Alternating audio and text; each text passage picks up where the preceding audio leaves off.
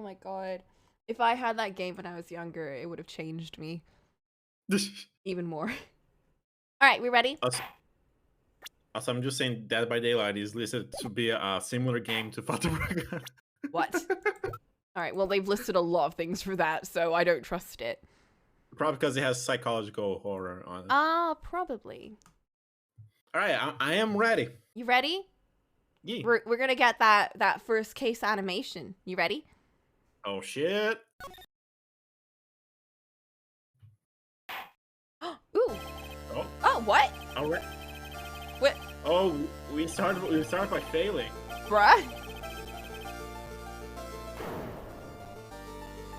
It wasn't me. I swear it wasn't me. Excuse me? Bing was alone at his table when he drank the coffee. No, you're wrong. I know what I saw. I saw...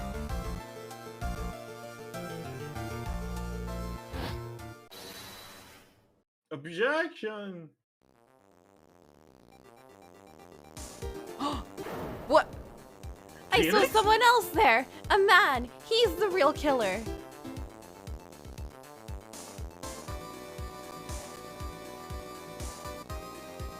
Too much jazz in that coffee. That's a cute cup. Why won't anyone believe me?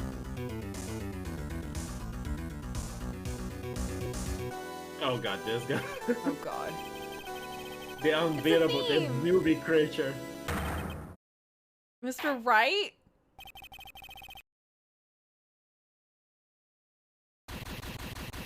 What? We just started! What?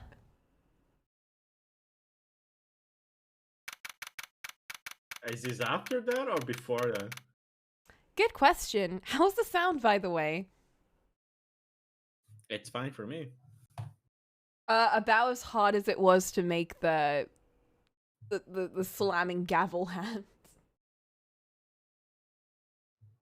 January 6th, 10:03 a.m. Wright & Co. Law Offices. Good? Okay, good.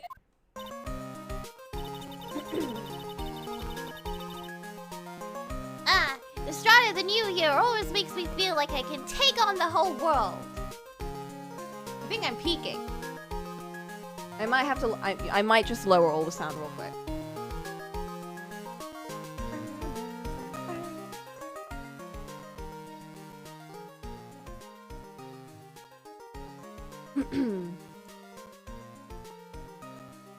I'll lower me down as well. Just because I know I'm gonna be screaming as Maya. Okay.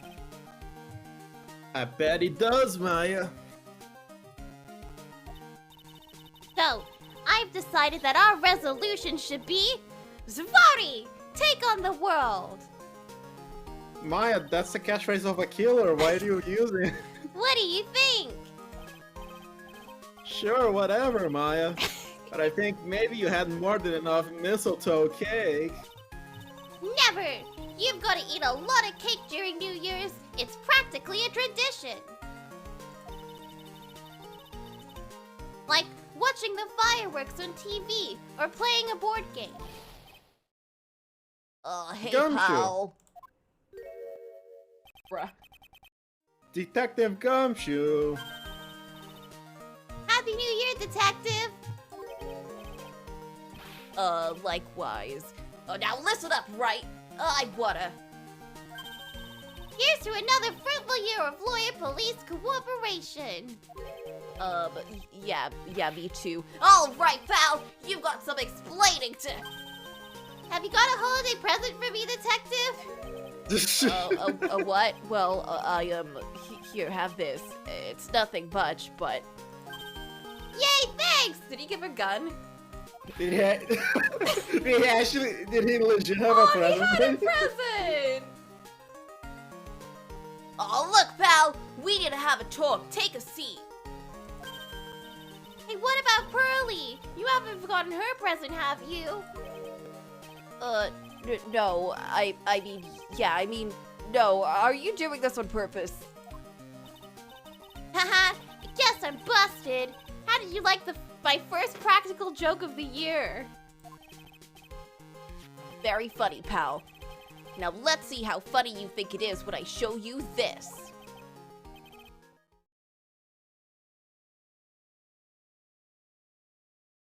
What is it? A magazine? Hey, I want to see. Deadly poisoning brings guilty verdict. Defense attorney Wright trounced. Trounced?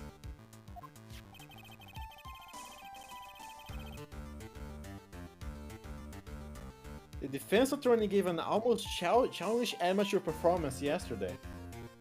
Don't I always do that? What the heck is this? It's a report, pal, about you. Listen to this. Mr. Wright must take full responsibility for the ruling in this case. Well, and don't tell me you don't remember anything about it. But I don't remember anything about it. When was that issue from anyway?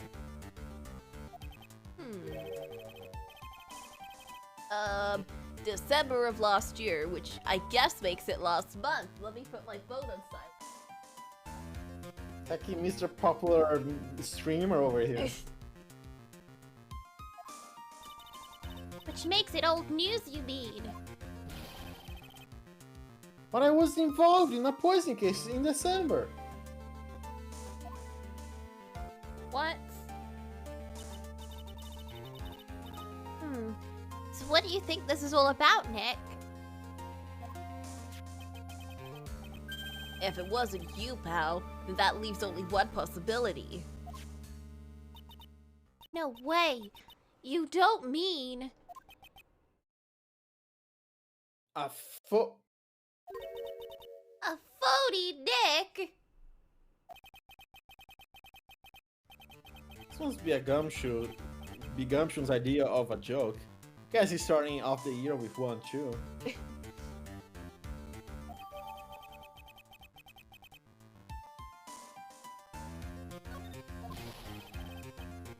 So, what are you gonna do about it, pal?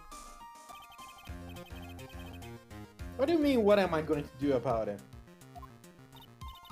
Well, it's your fault that the judge found the defendant guilty in this case. My fault? How do you figure that? Because the Phoenix Wright is super famous now. Well, maybe only sort of. Yeah, see what happens when you hotshots start getting too full of yourselves. But it was a phony. But I didn't do anything wrong. At least, not that I can remember. Yeah. You better make this right, pal. Now. And that means taking the case back to court, got it? Sounds like we've got our first case of the new year. Let's tackle it with gusto. I don't know. The judge already issued a guilty verdict once in this case. It's not going to be easy to get it overturned.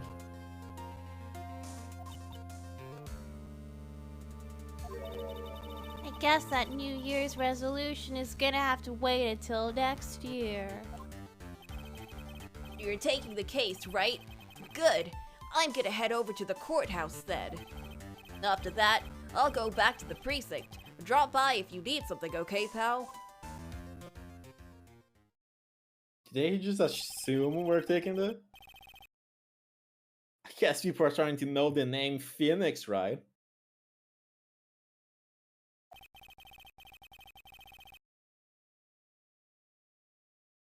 If a client entrusted a case to me based on my reputation, I guess I am kind of responsible.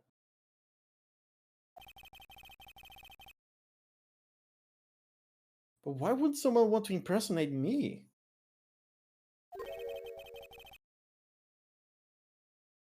What sort of a guy would do that?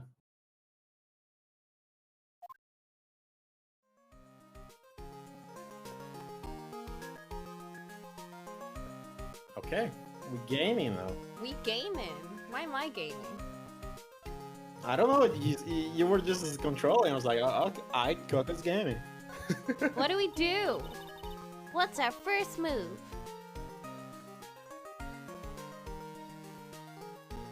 Am I gaming? Oh, right. I guess we go down to the detention center and talk. Wait a sec, Nick. This person's behind bars because of you. Whoever it is isn't gonna be jumping at the chance to meet you, right? Hey, let's get one thing straight. It wasn't me. It was a fake me that did this. I wonder if he looks exactly like you. You're phony. Jin Eof. I mean. I hope not. Shudder. And then what kind of name for an evil double is Shin Eop anyway? Aw, Nick, I've got it! If you're going to ask whether I got a twin brother, the answer is no. Spoil sport. I cannot believe. Did you notice Gumshoe was acting weirder than usual, or was it just me? What do you mean? I mean, he was really worked up. Like a guy who's just found out he's gonna be a dad or something. Yeah, guess he was acting kind of sus. Maybe he's realized he's got strong feelings for you, Nick. There she goes, Why is right she in her face. Why is she pulling up early? Considering how we interact, I seriously doubt that. Well, if he wasn't nervous because of you... Maybe it's because of our new guilty client. Hey, Maya, take that. You still got that badge, I see. Huh? Well, I'm a lawyer, aren't I? Yeah, but I guess I just didn't think you'd keep on being one for this long. You have to admit, you've had some close brushes with death because of your job. I fail to see how being a lawyer is more dangerous than channeling dead people. Ah, it's fine. Huh. Where to first? The first one. Criminal Does fed? You're not it- gonna see your client? No, but it has a cool static. I'm curious. That's just because we haven't been here before. The mascot has a mascot girlfriend now. Oh my god, it's just like a Disney sequel. It's been ages since we came down to the precinct, huh, Nick? Looks like Gumshoe isn't around. He's got it so easy, leaving everyone else to do the work. No, he's out there somewhere. My bet is on the courthouse. He's probably trying to arrange the retrial of this case. I guess that means we should go to the detention center and chat with our killer, huh? After being convicted without a fair trial, I'm not sure killer is the right label. Blue Badger woman, but it's Pink Badger. Why does this feel like a Sentai movie?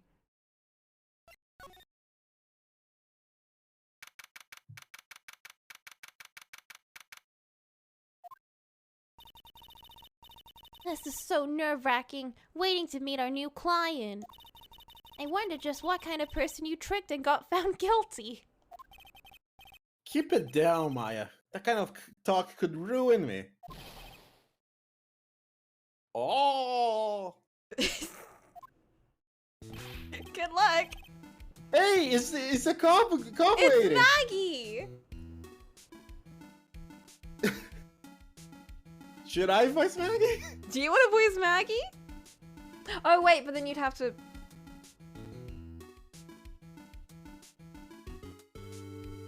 You'd have to voice the others. We think about it when we get there. Yeah. How could you, Mr. Wright? How could you do this to me? Perfect. They put me in solitary.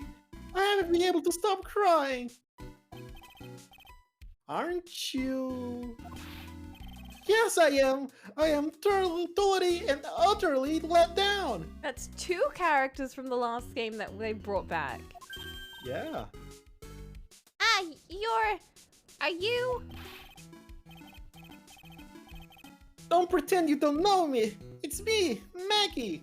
Remember? Maggie Bird. Maggie with an EY. Maggie Bird. Ah!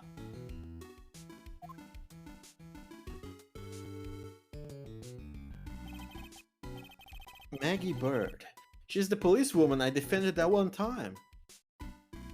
You know her boyfriend died or something? Yeah. Fiance, I think. She was accused of murdering her lover. He was a cop too. What are you doing here? You don't get you a quick... Oh sure, very funny! After that fifth-rate defense job, you come in here and start making jokes? You better hurry up and tell her what happened, Nick. Girl, chill. Oh, I see. Did she really believe us? I guess. So that's where we stand right now. I'm sorry you've been caught up in another murder.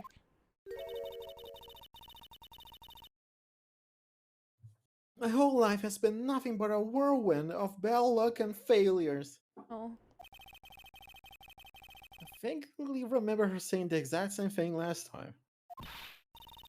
But I don't mind. What's one more disaster in my life? Says with a smile. At least now the real Mr. Right is here with me. I won't let the world keep me down, sir.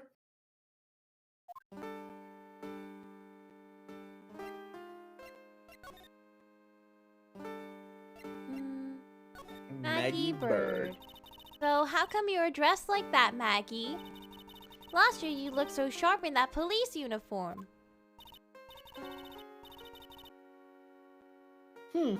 I was fired after that incident last year. What? But she didn't do anything. Our reputation, bro. Oh my god, that's so extra. Oh, I'm sorry. It's okay. I don't mind one bit.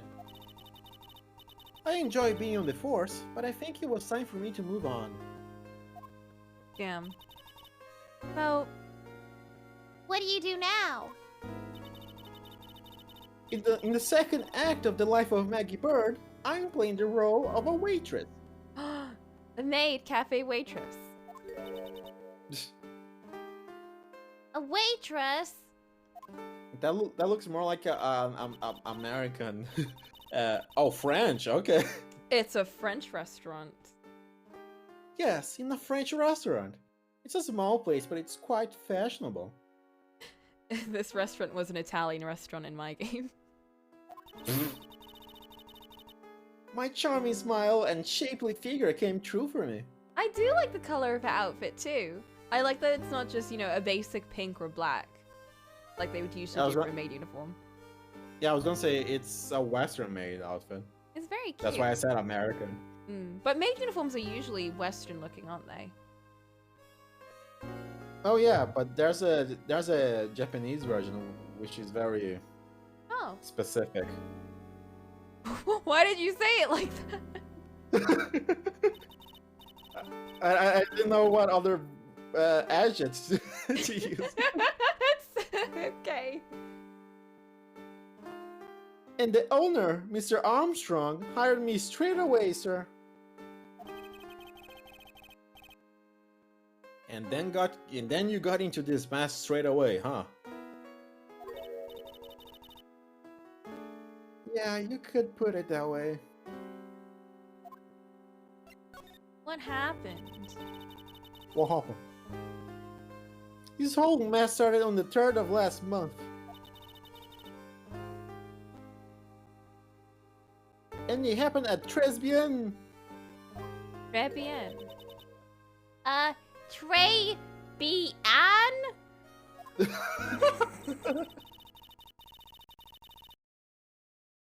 Yes, it's a restaurant where good service and a friendly smile are always included. In the French version, I think it was called Belladonna or Bellissimo, something like that instead. Because très bien means very good. Yeah, I know. That's why I said it like that. Because there's a character that says "très bien." I forgot from where though. So yeah, they just changed the. They made it the same word, but just in Italian. Oh.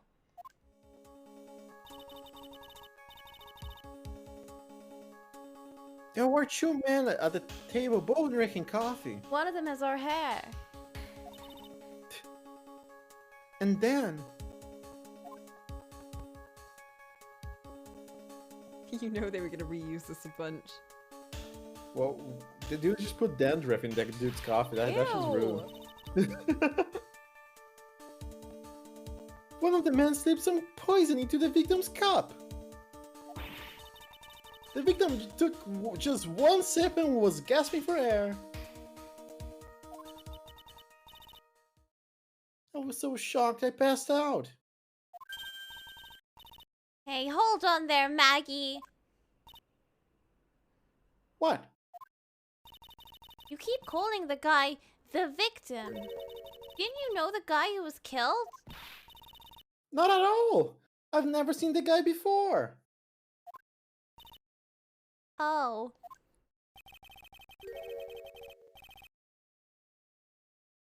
So she wouldn't have had a motive to kill him then, I guess. I just wanted to say, I really like her animations. They're very cute. Yeah. How old is she anyway? I don't know. We We're past the cannot point check where we right can now, so- check. Yeah. And the other man, the killer, you saw him, right? Of course! A good waitress must be attentive to the clientele. You didn't notice it was fucking Phoenix, right? So, you saw the killer, but you were found guilty of the crime anyway. How come? You tell me, Mr. Rock. Oh my god. Ah, guess the answer to my question is my phone. Anyway, she saw the killer. Better see if I can get a description of the guy. Guilty verdict. So if you saw the murderer, why were you still convicted? Because no one else saw. So what?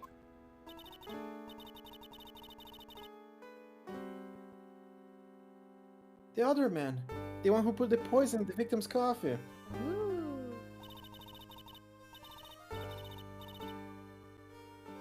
Everyone testified that way.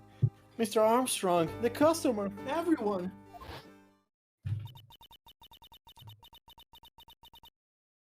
What? Huh. The victim was sitting alone at his table the whole time. Interesting. But how's that possible? I don't know. But nobody, no. Not one person would believe me, sir. That one song is stuck out to me, even though you showed it to me very long ago. Nobody.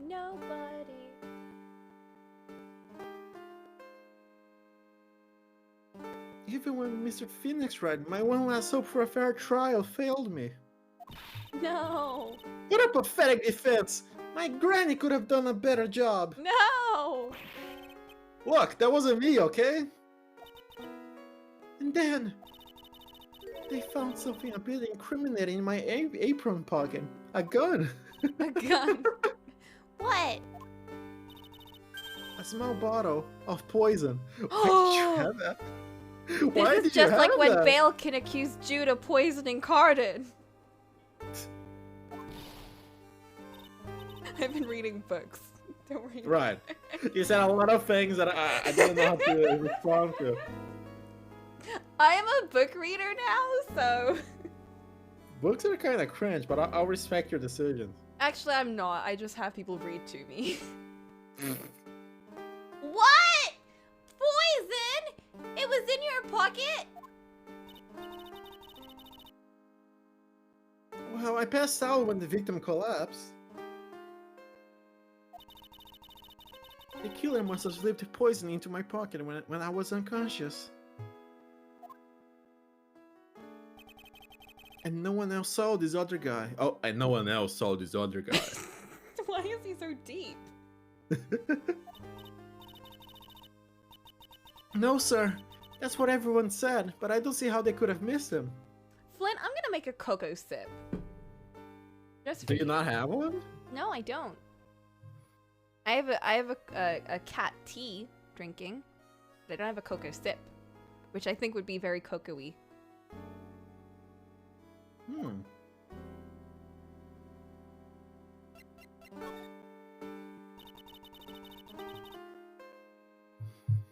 I was the one who took the coffee to the two men. How did you not recognize Phoenix? Right? Look at that hair.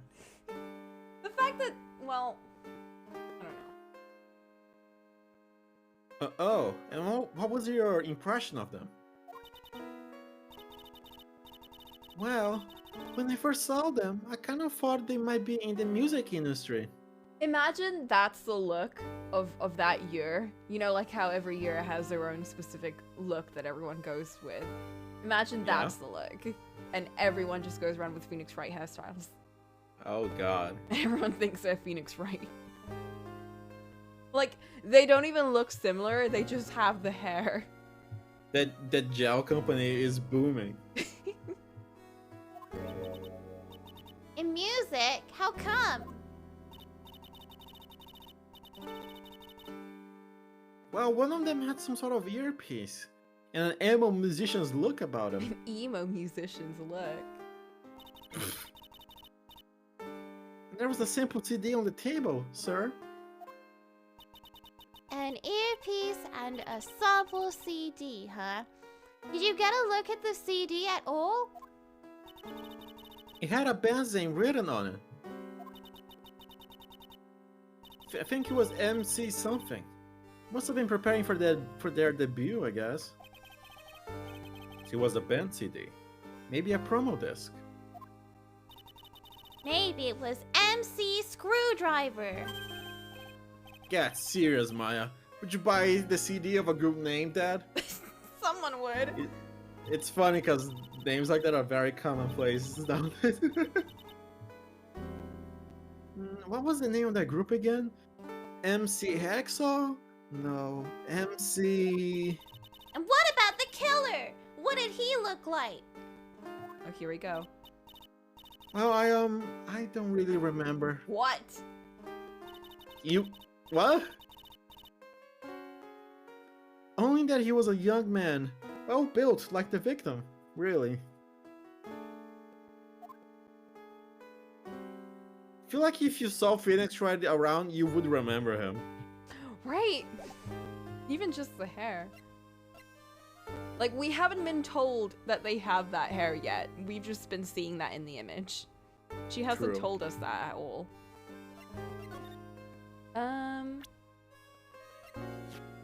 23. 23. That sounds about right. Oh my god, that's my age. She was a police officer before that age? Oh my god. I mean, if it's like America, you get 6 months of training to be a cop. Oh. I don't know why, but I overheard 6 years, and I was like, that doesn't. But it didn't even occur to me that it would be like 6 months. I think it's 6 weeks. Sorry. What? It's very little. Oh my god. What do you say about you? No matter what happens, I never let things get me down. You're always so positive, aren't you, Maggie? Macho Maggie bird, they say. The early bird catches the worm. A birdie in the hand. Wow, all those phrases are named after you. And I never turn my back on anything. You're always so strong, aren't you, Maggie? Macho Maggie bird, they say. I'm a tough old birdie. Tough old bird, Nick. Hee hee. Do you get it? Do you? Yeah, I get it. Get Does she know that? Does she know the prosecutor though? Oh, you're right. Cause she used to be a cop. Yeah, so she would have maybe seen or known something about him. Nope. I'm incarcerated, so I can't use my connections. All right, and I can't skip. Can I go to the bathroom again? I'm having problems. Go for it.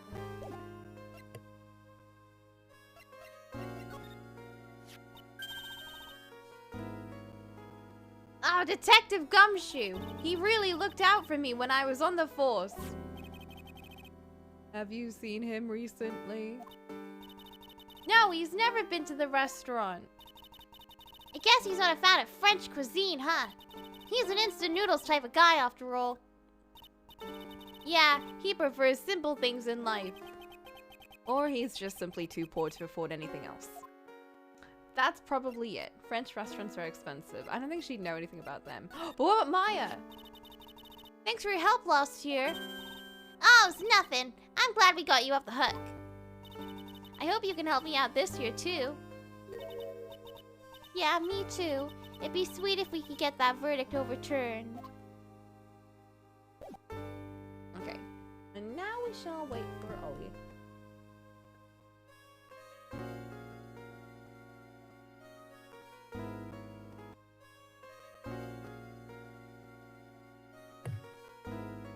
I'm back. Welcome back. Yo. What you doing? I'm figuring out what emote to draw.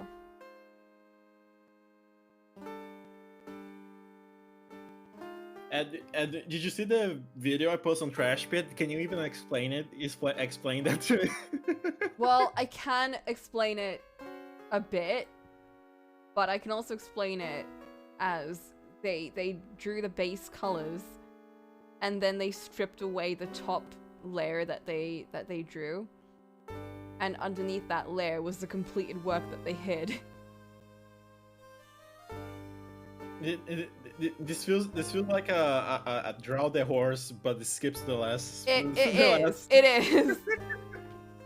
So the last step they did was all of the lighting and glows and stuff that they added to it.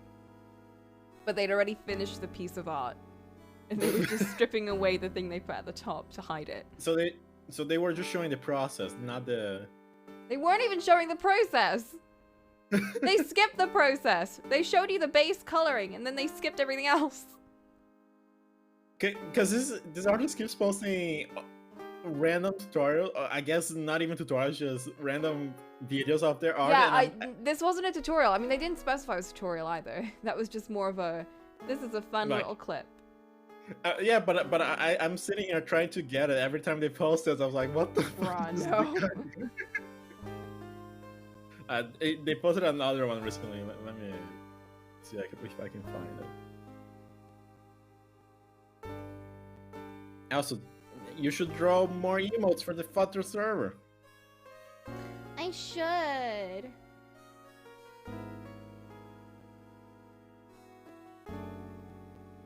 We've got one happy emote for the file server. One.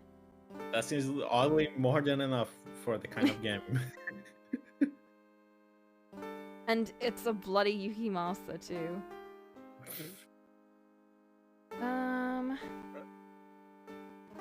Check the other one I posted in Trash Pit.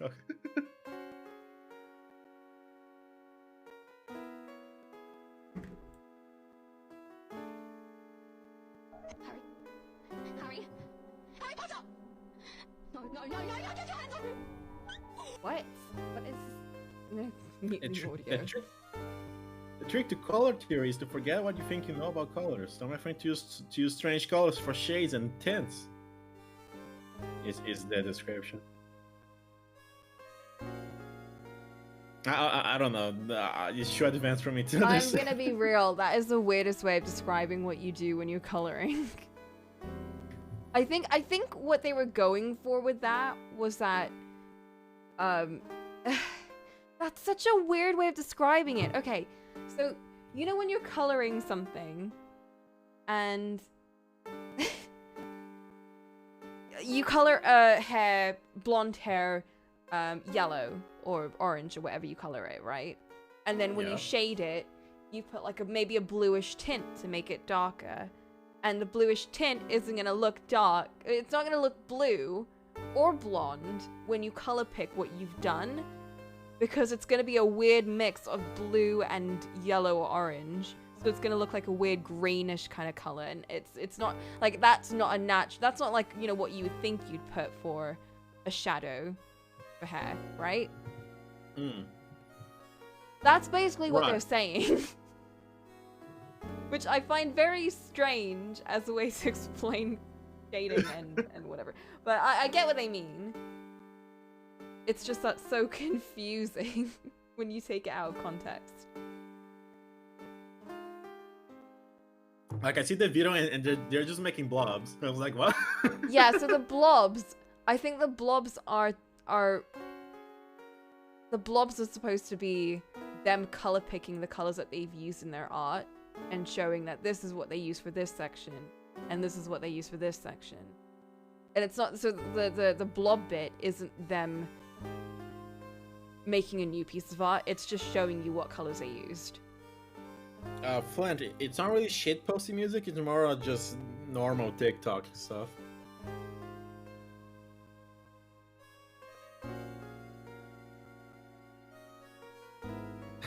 I don't know, I'm used to trying to absorb something every time an artist posts something like this. And when I can't, I just get very confused. Bro, just watch an art stream. It's just that I ran into this. I follow these artists for a long time now.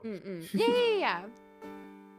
Don't stop watching this, but like if you're learning, I super recommend watching art streams.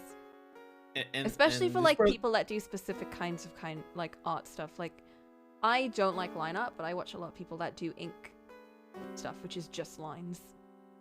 Like straight up, this person's art is fucking good. Definitely. Like that final product is beautiful. I just find the way that they describe that so strange. I think it's more because I was really confused when I saw the blank canvas and then putting blobs in it. I was like, what is that supposed to be? Like, what are they showing here? And then I realized they were just showing that you use very strange colors in the end when you're looking at like the highlights and the shadows and the stuff that you've used. But you don't really think about that when you look at the full piece, because when you look at the full piece, everything looks normal, right? So you would never think that you'd use something like green on top of like brown gloves, right? Or you'd never think you'd use purple to highlight brown gloves, but you do. And it looks normal when you look at it in full. Color theory is kind of spooky. I don't think too much about color theory. I would just say, just look at an object and try and mimic that. Like, the thing about looking at the apple and trying to replicate the apple, that's actually a really good sort of like test for how colors work. Because then a lot of people start with like, you know, you draw the apple, you shade the bottom, you highlight the top, right? But then that's not how a circular object works. So then you highlight the middle and you darken the outline. But then that's not how real lighting works, you know, if you put an apple on a table, it's not just going to look like that. But then you start using lighting from the outside, shining on top of the apple, and then you've got both the sphere-like shadows, and you've also got the lighting from the outside world on it. But then that's not how it works as well, because then you've got like the ground that it's on reflecting onto it. So then like you keep adding things, and then you'll finally get a realistic object with proper lighting. But you can learn that just from looking at the object.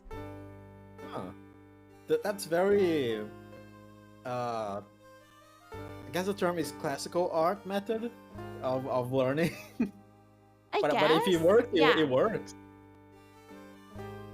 Like there is merit to like just copying an object. That's why they do that in art classes. That's why they show you a leaf and they tell you to, you know, copy the leaf. Like they know that's not gonna be fun or interesting. I honestly found that really fun. Anytime I was given an assignment to just draw someone's hand, I loved it, because it's like you get to see all the little, like, you start noticing all these little highlights in your fingers and all these little things, and you're like, why is this bit brighter? Because that doesn't make sense depending on what you learn. Like, you would never think that the bottom of an object would be bright or brighter than another part of the object, because if it's at the bottom, surely that's where all the shadows are going to be, right? And then you learn that, you know, oh, it's because light reflects off of every surface and it bounces back onto the bottom bit, and that's what makes it bright. Like, I follow 1,000 artists on Twitter. And sometimes they do post good hints, like the one that I just posted on Trashpit. You're gonna have to translate it into English, though. Well, like, that's legit a good tip. You know what? I learned a little bit of that from watching someone do an MS Paint forest. Because they have to use simple tools, so it makes it easier. But then also I feel like pixel art just teaches you that too. And they're basically saying that if you can't draw a tree, you should draw a bush first. If you can't draw a house, you should draw a chair first. A chair? It's just examples of drawing objects, but not going for the hardest bits of that thing first. Yeah. And I couldn't think of another object. Oh. No, bro. Yeah, I get what you mean, yeah. But yeah, anyway, Phoenix, right? Phoenix, right. Did you figure out your art? I'm figuring it out. Aye.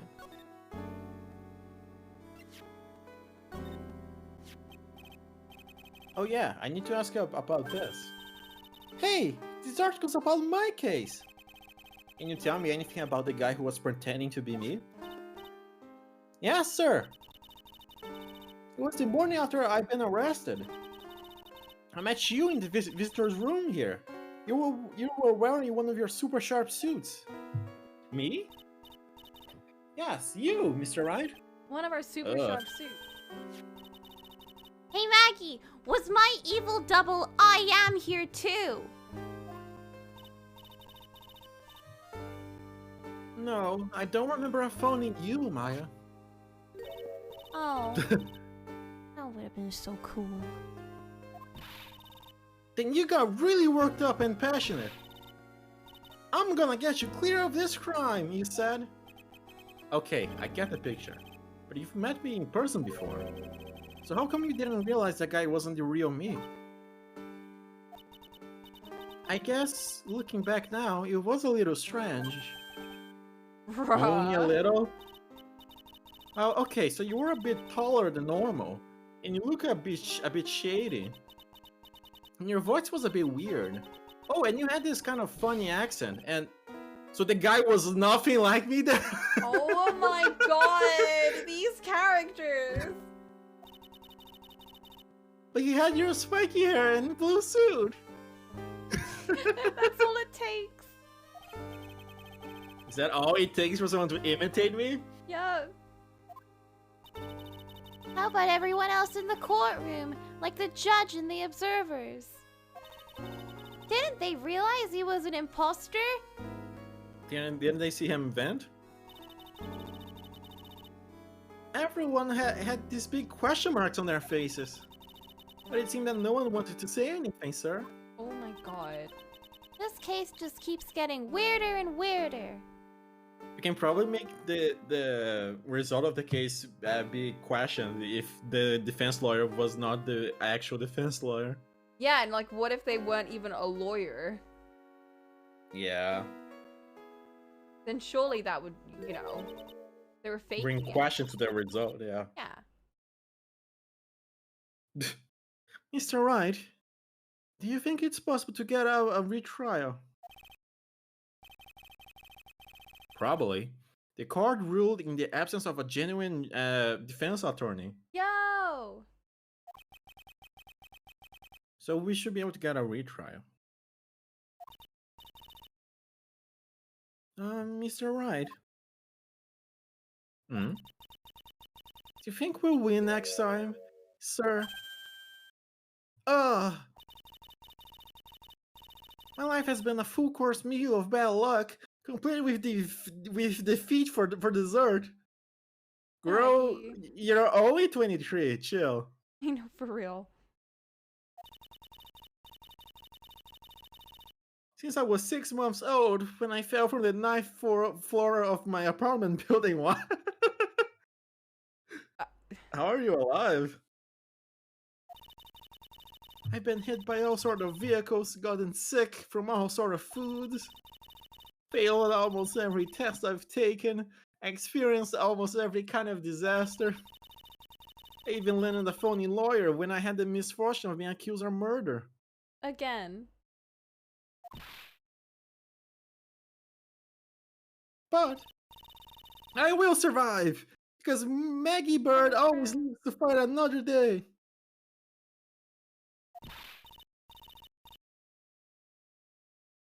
And one day I'll find it. Just you wait and see, sir. I'll find that one. Single moment of good luck. Oh, Xenioff is really gonna pay for this. What are you staring at me like that for? But Maya's right.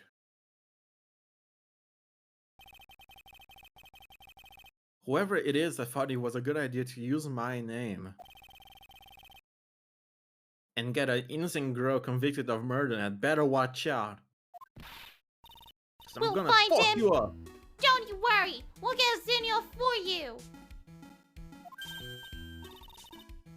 Thank you. Oh, I'll tell you what Tribulations is then. Right. The restaurant where the murder took place. Yeah. Yes, sir. When you go, please tell Mr. Armstrong I said hi. Sure. All right, Nick. Let's go check out this restaurant and its food. We better investigate the whole menu.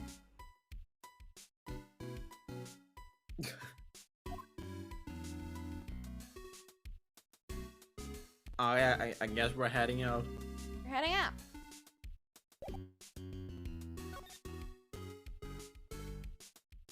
Tres bien.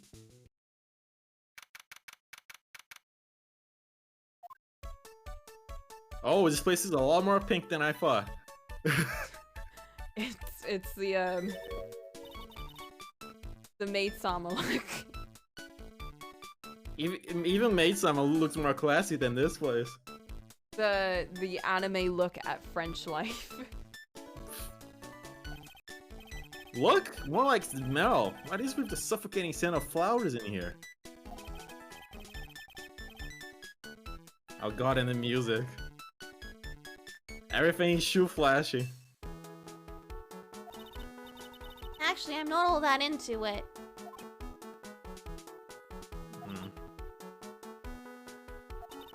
No one's coming to see us. Maybe there's no one here. Don't be silly, Maya. This is a restaurant, and it's open for business. Hello? Anyone here? Oh my god, Phoenix is such a Karen. I don't believe it. There really isn't anyone here. Perfect. Let's get intrusive. Let's do crimes. If there's no one here, we can take anything we want. That's not how that works, Maya. Yeah, I suppose we can. Apparently it is.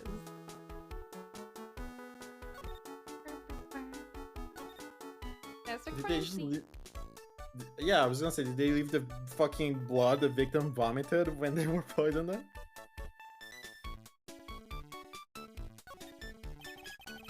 The table said nicely, it just needs a customer. What do you think this flower is, Nick? Let's see. Oh, it doesn't look like a tulip, and it's not a sunflower, I don't think. Duh! Even I could told you that.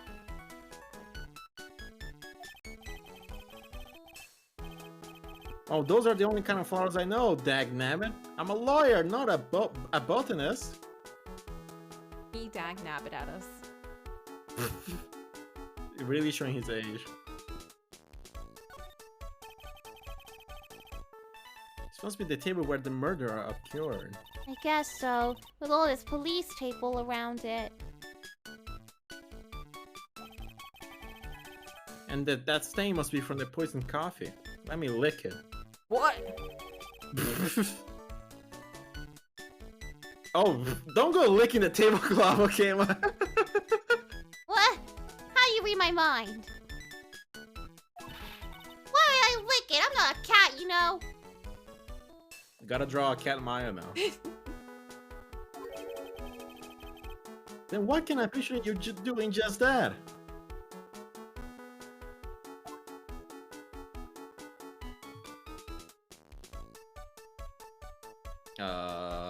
What else? The police lines? Question mark? Everything. This restaurant has partitions that separate the tables. When you sit at a table, you can only see the tables to your right and left. That's You nice. know, the more I It's look good. at these environments, the more impressed I am that they drew all of this in pixel. Yeah. Well, like, this is probably where most of the budget went. Mm-hmm. The environments. Picture. Never mind, I cannot look at it. It's a rack full of fashion magazines, and they're all in French. Ew!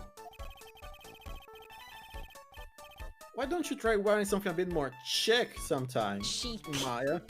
Chic. Phoenix is mispronounced. Yeah, I guess I could. I'm always in my acolyte clothes, aren't I?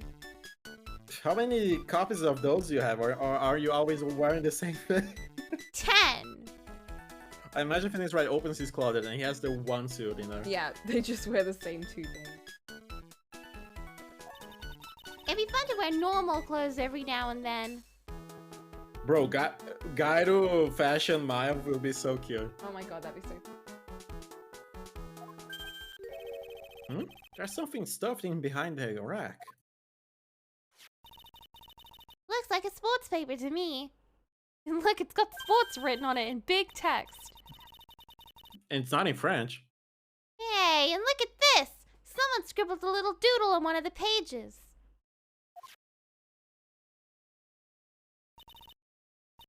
MC Bomba. Bomber.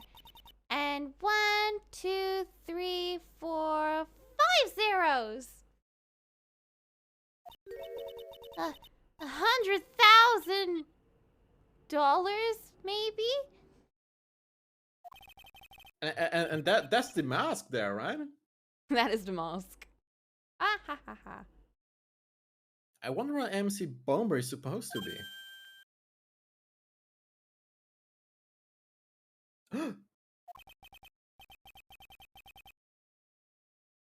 This paper is from December 3rd. This paper is from the day of the poisoning. What?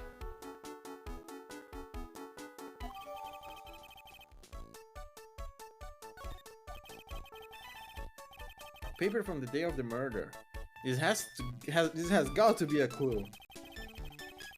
I should see if I can find out some more about this paper. Is there anything else worth checking out? Is there any money in the cashier? Look at all the little trinkets tucked away in here. I bet Mr. Armstrong collected all of these personally.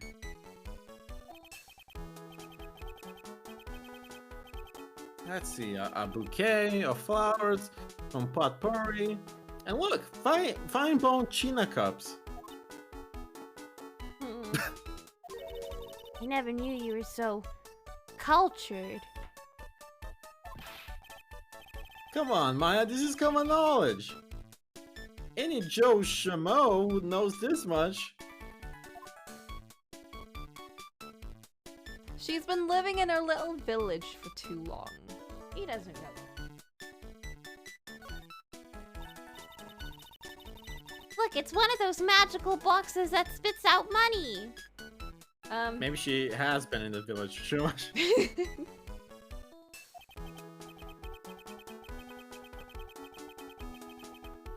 You know, you're the only person who would ever describe a cash register in that way.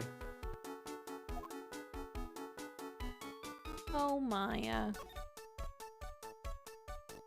Now, I think we're done here, question mark? Maybe. Probably. We got a clue. Got a clue. Look at this sports paper I stole. Oh, a sports paper. You might remember MC Bomber. Yeah. Let's see. The Gutson Bro managed to defend his heavyweight title. Sorry, Maggie. That paper is actually a month old. It's from the day of the murder. And Gutson got knocked out yesterday, I'm afraid. Oh no. Found this paper in the magazine rack at Transbien. Really? Oh, that's you. Really? That's strange. Transbien doesn't get newspapers.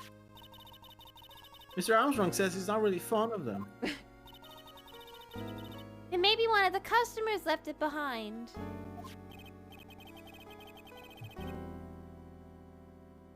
Anyway, what I want you to take a look. Goddamn, this is broken English. I want you to take a look at this. What I want you to take a here. look at is the scribble here. I don't know why, but that cutoff fucked me up. Aha! That's it, sir.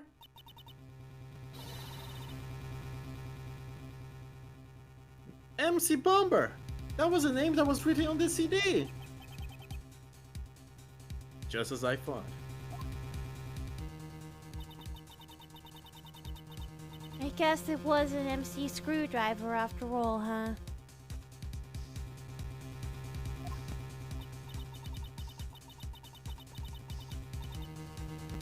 So that 100,000 must be a down payment for a record deal, right? If someone gave me $100,000, I'd sing for sure. The Monster of Karain, or the Spirit Song, or even Maya's theme. She would do a version of the samurai theme.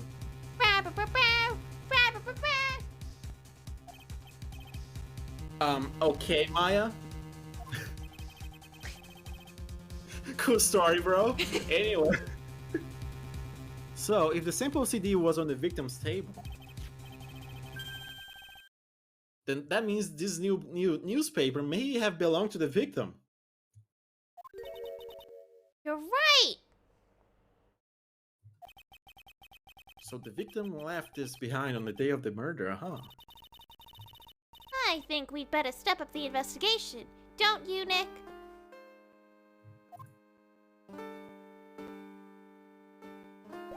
Alright, bye! Bye!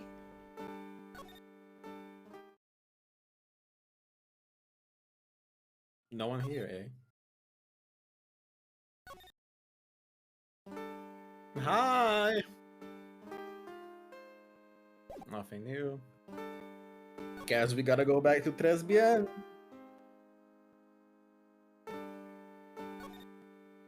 Très bien. Ooh. Oh. Oh no.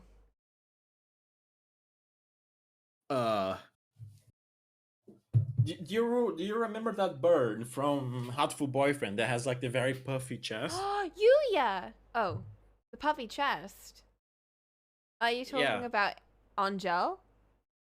I don't remember names. Or are you talking about Shu? The you know. But Dodger used to do that voice. It was like, oh! Oh! Are you talking... Wait. It was a very Madame bird. You're talking about, I forget her name, but... The cut of our jib! Yeah. That one, yeah. Can you use that voice for Mr. Armstrong? Okay. Ooh la la! Bonjour! Welcome to La Très Bien!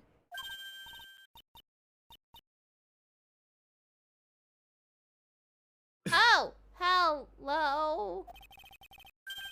What happened to Maya? She's frozen stiff. Oh my goodness. Oh, I did not know the character looked like that.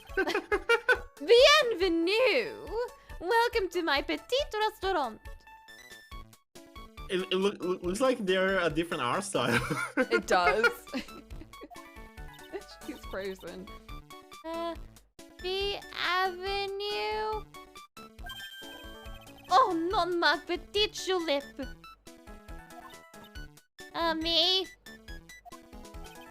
Look at this face, like a kitten rejected by its own mother. You are fatigued, non? How was this in the French version? It was all a bunch of Italian, basically. Allos, you need this. An aromatic bath oil mélange of la Nevrol and la Rose. My personal recommendation. Think I need what? Average reaction to a French person. Oui. You just add a couple of drops of this mixture to la bath water and voila! It will soothe your body and your mind. It is simply fantastic. If this person is a killer, I'm gonna be heartbroken. Really? And for la monsieur. Who, me? Look at that face, like a puppy rejected by life itself. You are fatigued, non? For you, monsieur, I recommend this. The same thing? Oil of bergamot, maybe an hint of oui. I will add la peppermint and la curry sage for a fragrance exceptionnel. Such invigorating recipe will bring out your delicious beauty, monsieur. My beauty? Allures, if you will be seated, I will bring you the special menu of the day. Actually, we're not here to Bro, eat. this place We're should be lawyers. closed down. It's a murder scene. I mean, it's like a month old though. The tape's still there. Yeah. Mais bien sûr, I know this already, monsieur. You are La Phoenix, right, non? Oh, yes. You know me? Mais oui.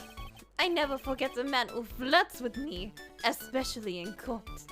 Bruh? Bruh? I guess he was cross-examined by a mysterious genie off.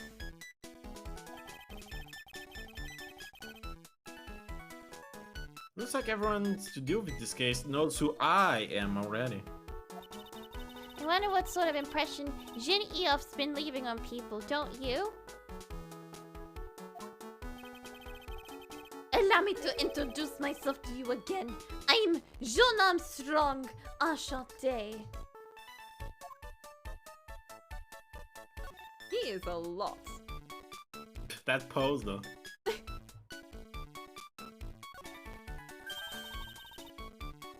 So, what does Trebien mean?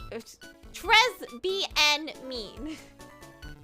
She would not nail the pronunciation. Exact. No, that's why I said it that way. I know Tres. That means tree, right? It's like that old lady that speaks Spanish in the French restaurant.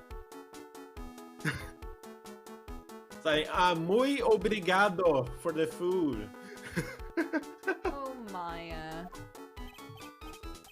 No. Trebien is Frances. Come on. Says, pronounce it like an S. Francais. Yeah, that one's like an S. Yeah. In English, you would say, very good. Oh, very good. Oui, exactement. L'atmosphère est très bien. La cuisine est très bien. Those curls though are kind of banging. They are. Very true. They food so good. Why aren't there any customers in here? Probably because there's a murder scene unclean. The coffee stain's still there. My cuisine is not for all. Some people, they do not appreciate la haute cuisine. I thought everyone liked hot cuisine. I have lost Maggie. I do not have enough hands. So you're running this place on your own now? Oui, for la moment. No one has answered my advertisement. Oh, pour moi! Pour moi! Please don't eyeball me while you say that. I am the chef.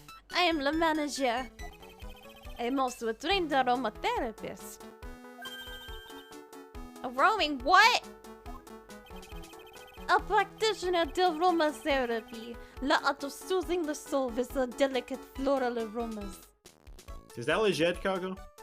Aromatherapy is a perfumist. Oh, I thought it was an actual therapy method. No, it's more like, well, technically I guess, but it's like pseudotherapy. It's when you use like, you know, soothing oils and stuff to calm you down. Oh, so it's not real science. It's not science, but well, in a way it is, because herbs and smells and stuff can soothe you. It's alternate medicine, yeah. So it's not like a cure or anything, but it can soothe you and it can relieve stress.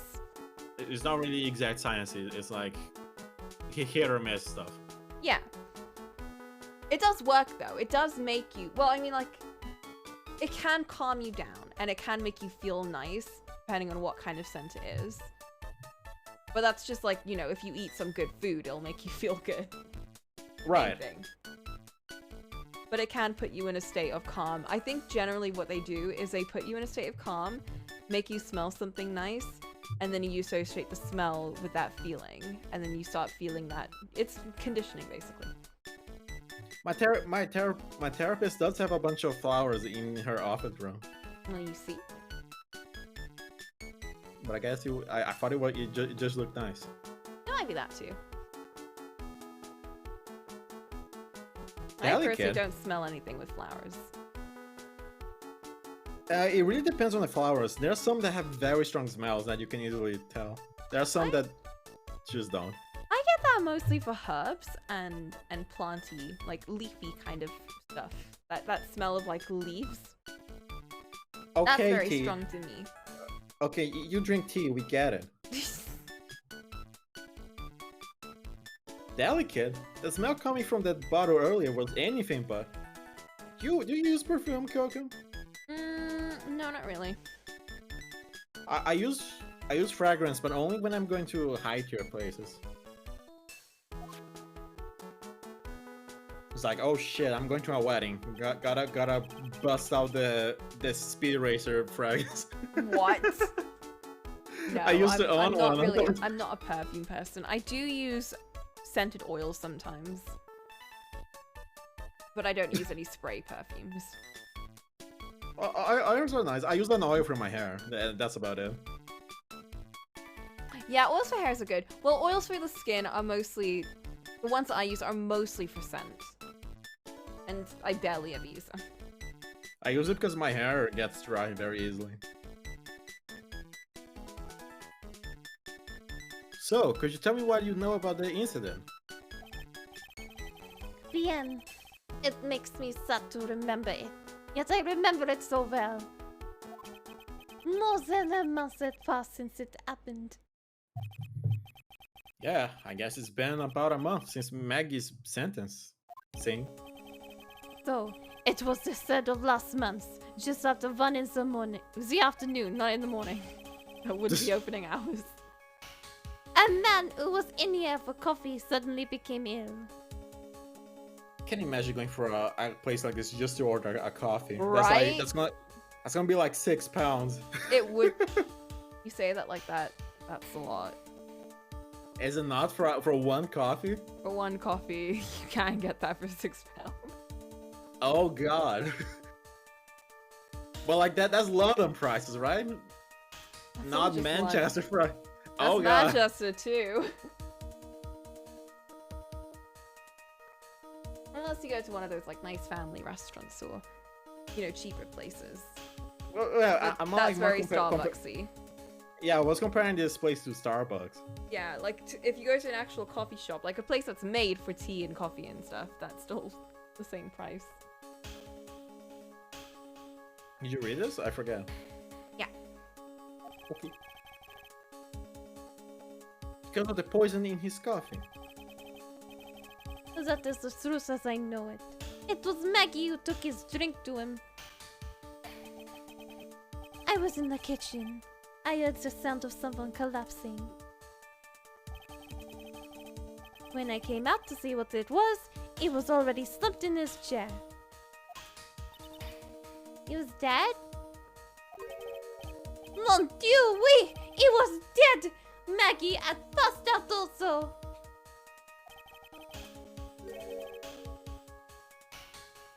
And this man who died, was he alone? Oui, monsieur. All alone. The fake Venus right just went under the desk. No one checked. Ducked.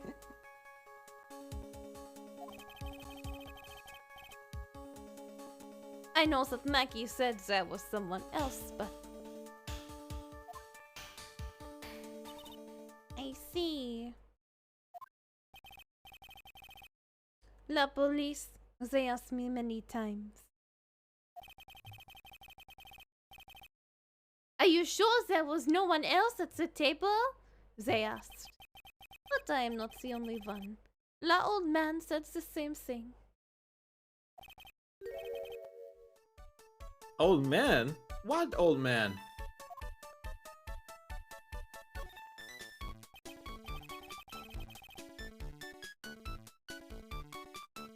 So who is this old man that you mentioned? At the time of la murder, there was another customer in here.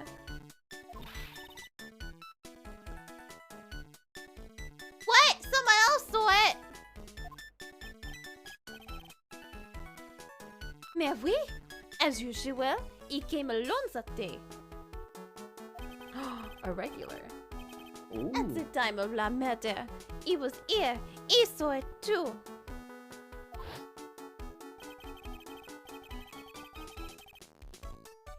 But he said the same thing, that there was no one else at the victim's table. Maggie swears there were two people. Mais, mademoiselle, la lawyer, he could not prove this none. Why does French have S that they ignore? They say it. This is more like a very stereotypical way of speaking French. Right. It's more just I think the pronunciations just don't usually follow in a lot of words. I guess there are dialects probably. Yeah.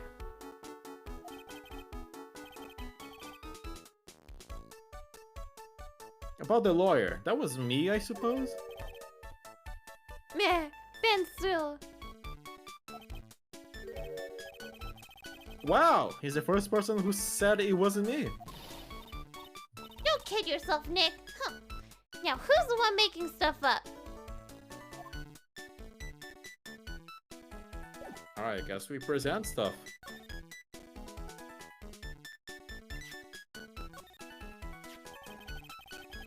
We found the sports paper in the magazine rack there. One of my customers must have left it behind. You have any idea which customer it was? The only ideas I have, mademoiselle, I save for my kitchen. Okay. I am not a lawyer myself, and not wish to speak out of my turn. But your defense in court that day was a little, how you say, lacking, perhaps? Wow. Even a Frenchman who cannot speak any English could have done a better job. You are very cool though. Ooh, oui, oui, and so handsome. Wow, I wonder just how bad the defense could have been. Every time you open your mouth, the old goat are scared. Oh man, that is something I don't want to imagine. Oh, no. Are we done here, question mark?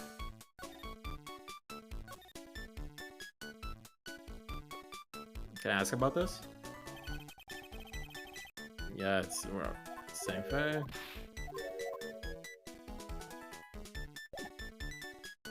Guess I'ma head out.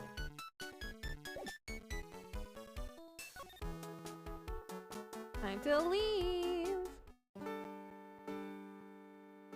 I didn't get anything new for her. So how about Gumshoe? Never mind. Nope. He doesn't care about us. Where is he? Working. I have a plan. You're rested. Please, monsieur, there is no need to show me that. You are Mon, Phoenix Wright, the worst defense lawyer in town. I think I can imagine how he formed this completely wrong impression of me. The last time we met, did I show you this badge? Oui, you flashed it to everyone in the restaurant. Just like us. So he did have a badge. Looks like Shanoff is a bigger fan of flashing stuff than you are, Nick. Oh, say it don't that put way. it like that. That is very Phoenix Wright, though. I no longer know what I must do.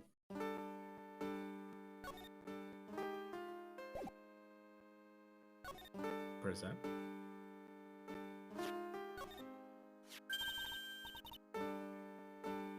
That badge! Is it real?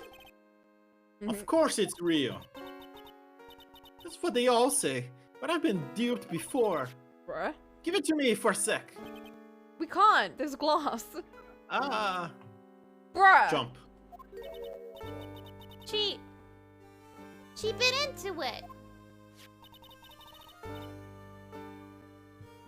And I left a few teeth marks too. Oh. I can see that. I just wish I could remember if that means it's real or a fake. I said it was real. Just fucking bit metal.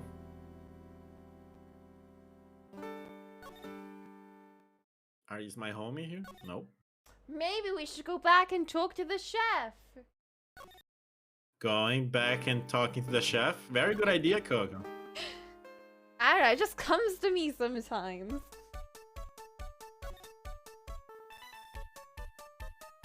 But I already talked everything! Maybe we should present someone. Oh, I forgot I can do that.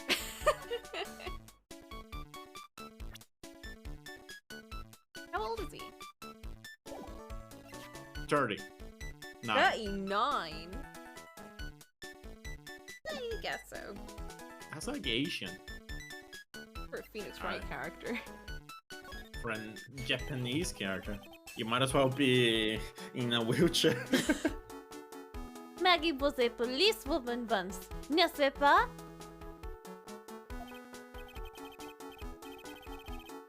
Yes, but she had to quit for reasons beyond her control. That's so sad. Oui, oui. She was a suspect in the murder investigation. Non. Oh, you know about that. I'm doing too many high-pitched characters. That is why I gave to her la perfume for la happiness. If you wanna change voices, go for it, bro. Maybe I'll lower. Happiness perfume? Oui. Blended from bergamot, like I have given to you before. But she's been arrested again and found guilty this time. The straw, a natural aroma of unhappiness must have been very strong. Just admit it, your perfume doesn't work.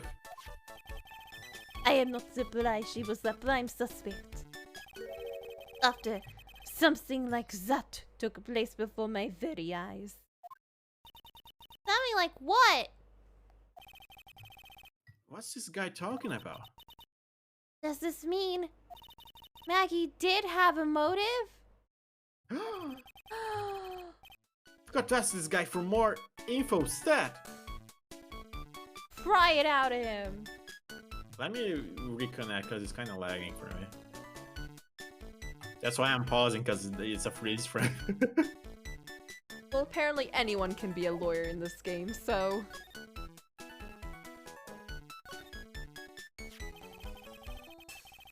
When Maggie took the coffee over to the victim. Coffee. Did anything happen?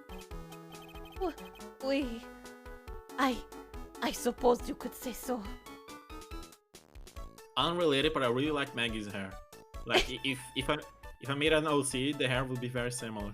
Wasn't that your character's hair? Yes. Would you want the bow at the back? Not the bow, no. Oh, that's... yeah, I guess that's more my character-y, because I love the bow. I would have the bow at the back. It doesn't really match the vibe. Like, a bow matches more with stylish hair, not simple hair like this. I think it's still cute. It's cute. So what happened? No, it was nothing. Bruh. Look, Maggie says she didn't even know the guy. But she's still being indicted for murder. The prosecution must have come up with some kind of motive.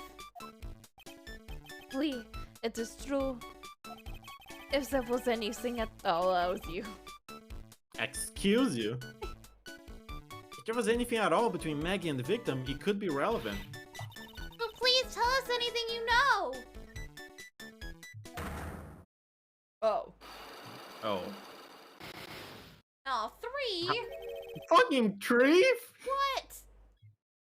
What? Why are you hiding it? The court already happened. Psylocke? No way. What are we gonna do, Nick? I bet she spilled the coffee on the dude at first and he got cussed at. Oh, probably. Because, like, she's the kind of character to do that. Yeah. You'd have some bad luck or something and accidentally have thrown it all. We'll just have to remove the what the? Well, what's wrong? The Magatama. It's gone. What? Where did it go? Huh? I had it in my pocket, but it has vanished into thin air. What? Doesn't Maya have one right in her neck right now? Still infused with magic. But I could see the Psylocke. Did he absorb it? What? It's inside us right now. Maybe that means the Magatama's nearby? God, bro. Mr. Armstrong, could I just confirm something with you again? That table where the victim was sitting. Was anyone else sitting there? That is a question you have to ask him yourself.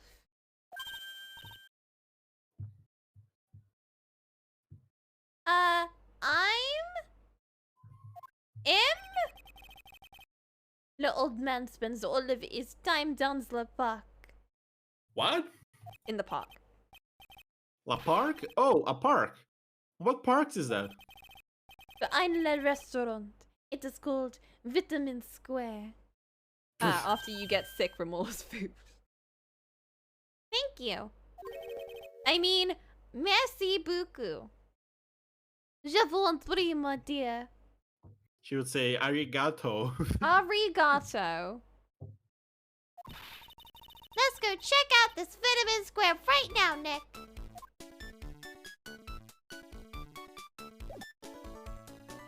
What happened to my...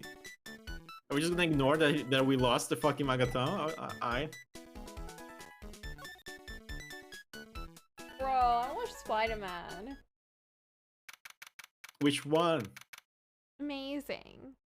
but they kind of suck. No, I'm not watching it with you.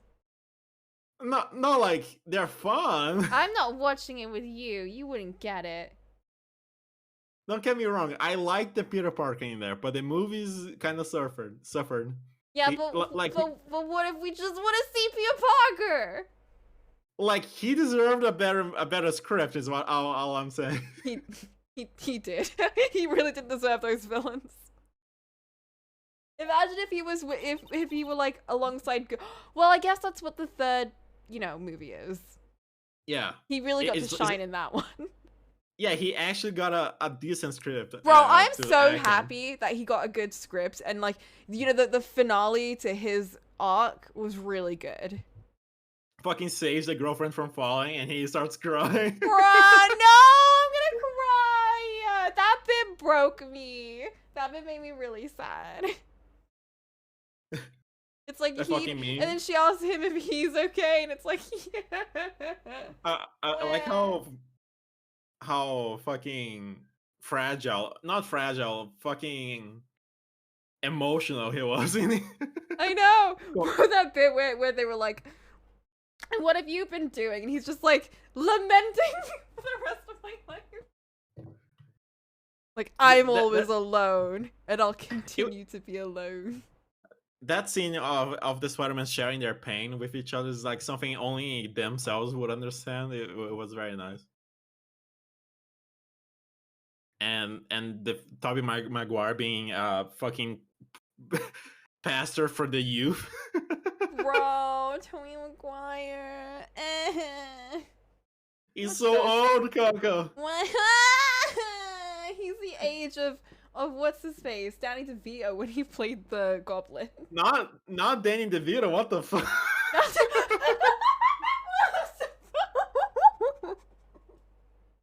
That would be a very different movie if he was Green Goblin. That would be a very different movie. Can you imagine, though? Hey, Peter. Hey, Peter, I dropped this condom from my Magnum dong.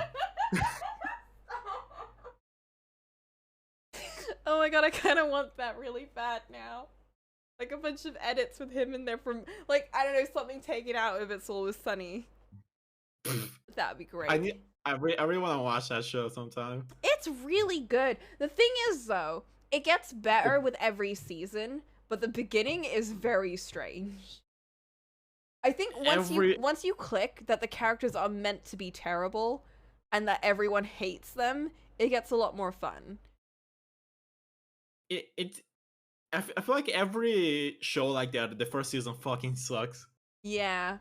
I'd say the Like, how first season has merit, but like when you get to like the later season, it gets like phenomenal. Like it's Community level good. It's like Community if all the characters were actually really, really shitty. Because the characters in Community can be very shitty sometimes, but they're not really that level. The blonde chick is kind of terrible. I'm just saying. I love Brish. She's awful. I love her, but she's kind of a dick. Well, Annie is too. She's like a closet dick. She's a prude, stuck up kind of. She's like in Mean Girls, you know, the kind of girl that's like, I'm not mean. Like, I'm just a nerd, so I can't be mean. But then she's like the biggest bitch. Oh, I love the characters in Community. But yeah, it's kind of like that. Like, it develops like that, you know, where like you get the pilot episode, which is a big kind of mess of things. But then that's pretty much like a lot of the first season, where it's just a lot of ideas just thrown together. But you'll see that as the show goes on, a lot of the characters end up really coming into themselves and getting a lot more like you're sure of who these kinds of people are supposed to be. And I feel like the only first season of that kind of show that I enjoyed was IT Crowd. I don't know. It feels like that show had a very strong start and ending and middle. Yeah. Because it's short. It's short and sweet. Yeah. I will say that when I started to really like it, that's when it ended. Yeah. And I got very sad because I felt like, you know, if the characters continued going in that direction, it could have been a really fun show. But then they... But there's something to be said about ending it while it's strong. Well, I agree. I think it's better that they ended it at its peak than, you know, at its downfall. Anyway, Yeah. this is Vitamin Square.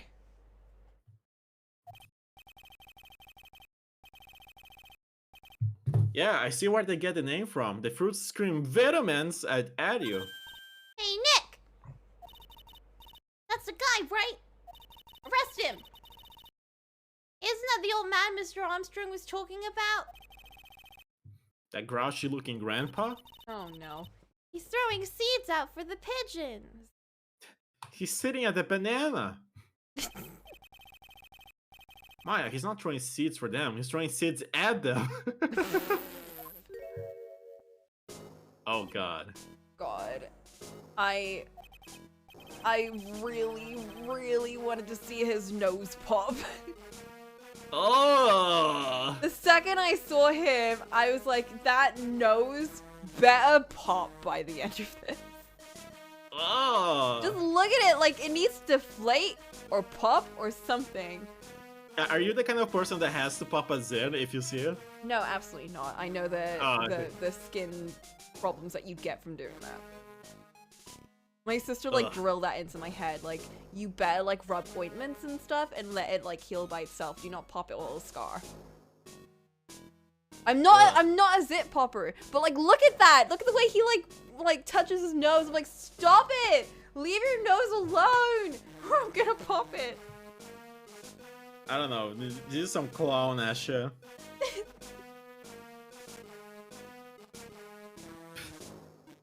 Ugh, my grumpiness strat level has just been raised to red.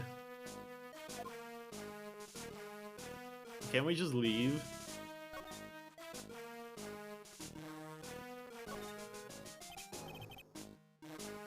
Excuse me. Would you mind if I had a word with you? Yes! I just want to ask you a couple of questions.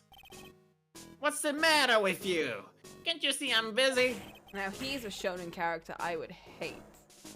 So you don't like my seeds, eh, pigeons? He's really chucking those seeds at them. That's got to hurt. Go on, eat this!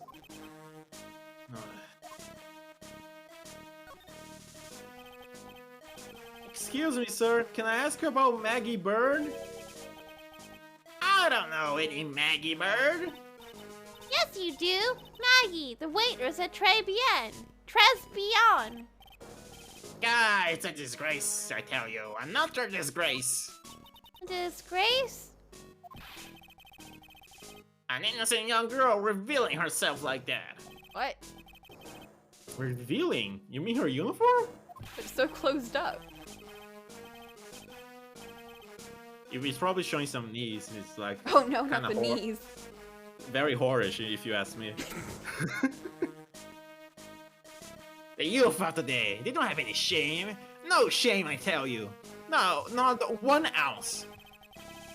Whatever happened to old Bushido values of Japan? Like honor and modesty. What about me? I'm not wearing anything revealing. You're showing your neck. Your problem is you lack any sense of grace. Bro, she's wearing a kimono. That's very graceful, if you ask me. But Or I is she guess- wearing I it guess- gracefully? I guess it's She not says a as kimono. it's covered in burger stains. I was gonna say it's not really a kimono. It's more of a yukata. Sorry. Talk about, hey, girl, where is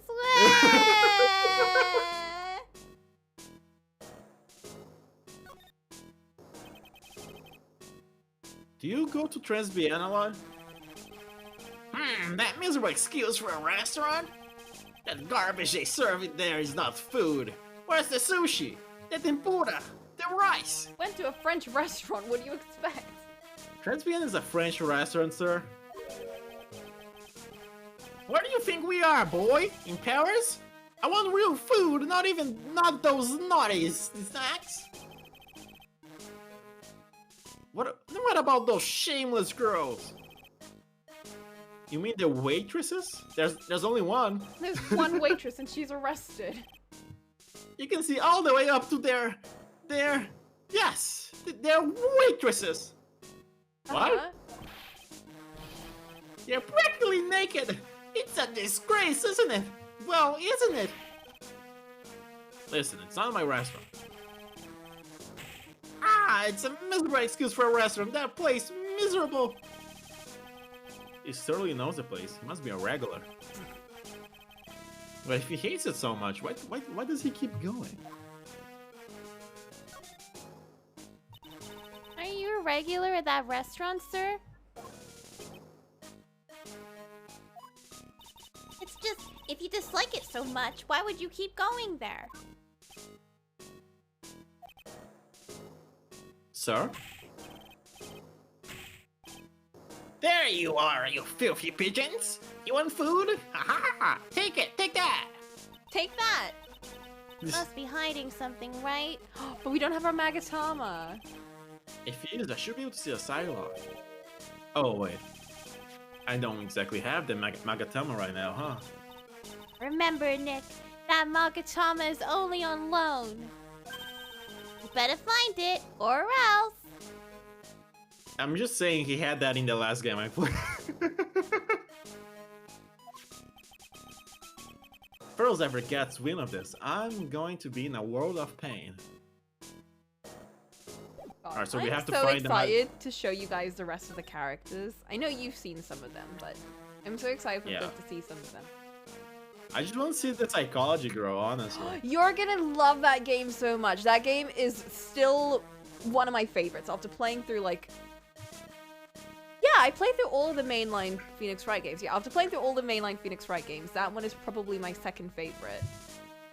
And only because I really love this one so much. It's a shame that she doesn't get a 2D sprite. Yeah. Like, I really liked it on the 3D one. Yeah, we're lucky that the 3D kept an art style to it. Yeah, because if it went like a completely different approach, I would have been so disappointed. But I was actually really excited when the 3D, when I played the first 3D one, which was that one, and like it kept the fun bounciness of the character animations and style and everything. That is our complaint I have for the Zero Escape I'm playing right now. It kind of feels like there's no art style. It's just 3D. It's really smooth and the facial animations are terrible. Yeah. So that's something you can look forward to the 3D Phoenix Wright games. The 3D animation's really good.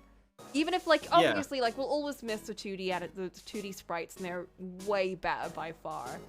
But I still really like the 3D ones. Like I'm not so disappointed. I'm more disappointed by the remaster with the smoothed out ones. Like me playing the first one and skipping to the last one, it didn't feel too jarring because it kept the art style. Yeah. I really need to pee again. I've been chugging water. Oh my god. Okay, fine. Tea break. It's because I'm quitting soda, so I'm chugging extra water. Bruh. You should be less dehydrated.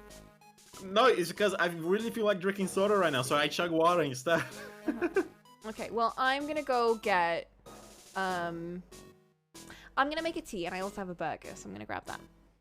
Ooh, okay, beer. Yeah, I'm being very fancy. Alright, everyone, get a tea break. Burgers aren't fancy. Bruh. Are you ready?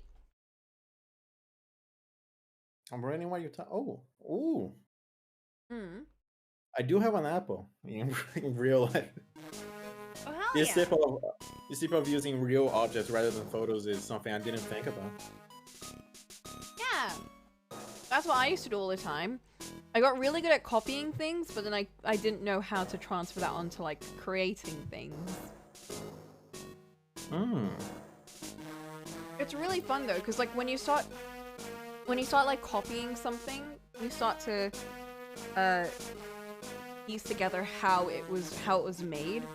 And then when you're making something yourself, you can use what you've learned. It's a lot of self-analysis, but self-analysis is the best way to learn an art. Maybe I should try to copy real hair. Maybe that will make my hair better. Maybe. It depends on what you want to learn about hair. Just to be better at coloring it, really. I would look at some really interesting hair lighting, and that might help you with coloring. Like harsh shadows and like bright lights and like different colors reflected on hair. That might help you. I would also use maybe... Oh, go on. I'd also use pieces of media that have very interesting coloring techniques, like what I did for learning how to draw face stuff. I used Arcane. That's a good one to use. And that completely changed how I want to draw faces. Like, I'm not doing it in that style, but I did it for one piece. It was the Athena piece that I drew, and it was like just post-finishing Arcane, and I was like, you know, it was stuck in my head, and I really wanted to draw something like it. I was gonna say that one is the most Arcane piece you ever made. I really love it, and it's because it was something completely different from what I usually do. I remember you struggling with the hand. I definitely did. But yeah. Alright, so Phoenix Ride. Phoenix Ride. Also, don't sneeze at like copying from cartoons. Like, I mean really simple cartoons. Like I'm not gonna look at Teen Titans Go and try to copy that. See, I would actually suggest you do that. Bruh? Whether it's Teen Titans Go or like normal Teen Titans, I would recommend Teen Titans Go just from how simplistic the art style is. I would also recommend Disney. Old Disney or new Disney? Whichever. Maybe 2D Disney though. But you can learn something from 3D Disney too. Like, I feel like Princess and the Frog is probably the best bet I have. That's really good. Oh, or like even the more stylized movies. Like 3D, I really want to watch the Scooby-Doo movie, the 3D one, because it seems incredibly stylized. Like, I'm posting in the trash pit something very sad about the next one that was gonna come out for that. Like, ignore the message, just look at the image, how the hairy it is and stuff. What?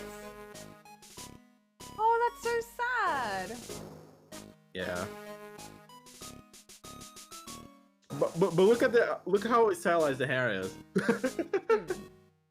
Yeah. Or you know what? You could use one of the funky types of animated movies like Meet the Robinsons, which we need to rewatch, by the way. How many times are we gonna rewatch that? Again. That was the first movie that made me cry. That's not true. Have you watched Princess and the Frog yet? On movie night? Not together, no, I don't think so.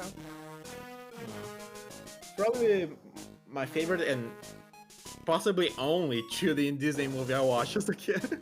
Oh my god, really? Yeah. I like that movie a lot, but if we're gonna watch that, we have to watch Cinderella 3. Is that like an ironic watch or a legit No, watch? for real. I really like that movie. But to really enjoy Cinderella 3, we have to watch Cinderella 2 and watch one of the short stories from that. Because there's continuity! Right. Alright, the host is doing something else. I cannot game! Okay, there we go. Excuse me, sir. I swear.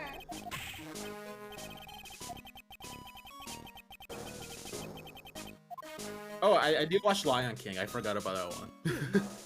Because it doesn't really count as a Princess Disney movie. Yes, it is. There's no princess! Simba! He's a prince. Yeah, well, he's being king. Well, And every he's the princess movie- That's what and every he's the princess movie is fucking- about. It's making them like take the throne. And he's a fucking lion. What? As if I'm animals just can't saying- be princesses. I'm just saying there's an official princess list on Disney's website, and he's not in there. Yeah, well, Simba's daughter could be. Bro, no one watched the sequels. I did. I love the sequels. Solen also likes the sequels, but that's because the guy that plays the other dude in you know in the sequel he was voiced by a character that we really like. Bro, I didn't even watch the sequels. I just know about it. I love the sequel, but the third one with Timon and Pumbaa made me really sad. It was so sweet. There's a third one? Yeah, it's about Timon and Pumbaa, and it takes place in the timeline of the first movie, but it focuses on how they met. It's very cute. Personally, I didn't really relate that much to Lion King. It's not really one of my favorite movies. But that's also because like I didn't really care too much about Simba. Yeah, I'm not really a furry, yeah.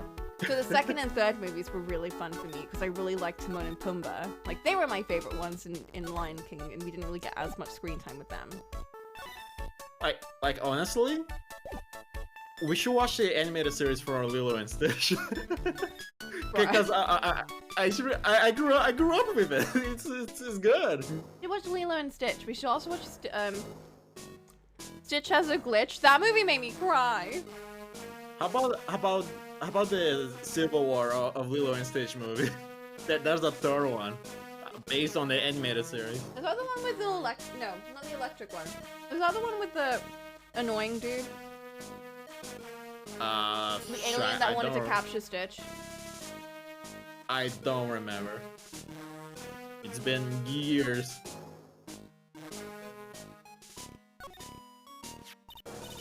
Oh, there's a magazine here. It's a magazine full of job listings. You disgusting rogue, picking up something someone else threw away. What? Threw away? Did you throw this away? Are you looking for a job? Yeah, that's none of your business. Sorry, I guess I'll just take the magazine with me then. I don't want anyone else having it. Give it back. Too bad. Now that you want it so bad, I don't want to give it up. Oh my god, Phoenix. Robs the man. Hey, that's mine. That's very Otome love interest of you, Phoenix. Oh, he doesn't care anymore.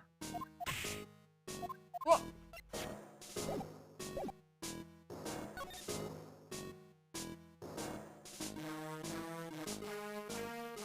I don't see anything to analyze. Yeah. I used to love sandboxes like you wouldn't believe. Really? You? Sure. Finding iron fillings in the sand with a magnet was my favorite thing to do. Iron fillings? Wow, that's too exciting for words. It was my ambition to collect every single shred of iron in the sandbox. I was such a kid back then. So, did you manage to get all the iron? No, I never did. I think I came close though. Have to think of it, I still have all the iron filings I found way back when. You want them? No. He has them with him right now. There's an albino bird! Hey, look, pigeons! Yeah, and heaps of them too. Did you know that pigeons are a symbol of peace? Are you thinking of sh- doves? Yeah, aren't doves then? That's a dove, not a pigeon.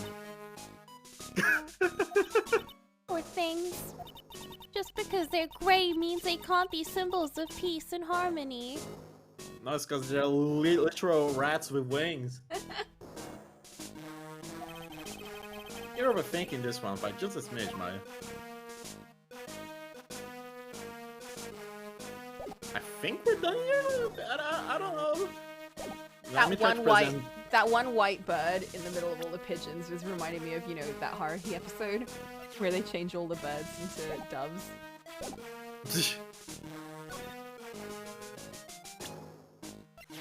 Let me try presenting Gene. No, he doesn't care.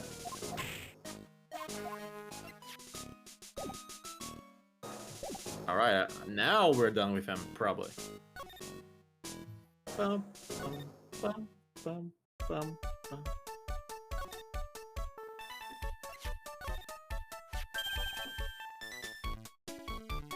Mademoiselle! Huh? Yeah?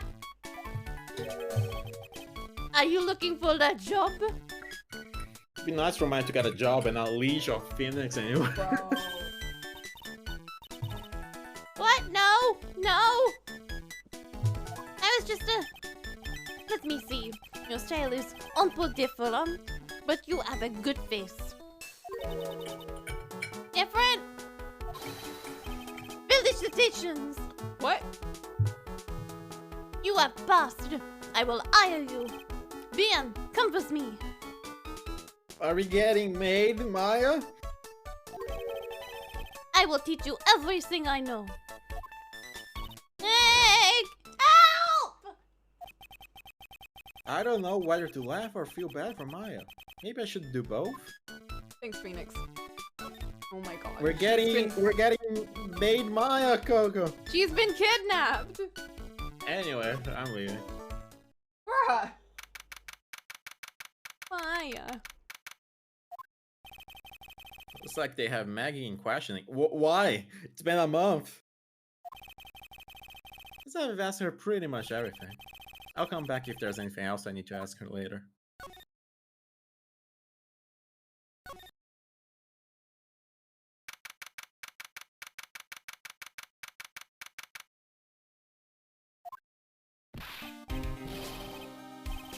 Well, pal, have you found the evidence yet? The one that's gonna find her innocent?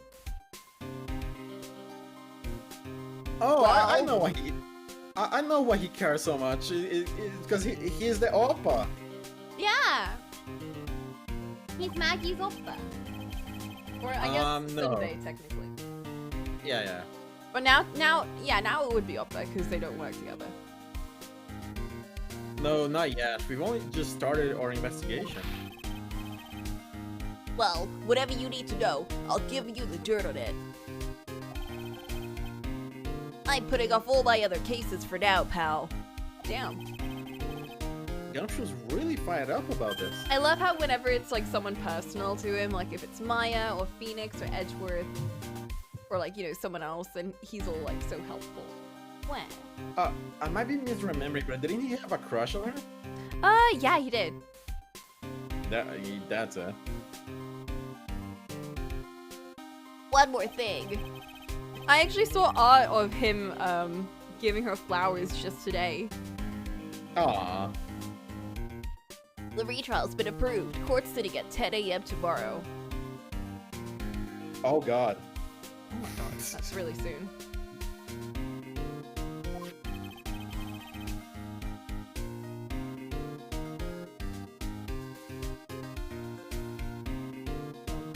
Godot's gonna be the prosecutor. Oh. Him. Now listen up, pal. If Maggie's found guilty again...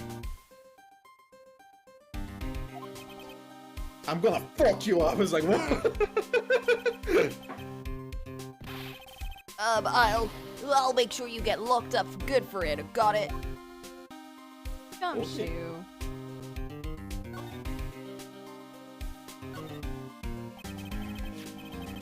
So the guilty party was Maggie Bird, huh? Yeah.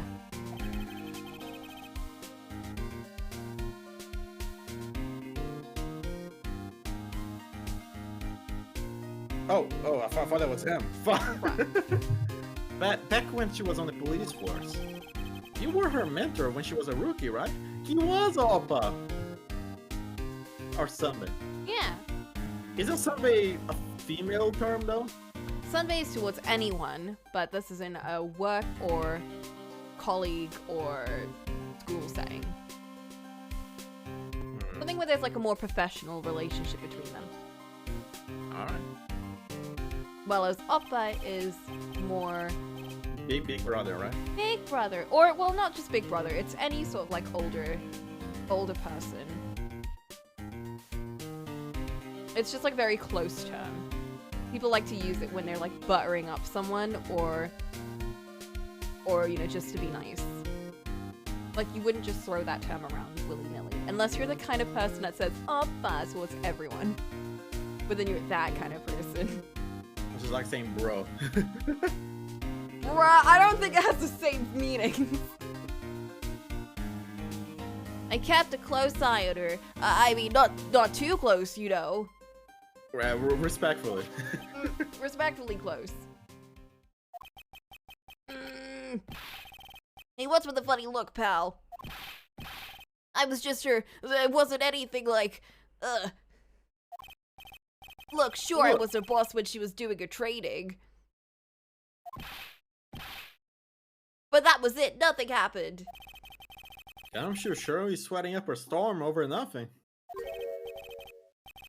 Ah, so that's it. Our big old Gumshoe has a little old crush on Maggie. We didn't figure that out last game.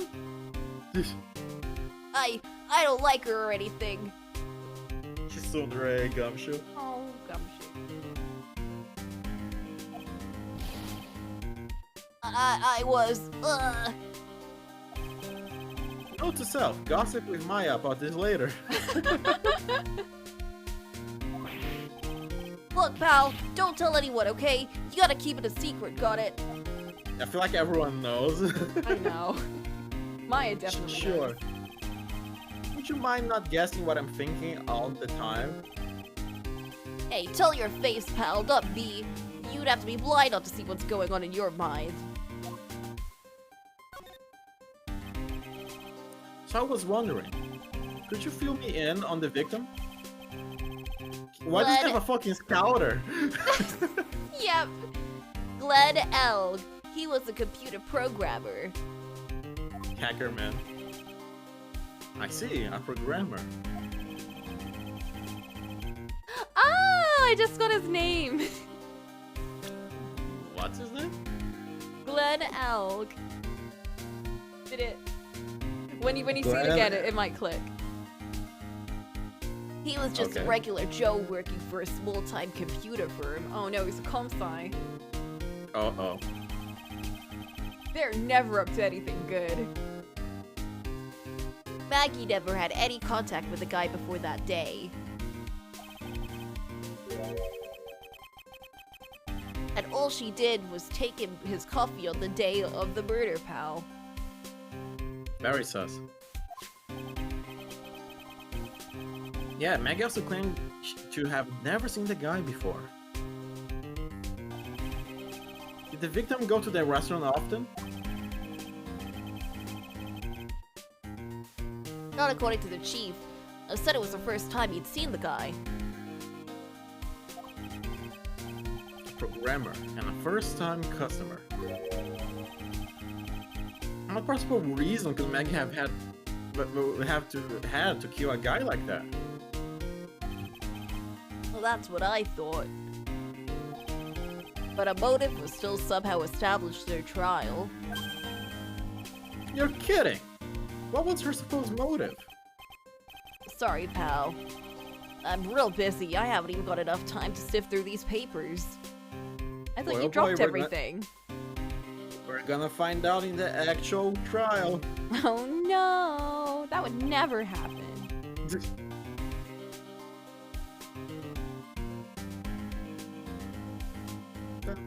Look into it yourself, okay? What could this motive have been?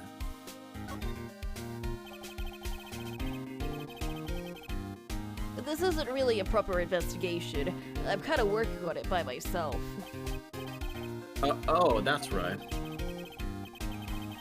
The judge already ruled on the case, and all the evidence is in already. The only problem is with Maggie's testimony. Yeah, doesn't sound very good for us, huh? Look, pal, I've got a bout of the papers on this case to look over before tomorrow. So I'm just gonna say this. Maggie Bird's no liar. She's Confused. okay, so she's a bit out there and a bit off base sometimes. But she was a good cop. That's not exactly complimentary, you know?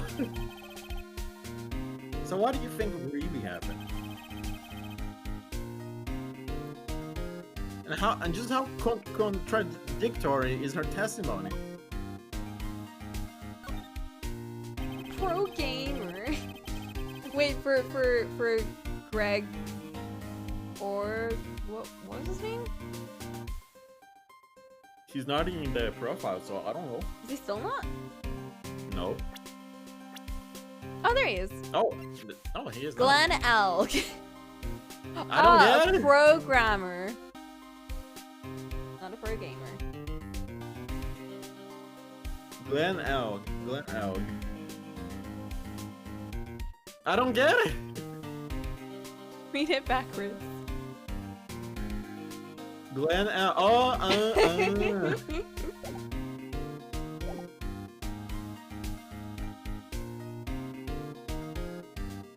The people. The number of people at the table. Yeah, my thoughts exactly. Maggie's shooting sister was another guy sitting with the victim. Right, but get this.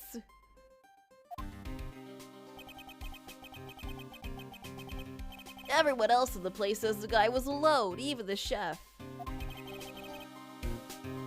And then there's his CD. CD? Oh yeah, she did mention something about CD.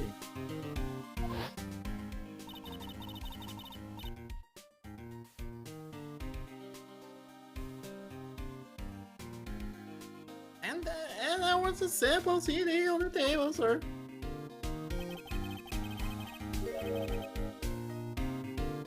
But our guys turned that place upside down. There was no CD. What? Not on the table, not anywhere in the whole restaurant, pal. But didn't Maggie say the victim was wearing an earpiece shoe? Yeah, but that was for the portable radio in the front pocket of his hoodie. A radio? He didn't have a CD player? In this age? You got it. Your phone never explained that contradiction at all. Or your phony never did that. How to think of it? The owner of Tribulations didn't mention that CD either. I don't know why, but I get the feeling Mr. Armstrong got something to hide.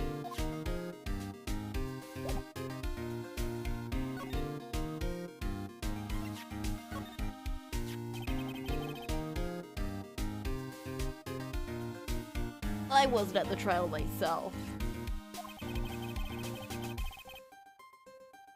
But I asked this one detective I know how your defense was. And what did he say? He started off by saying, I'm at a complete loss for words.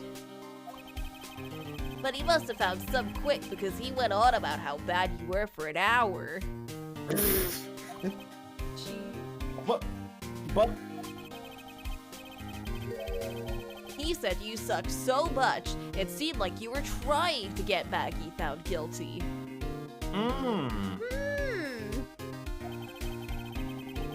Looked like I was trying to get Maggie found guilty.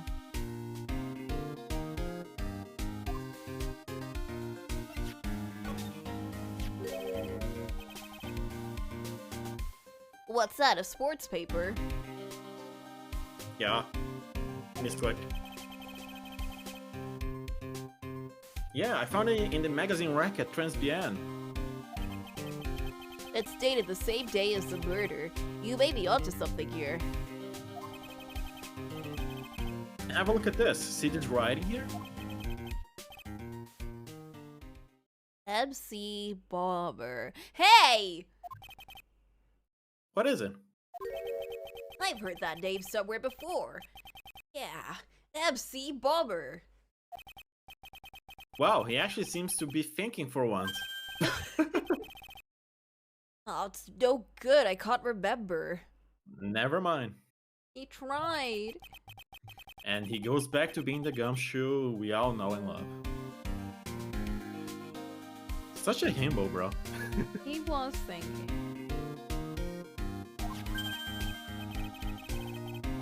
Hey, pal. I'm gonna borrow this paper for a bit, okay? Okay? I want to get a Okay. handwriting analysis done on this scribble. Handwriting, huh? It'll be good to know more about that in any case.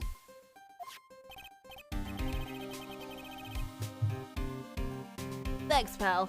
I bet this will turn out to be an interesting clue.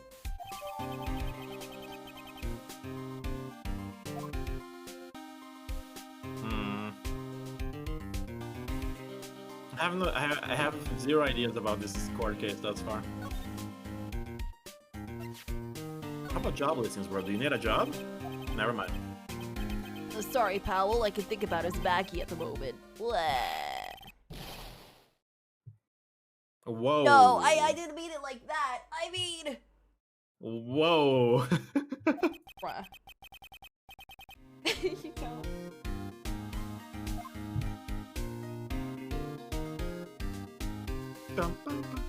Okay. Let's see if they're done with Maya. Wait, I forgot to present profiles to him, but it should be fine. Never mind. I'm going back to Gumshoe. Gumshoe.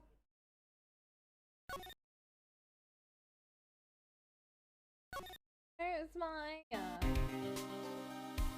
Bro. What can you tell me about the victim? Never mind. What can you tell me about the chef?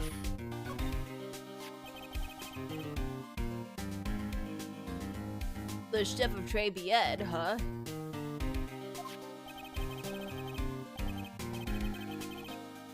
You know what that chef said to me? Oh la la, your body is full of toxins.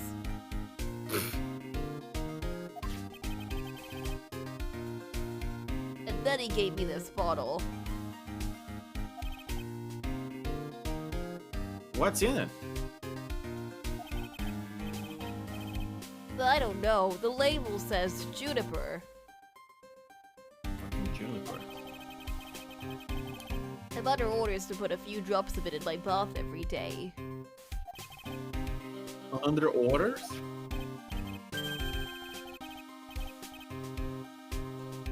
Yeah, you know, there's something about that lady. I mean guy. Huh, you can't stop thinking about him? Not like that, pal. Give me a break, he's not my type. That is your type. Azure type. Azure. I mean, I can't stop thinking that he's involved with this case somehow. Twinks. Azure is not a twink. Look at how broad he is.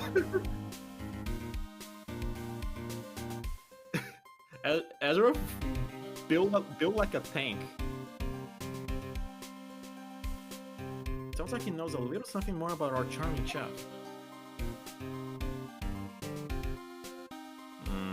What about Maggie? Have you gone to see Maggie? And he's cooking? Of course I have, but I wasn't much good at consoling her. I'm not very good with words. Oh. Yeah, I guess I must have looked a bit down. Maggie was really supportive of me. Bruh.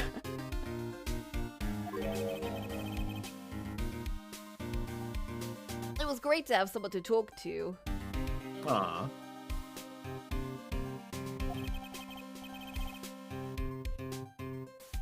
Did he go for her or for himself?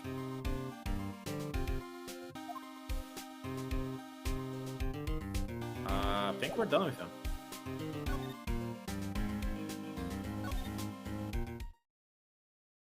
Nothing here. Tres bien. Nothing here. Pyramid Square. Nothing here. I'm probably not done with Gumshoe, is my guess. Hmm.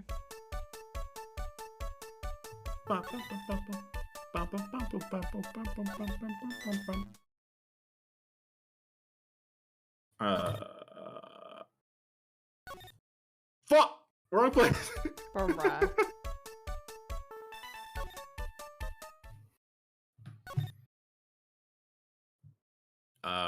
Criminal affairs. New dialogue option? There we go. There we go. So what exactly is it that you caught your attention about the chef at Tres Bien? It's kind of hard to say. He's sus. That guy's probably not even connected with the case anyway. Hey, come on, detective. Didn't you say you give me dirt on anything? Well, this sort of stuff is kind of unimportant, gossipy stuff, you know, pal. Look, how about this? You go to Tribulations and investigate the place yourself. Bruh. And if you find out anything suspicious about the guy, you report back to me, okay? What? That's your job. Don't you suppose I got a choice in this, huh? Guess I better find out more about the chef and Tres Bien, then report back to Gumshoe. Guess we go back. Now we go back.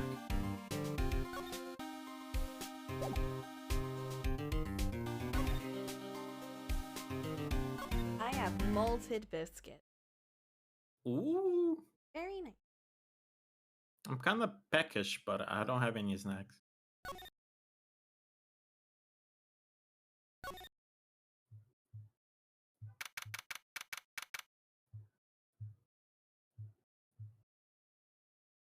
Tres bien! Très bien. The scent of flour sure is strong. It's almost making me dizzy. What the fuck? Maya? Maya, what did he do to you? Oh. What? Who was that now? A customer?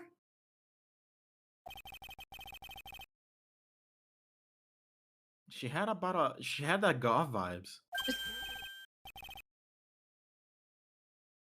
Ah, welcome! B Avenue. Wow, what a cute voice. Maya! Maid Maya! Maid Maya! Oh, it's just you, Nick. Maya! Well, how do I look? I believe they made a sprite for this. I'm glad she needed a change of clothes. Maybe you should quit being a spirit medium. Maybe, but it's kind of boring being a waitress. I mean, you're my first ever customer. What about that girl? Maybe she was not easy to notice. I just get past her. And who was that woman I just saw? Oh!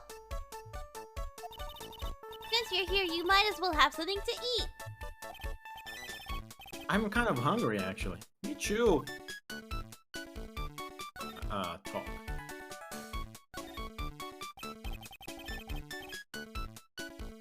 So, how do you like your new job, Maya? I never knew there was so much for a waitress to do. Uh-huh. Take people's orders, bring them their food, make coffee, work the cash register. You mean the machine that spits out money? Of course, we need a customer before I can do any of that. She never had a real job, did she? Nope. Yeah, it's a nice looking restaurant. It's a shame more people don't come. Don't forget about the ultra-cute waitress. like give me a tip smile. No comment. She looks like she's staring into our souls. Hey Nick, why don't you order something? The chef's preparing a tasty lunch set at the moment, or so he says. How much is it? It's a 20 cent, so it's $20 of course. Oh my god. God damn!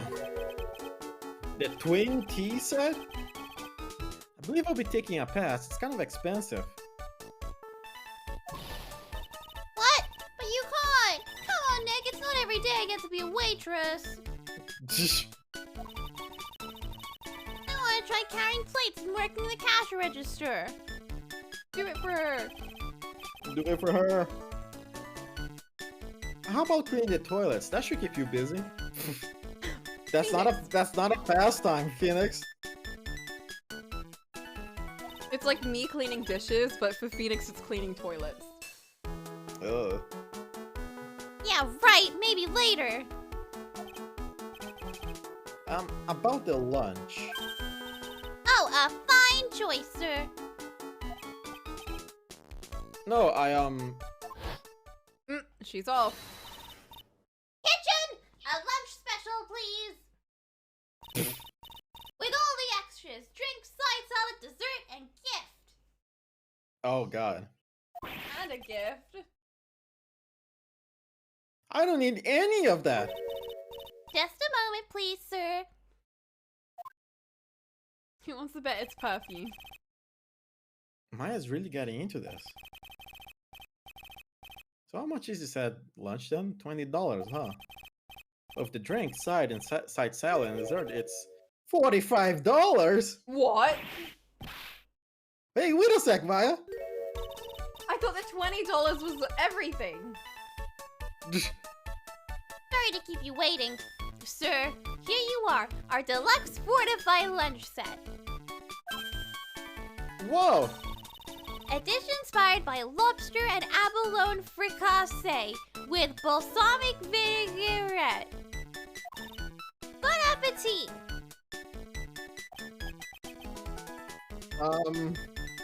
Thanks?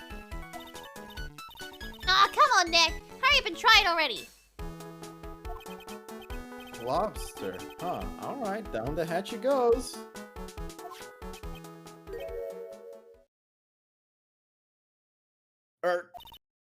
Well, Are you hungry, Maya? I'm starving. Here, it's yours. Really?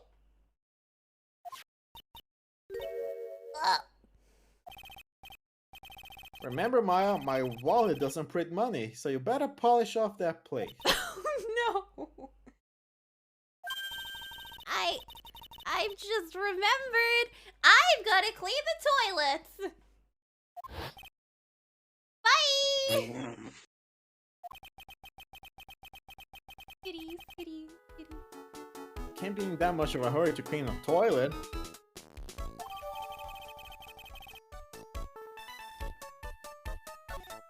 Why is that evidence? Evidence of terrible food. How much does that guy manage to make good food taste so bad? Hey, Nick. You want to take a peek at the kitchen? Oh hell yeah. The kitchen, huh? Not a bad idea.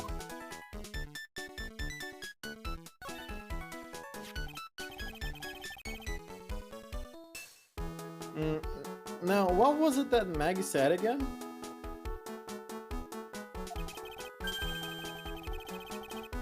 In the kitchen, you get to see all of Chef's greatest secrets? In the kitchen? Ooh, that sounds tasty. Isn't the chef in there right now? Yeah. Hey, wait up, Maya!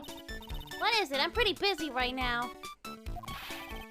Aren't you going to show me around? There goes my plan to find some cool clue and show it off in your face. They should have changed her hair for this costume. Oh, that would have been cute.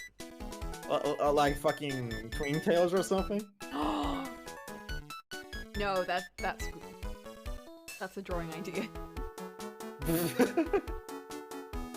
I better conduct the search in the kitchen myself.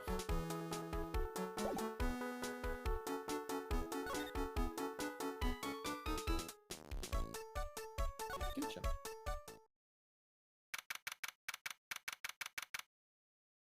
Oh god. Tribulations. And here it is, the famous Tribulations kitchen. It's my first time in here too, actually. There's a weird atmosphere in here, that's for sure. This place looks like it'll catch on fire. Yeah. Mr. Armstrong will be back soon, so we better search quickly. Chop chop. Does he add perfumes to the food? That's why it sucks? Oh, ew! Imagine you just like pours a bunch of that in each of the sauces. Oh. What's this? Looks like a treasure chest or something. Wow, look at all these little bottles. I love cute perfume bottles.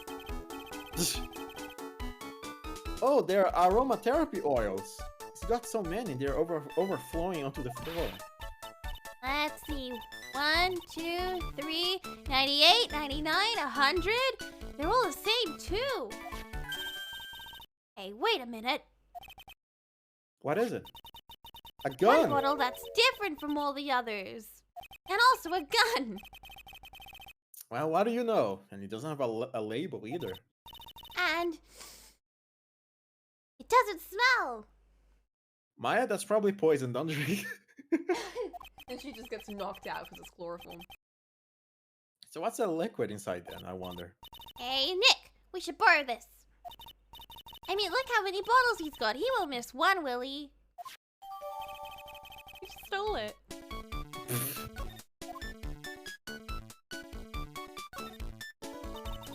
Now this is one large mirror.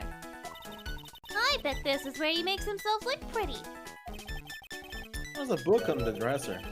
Clarice Armstrong's Bedtime Literature. Oh god.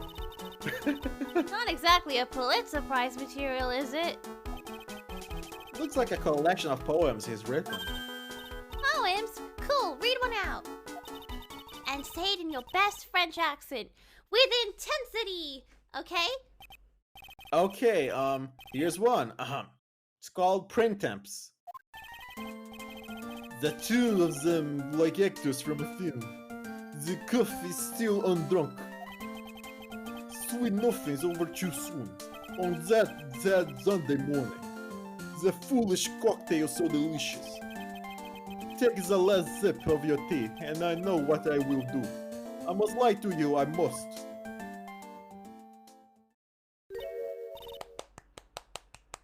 Very good. But that's it. Yup, that's a poem for you. Very good French accent. Let me just try my voice. Was it actually good? That was fun. Flint, how's the voice thing? Because I feel like mine is bouncing a lot higher.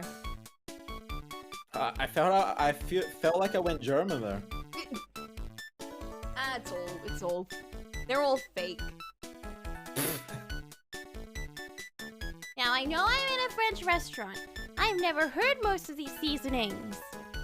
Maybe because they're not real seasonings.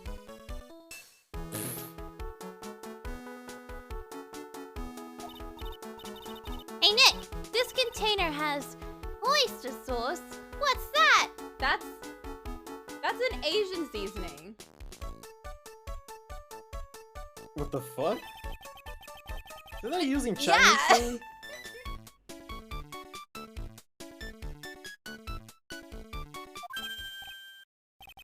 Ah, look! Right there on the counter.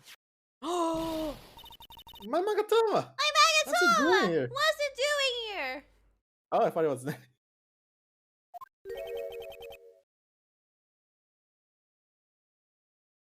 What indeed?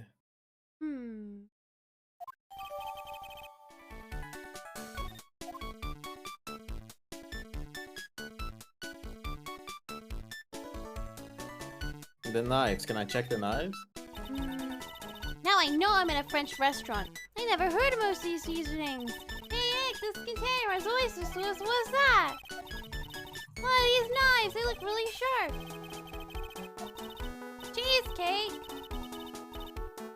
Well, wait, this is new dialogue? I thought it was Oda. That's why I was You don't need a clicking. sharp knife for one of those, Nick.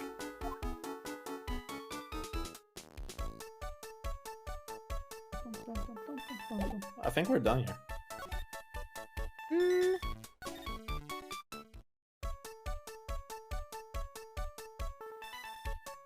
Let's check Can we if the take old her man over has. to the old man?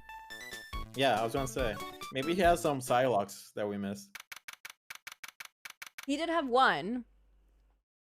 Oh, we didn't. We couldn't tell because we didn't have the Magatama. Yep. Oh, there's a bike. The old guy's not here anymore.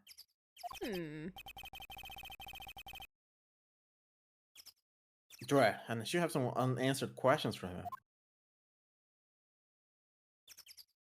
Can I examine the bike? What a cute bike. I guess scooter more like. Yeah, scooter. Scooter, huh? Who live right in the middle of the park like this? You would get robbed in 5 seconds in my country. Bruh. The wheel guard and the light are busted. Are busting. Guess it must have been in an accident. It's fully wrecked.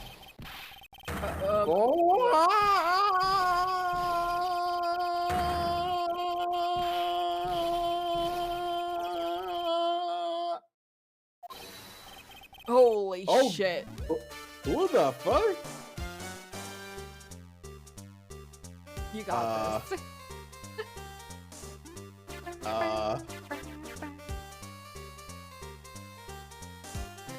Let me sit up straight for this.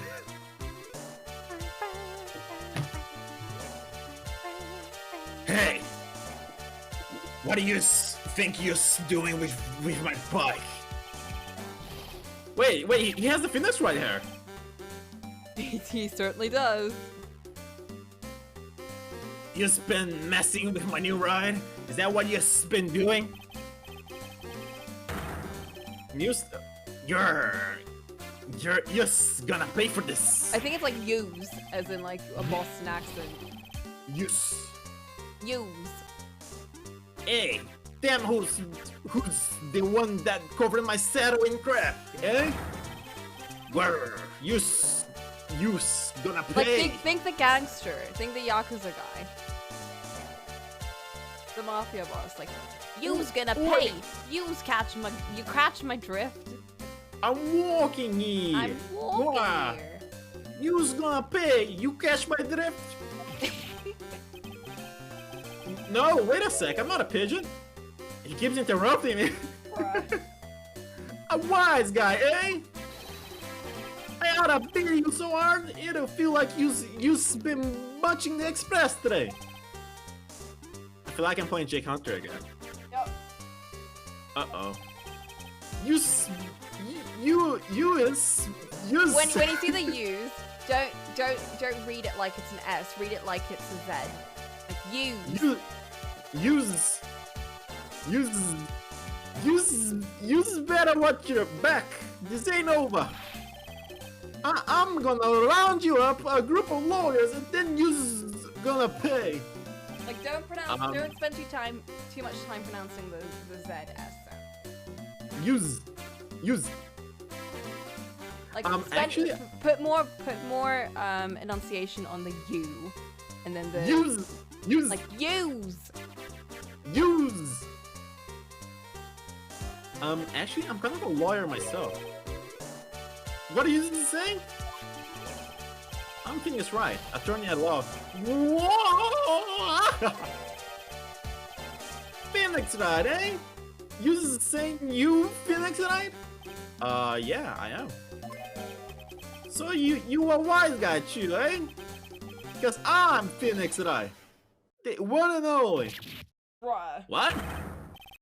Out of my way, I got a cruise. What? He's gone. Surely that guy wasn't my phony, was he? He wasn't anything like me. Guess I better make a note of the scooter. I kind of love that they made a character that looks so completely different from Phoenix, but no one noticed. No one noticed. Yeah, pathetic. Oh, it's you. You transform a little brat like that, and you look like a pigeon that got seed in its eyes. You ever been here the whole time then? I wasn't that strawberry. I had some thinking to do. Uh-huh. More like you had some cowering to do.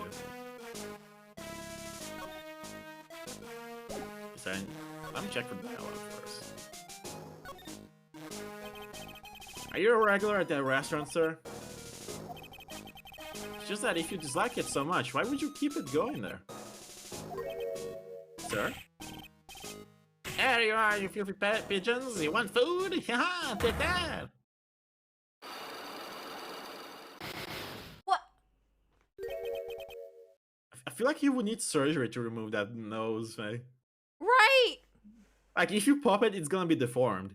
Like, snip it off or something. Yep. I knew it. This old guy has got something to hide, but what could it be? Alright, now I think we're stuck with two Psylocks that we don't know if we can solve. Maybe we should go see Gumshoe. Alright, bet. I want to see more of the goth girl, though. I really loved to design, and when I was a kid, I drew it again.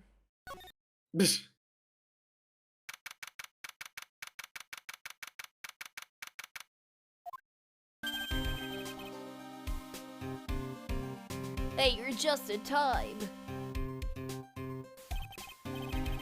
What is it, Detective Gumshoe? The lab got back to me about the newspaper you gave me.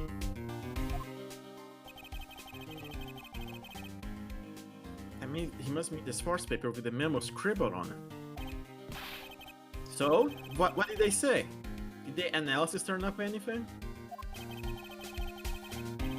They said the doodle was written by the victim, Glenn Elk. No doubt about it. I expected as much. The doodler. The victim took the paper with him to the restaurant on the day of the murder. That's her best interpretation of the facts of the moment.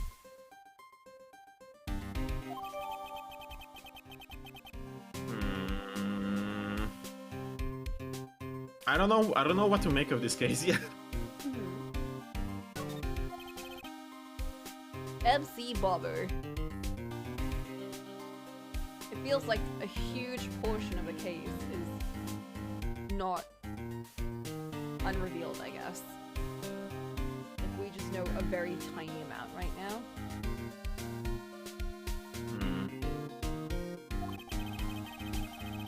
I get the feeling I've heard that name somewhere before.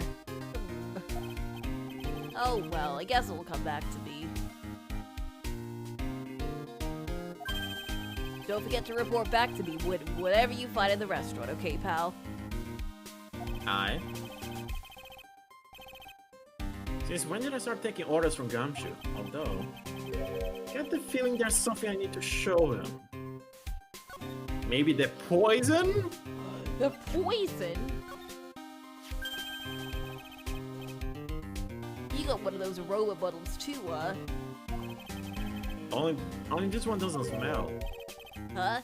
Well, I don't get you. This was mixed in with all the other aromatherapy bottles, but it's not the same. Doesn't even look the same. Wouldn't you agree?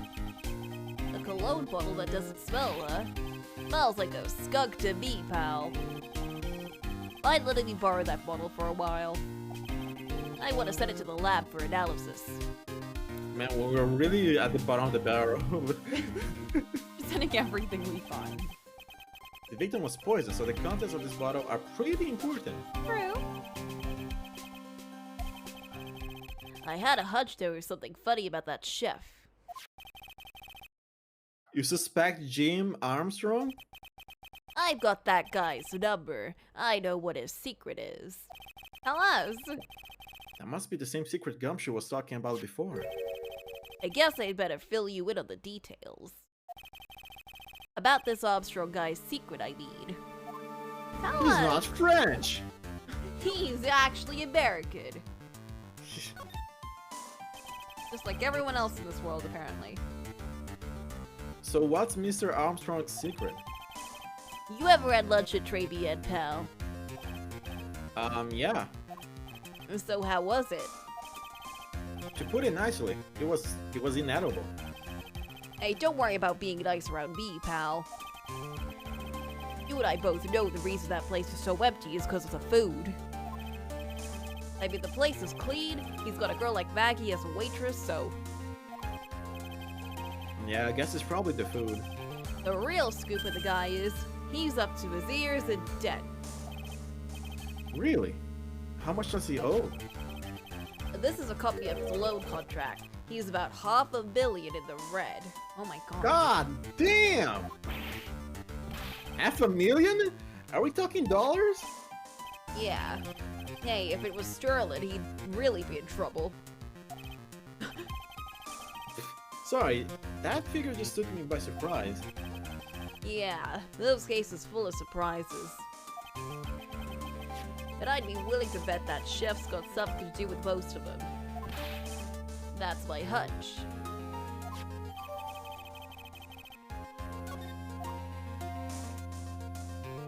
Interesting. Did you see the scooter, bro? Nope.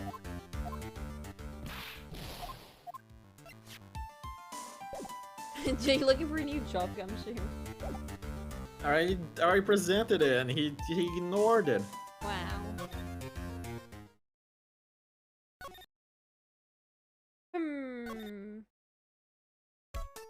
Maybe we should go back to Vitamin Square. Bro, I'm not lost. Don't stop cheating. No backseating. Haven't you read the rules? I can backseat people. I'm exempt. When I need help, I'm gonna ask for it. Fine. Hacking, cheating Clarence over here. Cheating Clarence.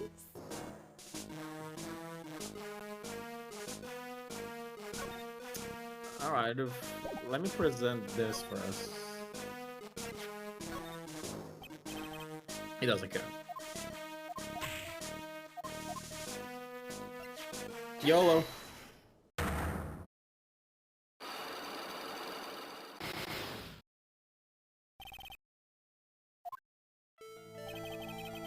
Sam, you told me the truth. Why are you a regular at a restaurant that you dislike so much? Isn't it obvious? People only have one reason to go to restaurants, to eat. To eat? Is that the whole truth? What do you mean? I don't think you go to the restaurant for the food at all. You insolent brat! How dare you accuse me? What proof you got? I can tell you that not you nor anyone else in the world could go to that place for the food. It fucking sucks! It's disgusting. The proof is in the pudding, or in this case, the lunch menu. That's a twin tea set! The food at Tribulations is terrible and expensive. You're wrong, it's cheap. Huh? I'm rich! I inherited money when I was a boy. Yeah, I'm stinking rich. I haven't done a jot of work since I was born. Other than feeding pigeons. So why did he have a job listing magazine? What a load of crock. Probably the flimsiest person I've ever seen. The taste is another story, but the price is nothing to me. So you're saying that you go there because you got money to burn? Exactly. I have so much cash I go for a swim in my money vault every day. Unfortunately, that's a lie. What? You don't have any money to burn. You're flat broke. Brown magazine. This is yours, right? What is that? My Is that magazine. like a person in a business suit with a mask?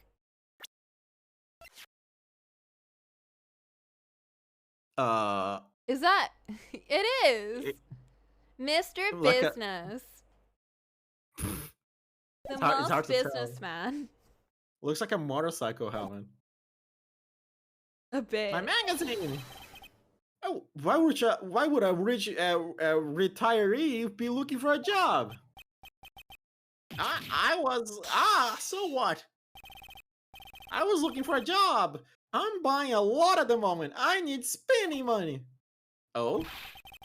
I don't go to that restaurant for food. I just go for the Javasino. Javasino. Yeah, I think you mean a cappuccino. Anyway, how much does a cappuccino cost there?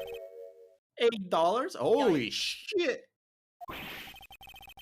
I can buy a whole bottle, a whole container of cappuccino powders and make it at home for that price. The That sad bit is that'd be that's not some really golden far bean. from prices nowadays. Jesus. Especially when you convert sterling to dollars.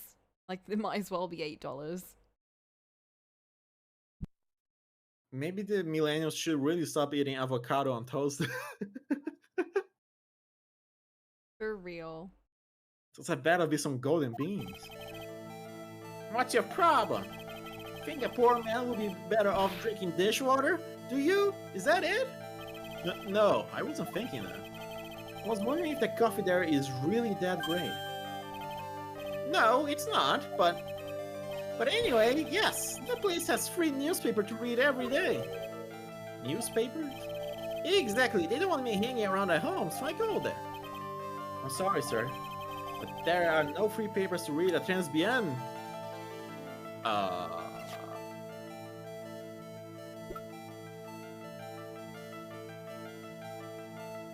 Maybe we could post the other article? Maybe, I'm not sure. Because we were told that they don't... Oh god, no! God damn it. Let me speed around this.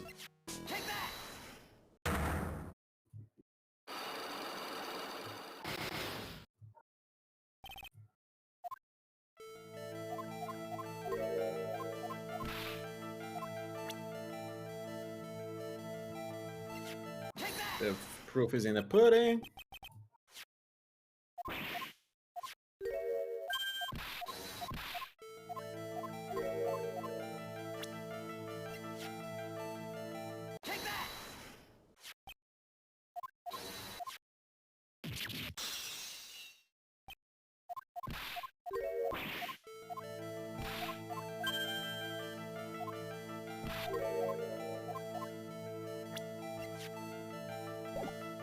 Alright, I'll guess I'll use the paper then. Take a look at this. What is it? It's a newspaper I found behind the magazine rack at Transbien. So, what of it? This was the only paper there, and it's dated more than 1 month ago. What? Do you see what I'm getting at here? The new restaurant doesn't get newspapers. This is just one that a customer happened to leave behind.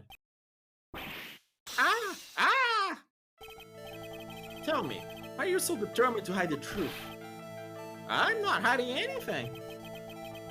I'm trying to put this guy out of his misery. Listen, the real reason why you go through so much to Transbien is... The debt? Do you Coco, think help. it's that? This is the only reason I can see here. Or I could present Jean, but that doesn't make sense. That. What do you think? Well, fuck. What do you think he was talking about when he was talking?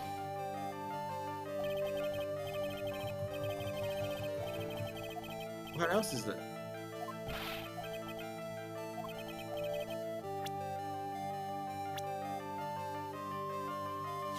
Jean?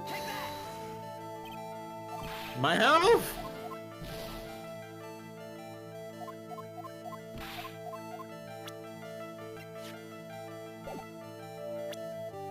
I don't know. You have the evidence. He's an old man anime character. What does he want? The fucking anime girl?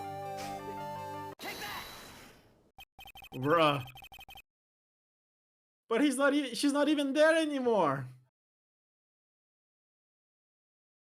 What are you asking me about that girl for? She was the waitress at Tribulations. Ah! Therefore, the answer to the mystery of why an old man would drink expensive coffee at a terrible restaurant is the waitress. Ah! But I don't recognize that face. And you're probably telling the truth here. Because you weren't looking at the girl's face, but at her outfit. At those knees. That's the truth, isn't it? You became a regular at the restaurant because of the waitress' uniform. That uniform is all you can think about, isn't it? I can't take it. To you, that waitress was yours. Enough, please, no more.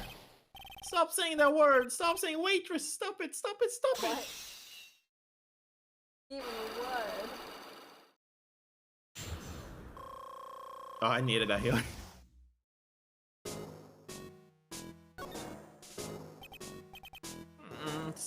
Sir. Yes, it's true. I was there for the young girl. Fine, so I am dirty, wicked, sinful old devil. No, I didn't mean it like that. I even get one of those lousy cups of Javachino every time for $80. Oh, because of the serving girl. Punish me, lock me up. Really, that's not what I'm here for. You'll be the same. Another 20 years and you understand what it's like. You know how painful it is to be an old man like me. No, really, listen, sir. Stop calling me that. I have a name, you know, boy. So show some respect. I'm Victor Kudo. Victor Kudo. What's the pun here? I don't know. Sorry, Mr. Kudo. You wonder ones think you know it all, don't you? Well, I'm not saying another word. I won't tell you anything more. This guy was in the restaurant at the time of the incident, which means I have to hear his testimony one way or another. I don't believe this. I even broke his sidelock and everything. Guess I have to try to get him when he's in a better mood. Did we get his profile? We did. 60? I thought it was 88. I was like, holy shit. 68. That sounds about right-ish. Almost nice. Getting a job at 68. Ooh.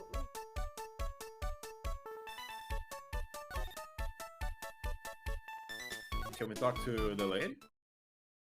We cannot. Can we talk to Gumshoe?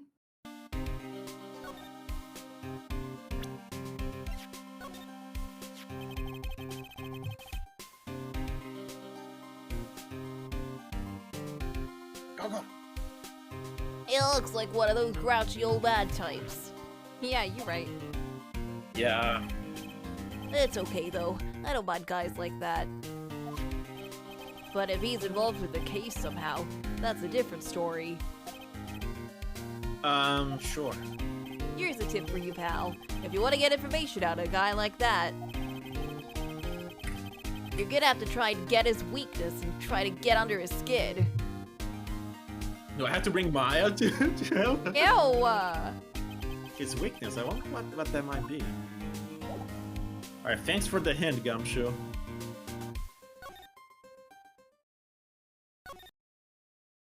I shall use my best friend as a weapon. No. He deserves better.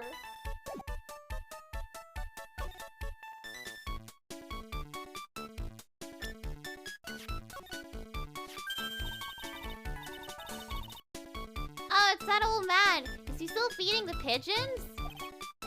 Yeah, he fed me as well. Got a bunch of those seeds in my eyes. Oh, ouch. Hey Maya, would you mind coming with me for a while? Huh? Me? Why? There's something I really want to ask that old man. Sure, okay, I'll just get changed. No, hang on. Can't you go like that? I guess?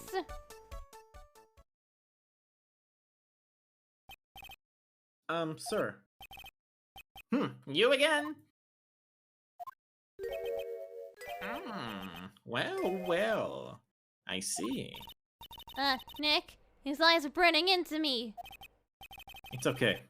I think it's going pretty well. Gah! Huh? You're just a little child. Run along and play on the slide, alright? Play on the slide? Ah, we were so close. Just a little more and you would have spilled. Pigeon, peep, pigeon, ka. How can we crack this guy?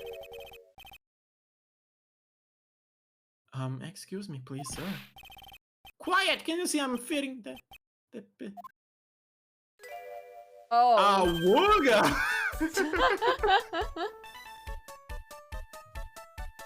Ma'am? Please. Maybe I was a cross old anime man all along. Ew!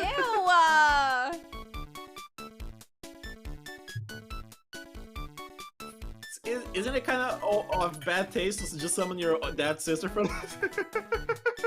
I feel like it's bad taste to summon her for anything at that point. Might as well.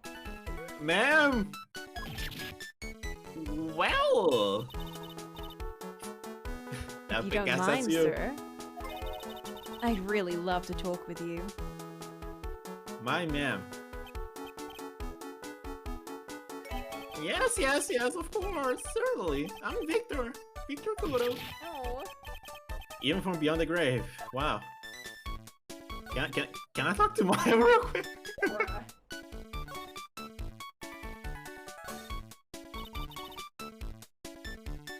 About the incident. You mean the man who died after drinking the Javachino? It's like he's a different person. It's got a shock, even for me. He was a strange looking boy. The girl took the Javachino over to him, you see. And was the customer alone? Definitely. He was the only person at the table. And he took one sip of his Javachino and he said something like, "Wah!" and then collapsed, dead. Oh, how terrifying. You're so good at listening, aren't you? I'll tell you anything, whatever you want to know. He certainly seems to be telling the truth now. But it looks like Mr. Kudo didn't see the other man either. Do you like the food at Tribulations? Well, of course, I'm really quite a sophisticated man. So sophisticated. I was a young businessman once, you know. I set up a casino in London. Bruh. Really? How interesting. Eating the food at that restaurant really takes me back to my old days in France, where the food fucking sucks. What a lovely story. London's in England, not France. Oh yes, France is wonderful. I'd love to show you around the city sometime. It's too much. I can't take it. I want France. Ha ha ha. I can't believe Mia's laughing at the guy. You visit Tribulations a lot, don't you? Of course. I mean, yeah. I like to come and see you there. Really? Oh, you're so flattering. Leone would be delighted to welcome you, I'm sure.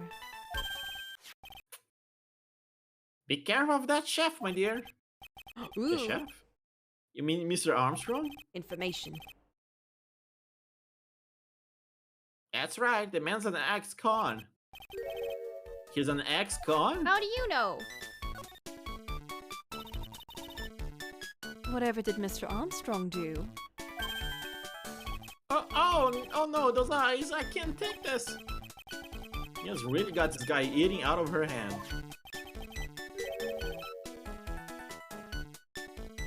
He steals things from his customers. Like our Makatama! Bruh. From his customers. Gloves, handkerchiefs, little things mainly. He's a pilferer, so you be careful around him, my dear. Are you sure about this? Of course, he was arrested for it once. I was there when it happened, having my Javachino. He really is a regular. Let me write you a little haiku about it. A haiku? Japanese poem. I'll explain all you need to know about it, about that chef. Oh god. If it takes anything again, you let me know. If it's not too expensive, I'll buy you a replacement. Poor guy, he couldn't do enough for me. Okay, Phoenix. That's about as much as I can do to help. Please stay. Thanks, Mia. Got some really important information thanks to you. Honestly, I can't believe Maya called me for something like this. Mia! Where'd she go? Where'd Maya go? She just poofed. Convicted before, a wicked man or woman, repeat offender. That's a nice note. You just had that on hand. Written down and everything.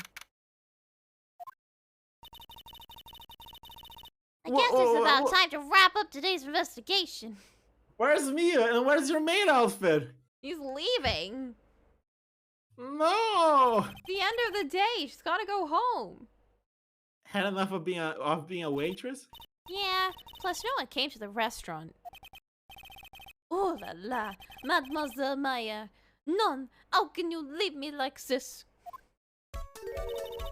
I'm sorry. You didn't even pay me for today. That reminds me. Mr. Armstrong had a Psylocke or tree, didn't he? We're gonna have to break those. I'm just gonna have to break those Psylocks real quick. I don't have to mind break this guy.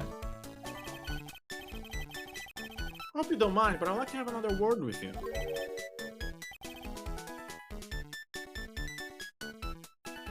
Volunteers, of course. I'm butchering every single French word they've thrown at me so far. No one noticed, don't worry. No one. There's not a single no one's French. And if they're French, we're gonna ban them. If this is any indication that I'm not actually French, this should be it. Oh, this person has a worry sprite. They're gonna be in court. I love that worry sprite though. Look at that. What is happening? I do not like this horrible feeling. I have to know the truth. What happened that day? Alos, alos. I must confess everything. Just don't hurt me. Huh? Well, that was a new world record. It was a lottery ticket. A lottery ticket? La man who died here had a lottery ticket. For $500,000. $500,000? Oui. But after the incident, this ticket, it disappeared. Oh no, it disappeared. Hmm. The ticket disappeared. This was the motive that the prosecution gave for Maggie. They said that she poisoned the man to get the $500,000 lottery ticket. Bro, you can get one for like $1.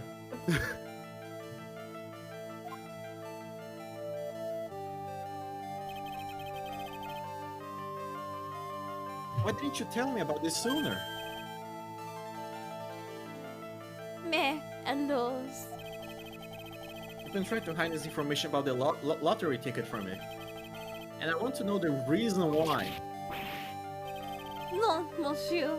You doubt me, but I have confessed to you everything I know. Mr. Armstrong, the $500,000 lottery ticket. I think I know who took it. I think the winning ticket was stolen by this person.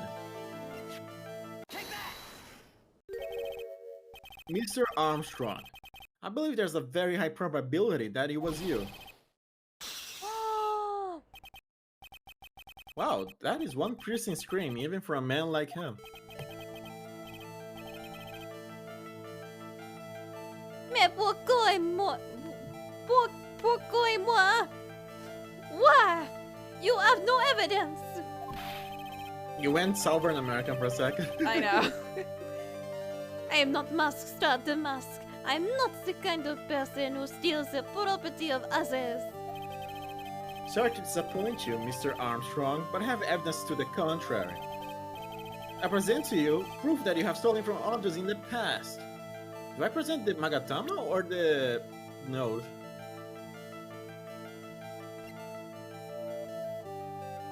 I guess the note is more concrete. True. What is this? A poem? Oh, monsieur, you know me so well. I adore poems. Please read it and put some feeling into it. Convicted before a wicked man or woman, repeat offender. Sorry to have to bring it up, Mr. Armstrong, but you have been arrested for stealing from your customers before, haven't you? Mon Dieu! Le mensonge! You are the liar! You deny it? Do not make la false accusations, s'il vous plaît.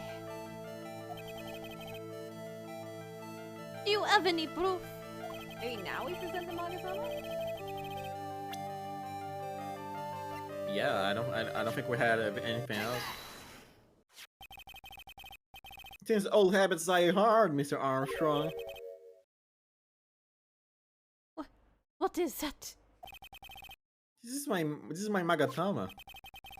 And if I found it in your kitchen... Wow, that scream just about broke some windows. We... I have a weakness for la little trinkets and la figurines. My hand, it just slips out. I cannot stop it. You stole in handkerchiefs before, gloves, and other things from your customers, right? Oui, it is the truth. I am just a timid little girl inside, monsieur. A timid little girl. What's girl in French again? Google. Huh? Google. Femme? Was that woman? That's woman. That sounds woman, yeah. I remember it, but I forgot. Feel, yeah. Feel. Timid little feel. Besides, this time, it was not le small trinket, oui. It was $500,000. Mais non, why would I steal it? I have no need for such money. Yes, Bro, you having do. $500,000 would solve literally all of my problems. Participate in those lotteries. Really now?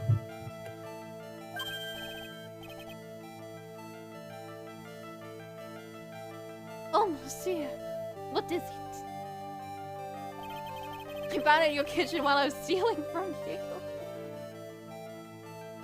Isn't it true that you're in some pretty serious trouble yourself? And that you're in desperate need of a large amount of cash?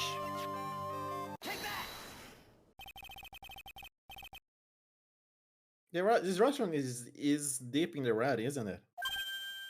Ah, You have a loan to the tune of $500,000. A lottery ticket would have wiped out your debts.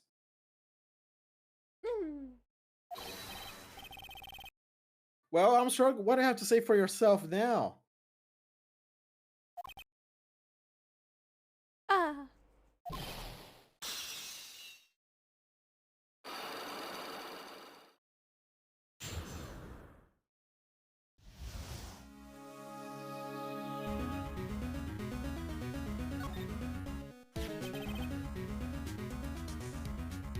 Mr. Armstrong. You said that the victim had a winning lottery. Oh, it was the winning lottery. That changes stuff. You said that the victim had a winning lottery ticket for $500,000. How did you know he had something like that in the first place? The man, he was listening to the radio with his earpiece.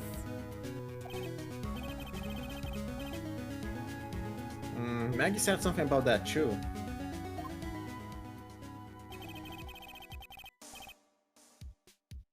The winning number was announced on the news, I think.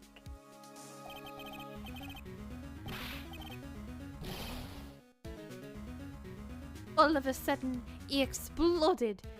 Yes, $500,000, he shouted.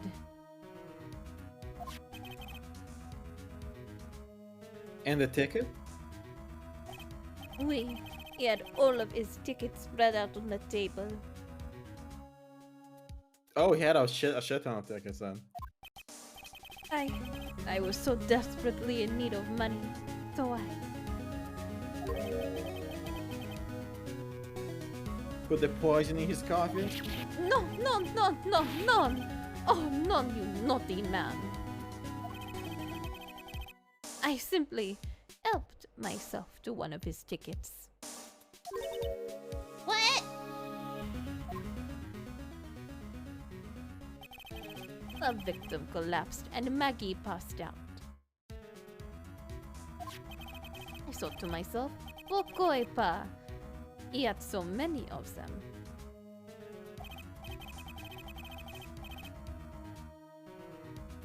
Yeah, but only one of them was the winning ticket, right? How could you do that, Mr. Armstrong? Maggie was arrested because of you. No. This is not true. Bruh. I did not take it. The ticket for $500,000, I mean. But you just told us that you did. You said you took a ticket. No, Mati. There they say it. It was not. Feels like he's saying my daughter.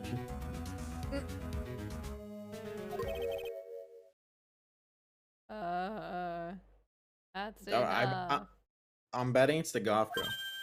Huh? Ah!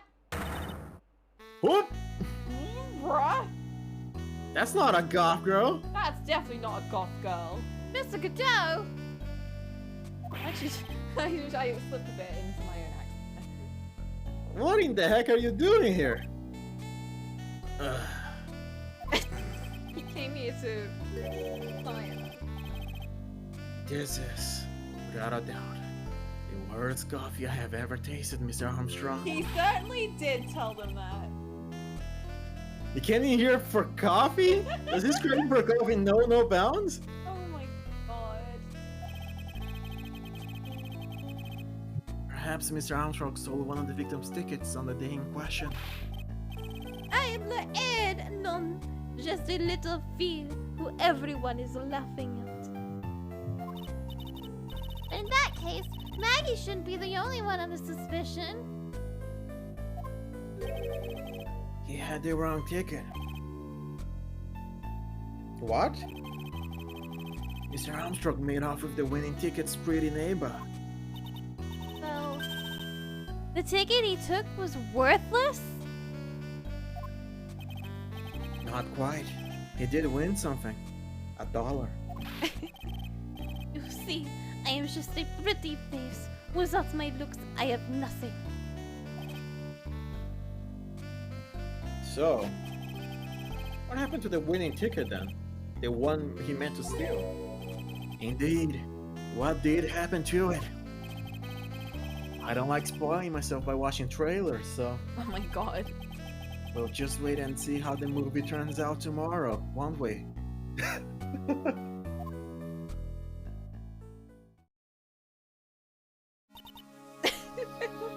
Every time he speaks, he leaves Maya in the state. laugh, you too. Time to laugh at the pretty little airhead. Looks like I won't be knitting this note anymore. Thrown into the trash.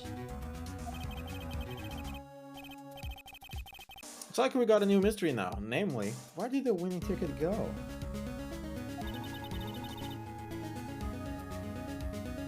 I got a bad feeling about this.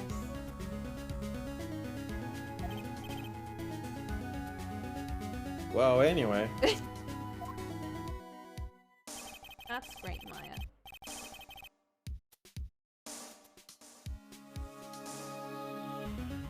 We can't let Maggie suffer any longer for this, and certainly not again.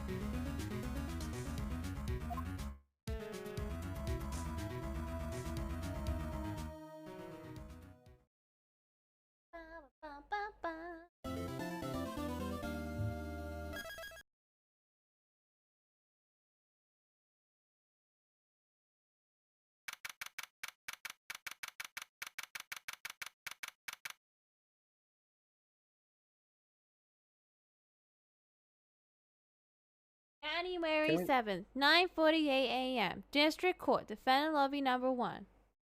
Can we take a short break since we just arrived here? Sure. Anytime as any. Yeah. Okay, I'm gonna maybe order something to eat while I'm at it. Okay, let's move to tea time. What should I order anyway? Burger? You feeling a burger? But that's not cost effective. Okay. Mayonnaise homemade for people who have chickens. Yeah, because at that point, I'd rather use the eggs to make something, you know, something that I can't just keep in a bowl. Like, mayonnaise is like, I don't need to make that. I can have just a bunch of that in a bowl. But, like, with egg, I can make a cake, or I can make egg, or I can make... A sponge cake? I can make a sponge cake? I can make omelets? It's I been could, a like- while since you made a sponge cake though. It really has. I keep wanting to do it, and then I get so lazy. I always have the ingredients too. I bought You like a gotta whole do- new bottle of vanilla extract.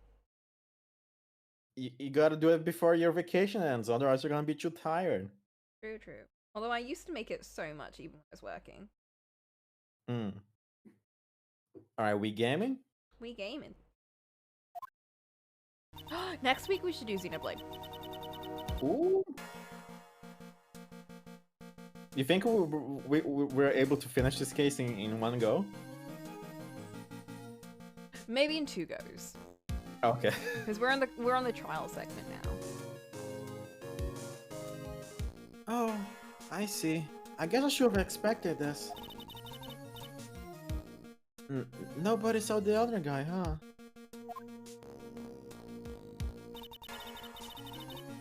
But he was there when I took the coffee over, sir. Scout's honor. I bet that's Gumshoe. Maggie. Oh, there he is. Detective Gummy Bear. Oh, it did have Gumshoe. Are you doing all right? How are you feeling? As if you need to ask either question, sir. Don't let him get you down, Maggie. And don't forget to eat well, okay? How's she gonna eat well? Yeah. Roger. Aw.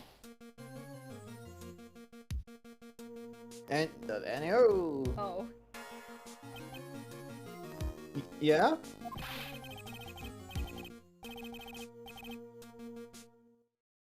You'd better square this case away, you got it, pal. Maggie's innocent here.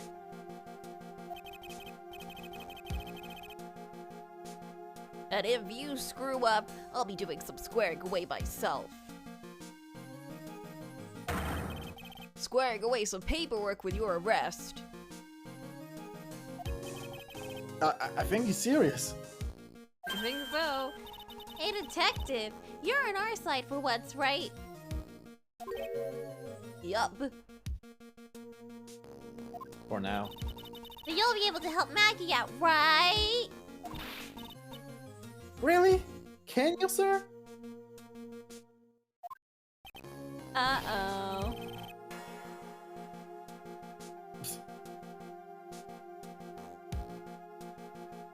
Oh, of course. I got a situation under control. I'm sorry, see Big Square, and I don't think that's my voice.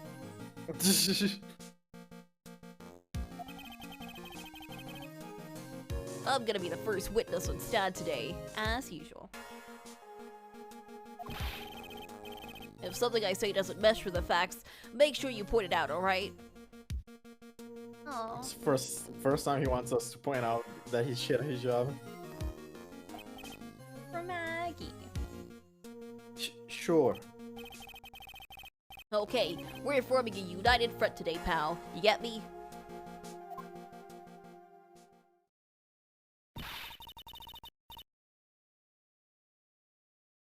I can tell you how grateful I am, sir. I've always admired you so much, detective. Really? When I you know I can consider count her on track you. record. Yeah.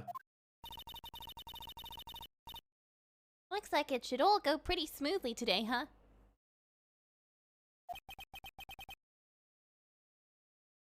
I can only wish. Yeah. When has a trial ever not gone smoothly?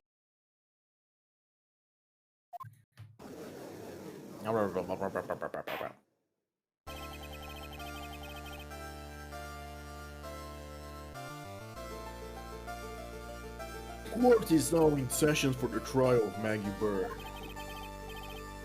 The defense is ready, Your Honor.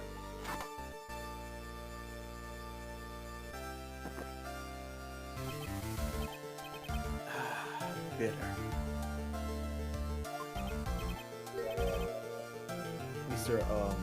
Mr. Wright.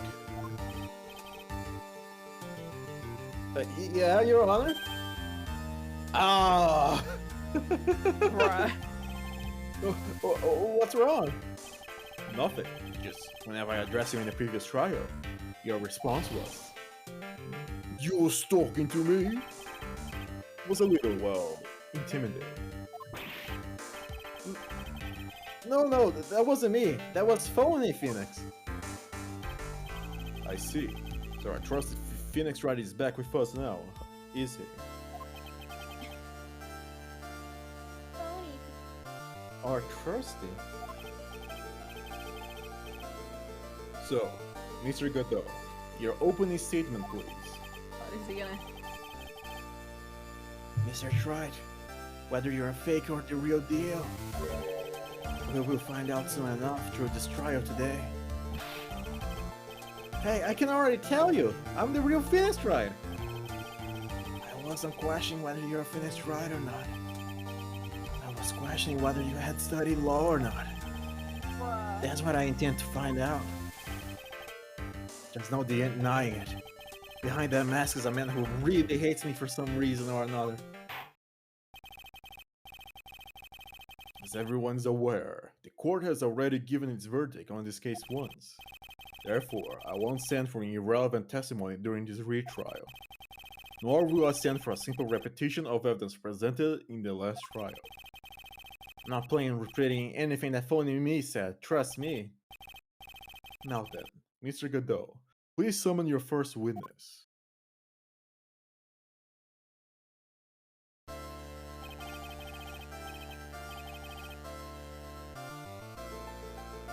Let's start with the formalities, shall we? Name and occupation. Witness, say your name for the court.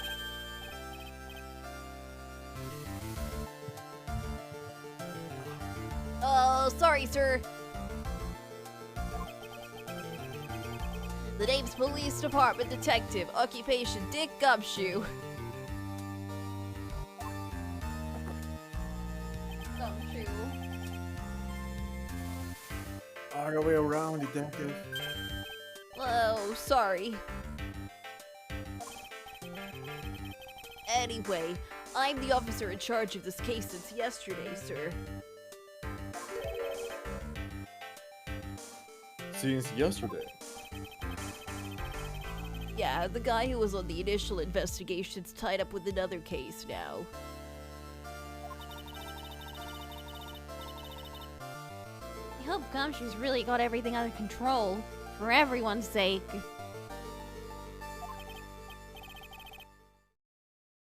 I see. So, Detective Gumshoe, would you outline for the court the basic facts of the case?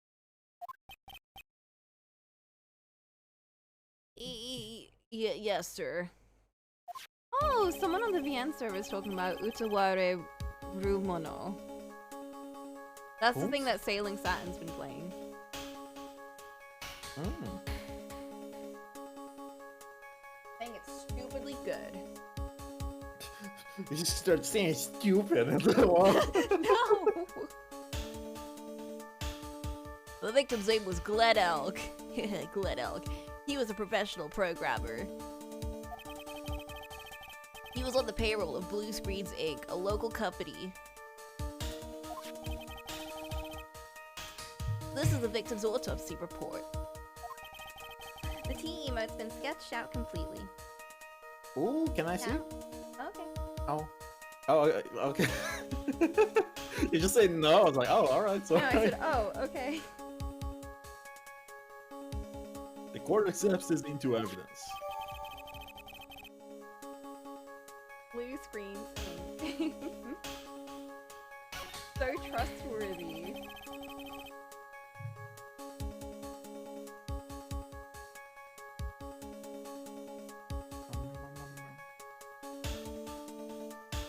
Ah, you're still using that chart even after all these years. Yeah. Soon it'll all be filled up with things that don't quite match the text. The art style.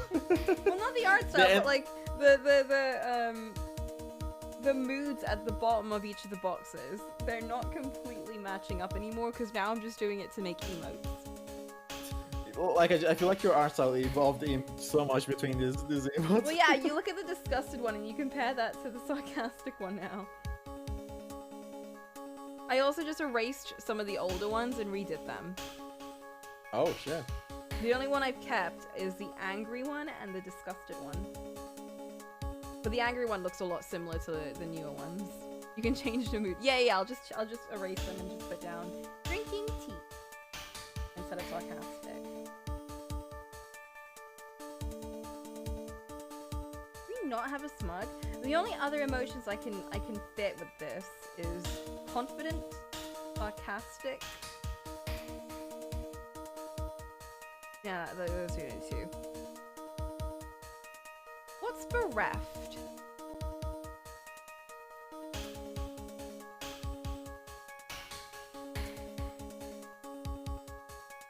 There's also that one, and then there's incredulous, which I also don't know. Anyway, here are the floor plans.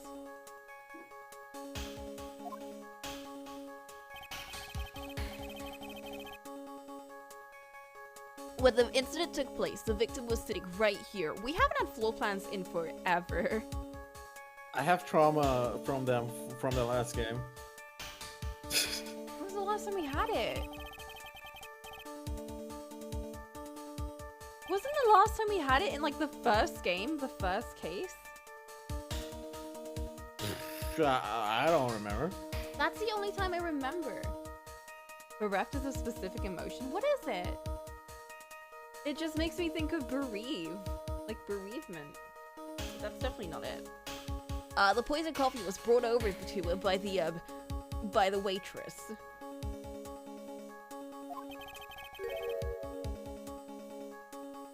The waitress being the accused. Yeah.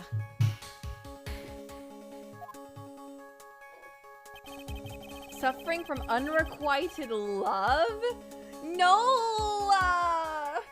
Oh my god, I have to draw that one. Just draw that Emmett and it's fine. Put that one in the background like a floating ghost. Where? I don't want Coco to go through that, although I already drew her a hollow blank, which is already very sad. The victim died immediately after he took a sip of the coffee. At the time of the incident, there were 2 other people in the restaurant. Loss and pained loneliness. I love that. That is my favorite emotion ever. I love bereft is now my favorite emotion. I'm gonna use that forever in anything. Mr. Jean Armstrong, the owner and chef.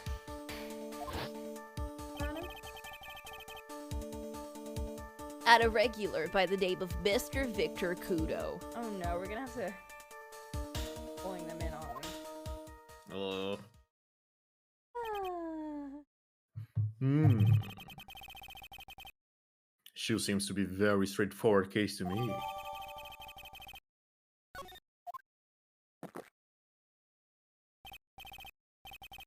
Come, detective. Take up this hammer and nail the defendant's coffin shut with your own 2 hands. Now then, Detective Gumshoe, let's have your testimony. But Detective Gummy Bear doesn't want to do that.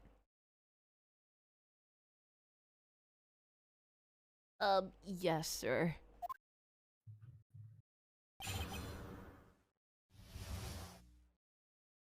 Have you ever had an ice cream sandwich? Ew, no. Well, it's on you! Do you think I would want to have ice cream for anything other than the cone? But imagine a cone over and under the ice cream. That's messy. No. No. The ice cream is turns into a block, so it doesn't spill. That would still start leaking. Fucking eat it fast, bitch. Bro, I'm not gonna eat an ice cream fast. What? It's cold. It's in the background image of the burger I sent you. It's an ice cream sandwich. Ew. But it's good. Ew. If I'm gonna have ice cream, I'm either gonna have it in the tub or in a cone. Bruh.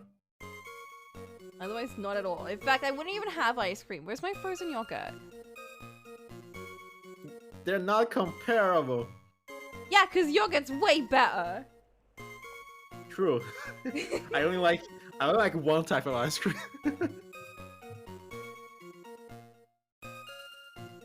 When the incident took place, the victim was alone at his table, sir. We understand the guy, Glenn Elk, was listening to the radio at the time.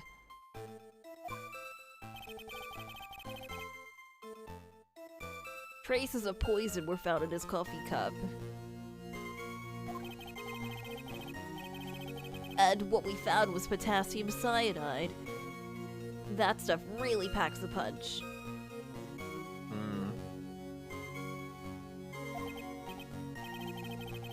And, it looks like Miss Bird might have had, well, some kind of motive.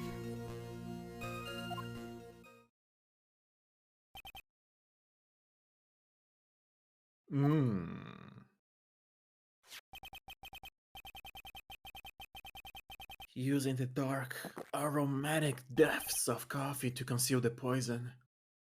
Ah, classy lady. Oh my god. Stop. The facts of this case seem to be ironclad.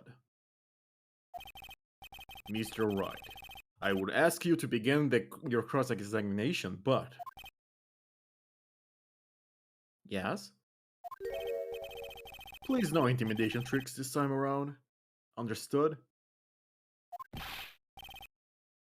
I already told you, that wasn't me.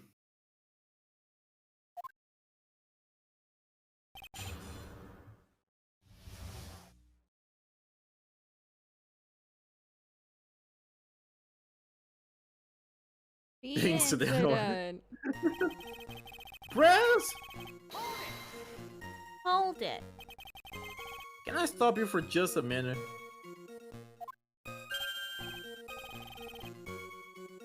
What is it? Did I say something that contradicts the evidence? He's still desperate for that to be true. He's practically crying. Well, Your testimony just now doesn't match the testimony given by Miss Bird, not Bride. She claims that there was another man at the victim's table. Yeah, that's what she said. But, What killer wouldn't say that when faced with a homicide conviction? Hey, that's mean. Sadly, her testimony isn't supported by the owner or the other customer. Isn't that right, Detective Gumshoe? yeah, it's true. Their two testimonies tie up with that. They both said there was no other guy at the table. Lies.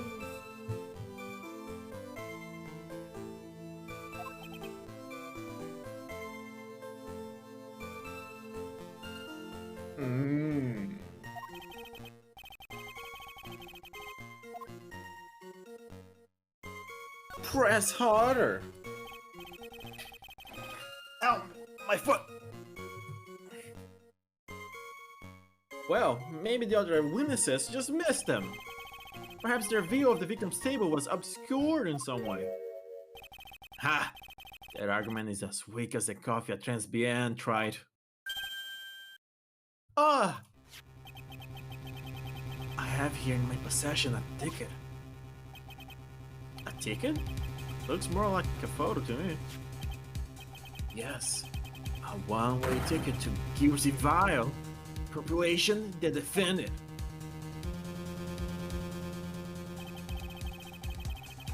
This is a photograph taken from near the entrance to the kitchen. This is the scene as witnessed by the chef. Moments after the poisoning took place, correct? I forgot his voice for a second.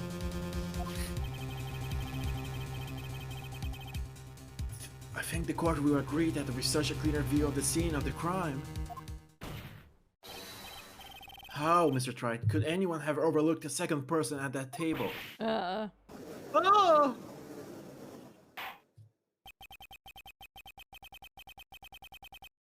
Suddenly seems to show the victim's table extremely clearly.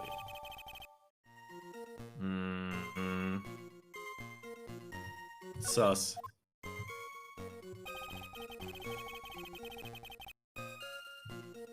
Let me check the photo for a sec.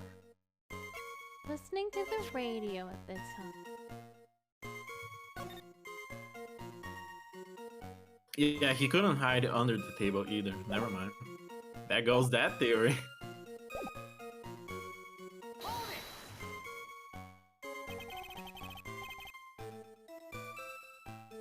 He was listening to the radio, you say?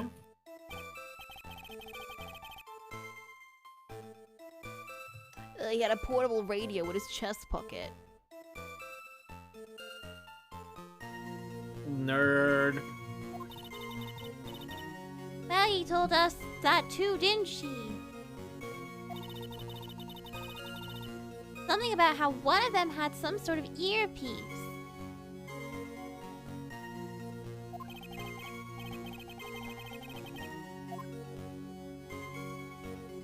Press harder.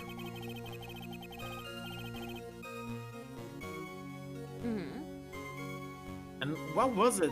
What was it that the victim was listening to the radio, Detective Gumshoe? Yes? I'm sorry, someone is DMing me. I'm distracted. Stop DMing them back! Bro, it's so rare for someone to DM me. I gotta respond. Oh my god!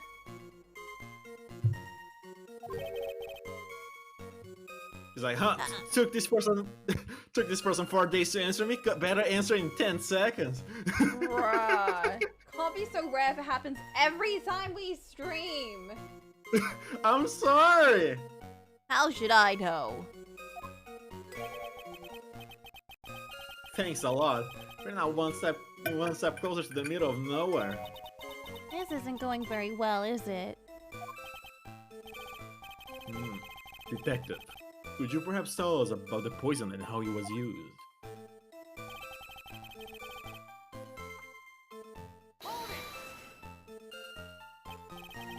So, traces of the poison were found in the coffee cup and nowhere else? Not sure I get you, pal. Was the poison a liquid? Or was it a powder? If I had to put it in layman's terms, I'd say it was a powdery substance.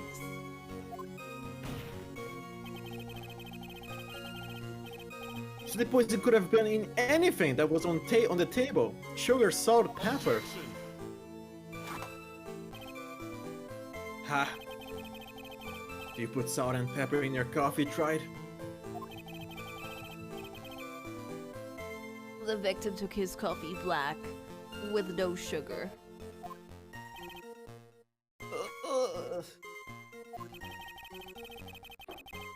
It seems that the poison could only have been in the coffee.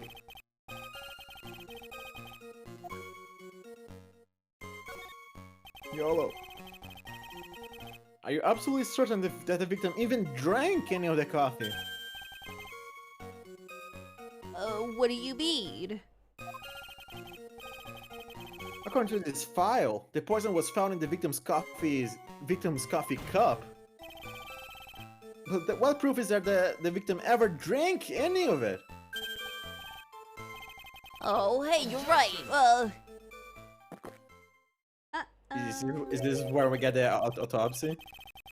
It was the autopsy report. In case you were wondering, the last objection was for the detective there. For me?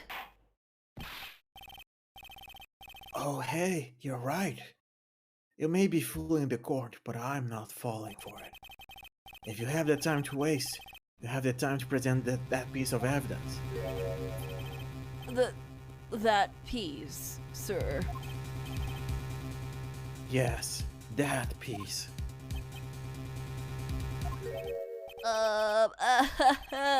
What piece was it again?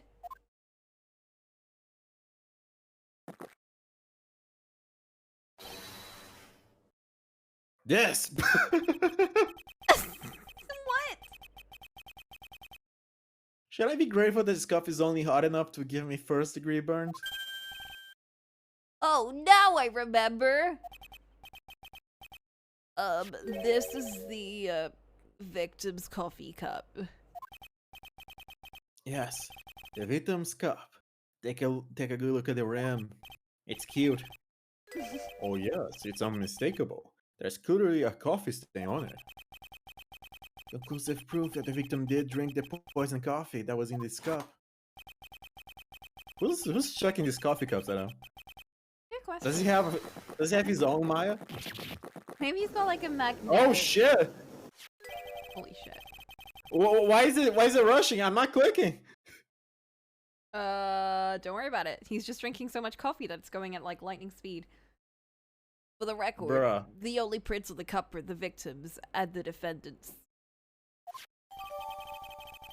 I feel like we're going at a match speed. Did you press the accelerate button, Coco? Nope. I have been on my iPad this whole time. Why are we going so fast? Bro, I have no idea. I didn't touch anything. I was just vibing here. Inputs and hotkeys. Fast forward, page up. Reset is Where's page my down. page? Where's my page up and page down? The music hasn't changed at all though. I don't have keyboard access. Never mind. Are you sure? Are you sure it's not sped up? Well, it can't be because the music hasn't changed at all.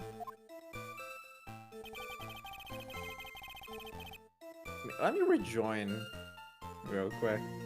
Yeah, it doesn't feel sped up to me. Maybe it's because I'm lagging.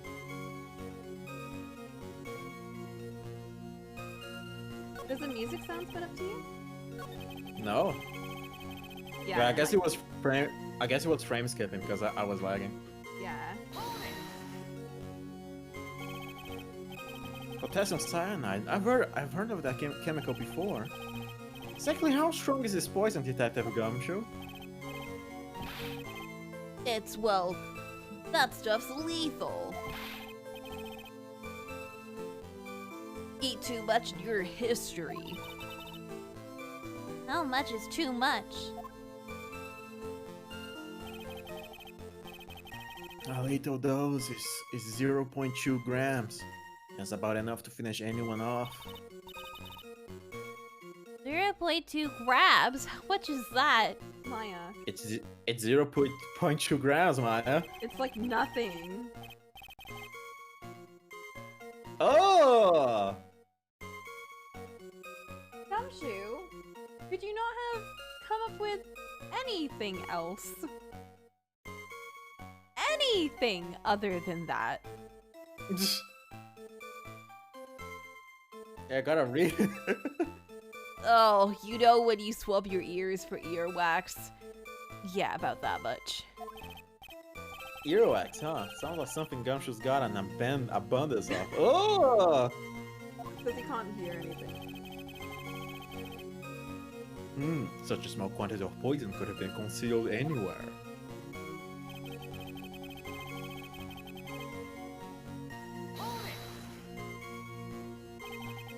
Some kind of a motive?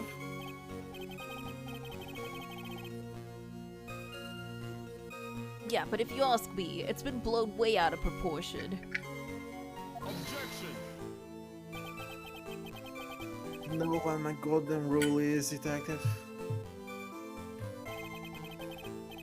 Check out a bad cup of coffee. Can always get another.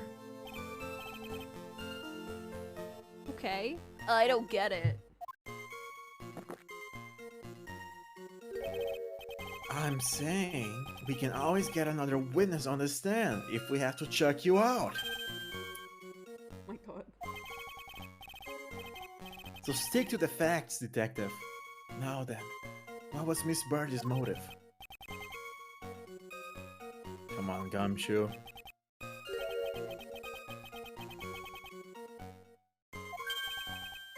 Oh, I forgot to let you read it. I knew it! That's what we heard yesterday, too! I'm not looking at my phone, I swear. Uh-huh. I was just immersed.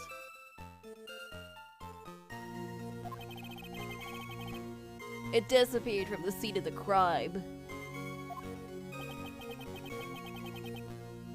It wasn't just any lottery ticket. It was a winning ticket for $500,000.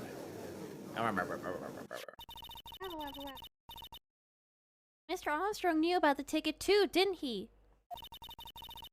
But he stole the wrong one. And it is possible Maggie sold the winning one. What should I do? Should I press on this point a little harder? Always! Press. Wait a minute! The mere fact that the lottery ticket disappeared in no way implicates my client.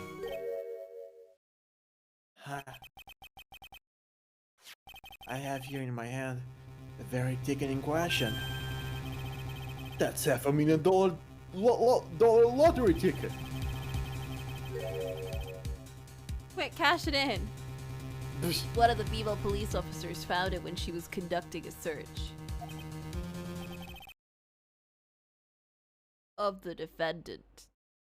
Bro, maybe she is guilty. Uh, What? Order! Order! She's quite a lucky bird or a little waitress. You will submit that ticket as evidence to the court, immediately. I'm gonna keep an eye on that ticket. The way the judge's voice is quivering. oh no. Is it even valid anymore? I don't think a month. This ticket was presented to the court in the previous trial too.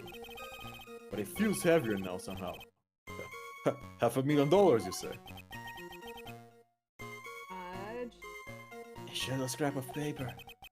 What matters is where it was found, Your Honor. By the way, my food is here. Let me go get it real quick.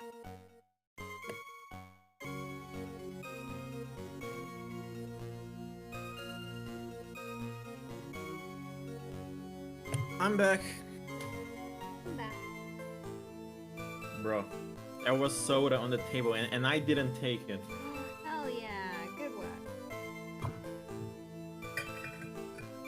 What did you get? My brother got pizza, Oh. which I guess it works.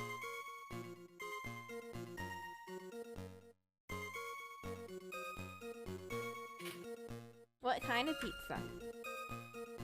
Pepperoni Pepperoni. with onion. Nice. Alright, let us continue the gaming. Let's do it. I think he wants to say it, to say it was found on Maggie's person. That's enough. The facts of this case seem overwhelmingly clear to me. The defendant had ample opportunity to commit the crime of which she is charged. Furthermore, it is beyond reasonable doubt that she did indeed commit this crime. Like an old man who knows the score. There is also the matter of a $500,000 tickets, lottery ticket. That alone provides a very credible motive. I mean, for that sum of money, even I might be tempted to bend the rule. Touch. I don't mind an old man who is weak to the siren call of money. Not good, Nick. The evidence against Maggie is starting to pile up fast. Yeah, that's because the court has ruled guilty once already. True.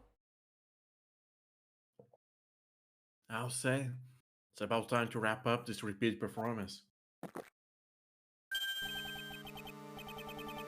With one final decisive piece of evidence. This track's from the second game. Is it? Yeah. It's got more evidence against Maggie?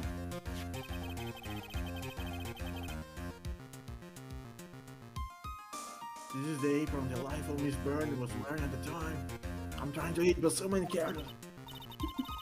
Wow, that's not the cleanest apron I've seen.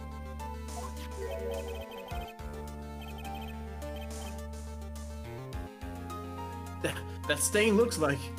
It can't be. Blood?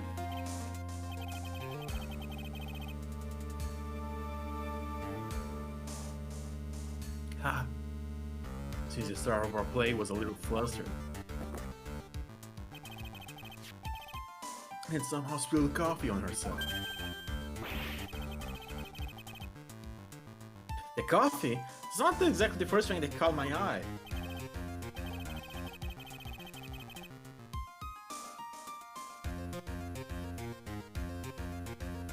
And of course, the coffee stain isn't the most interesting thing about this apron. No, there's something else that stands out even more. The blood!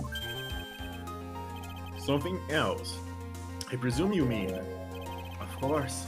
I'm referring to the pocket. The pocket. Bruh. The pocket?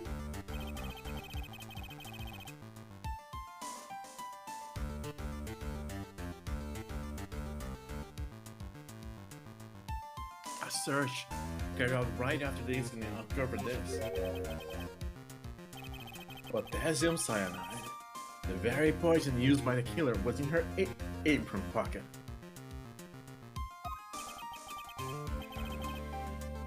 A bottle of poison in Maggie's pocket.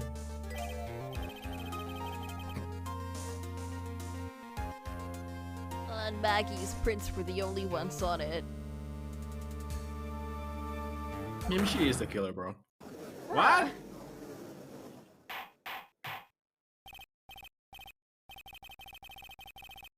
Order. Order. The court will accept these items into evidence.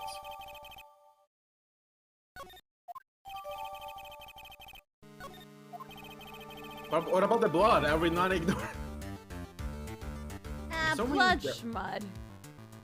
There's some issue bothering me, Mr. Doe.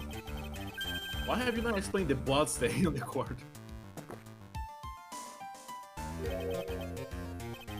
Blood stain?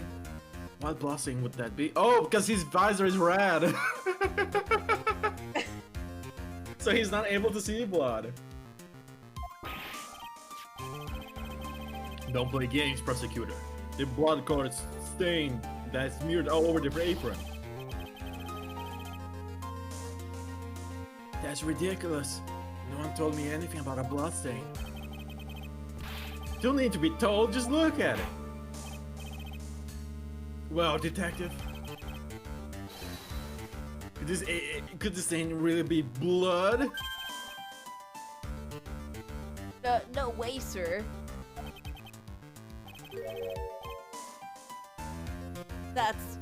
It's just ketchup, sir.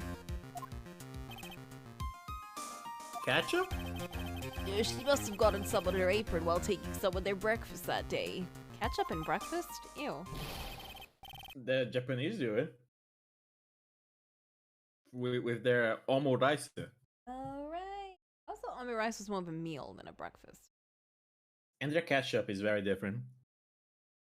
It's more, it's sweeter. Ew.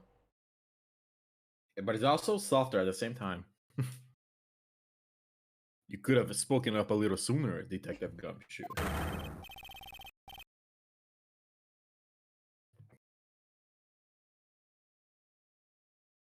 Pull a something like that again and I'll have you drink 17 cups of ketchup, witness.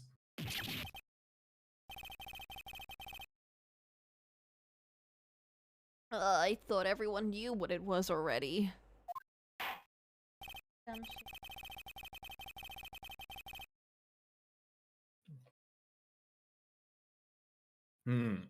I haven't seen anything yet to make me doubt the last verdict I ruled on this case.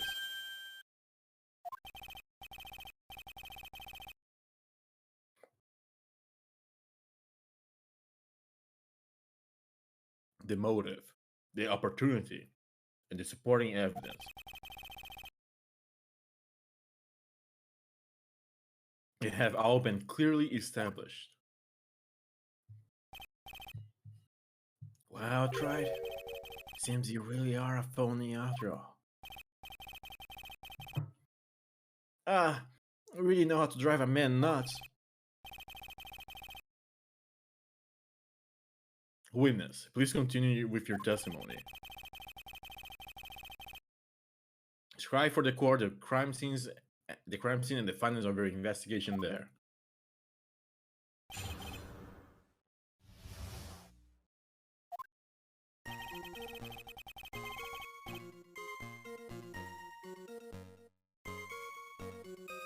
The crime was reported at 2:25 p.m. by a kind of scary old man, sir. Oh. Let me take away my dish away, and that's the last time I'm getting up. I promise.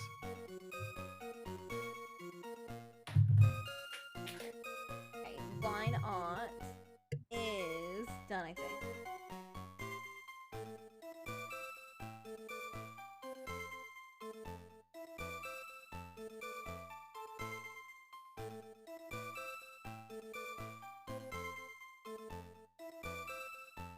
Might adjust the fringe a bit.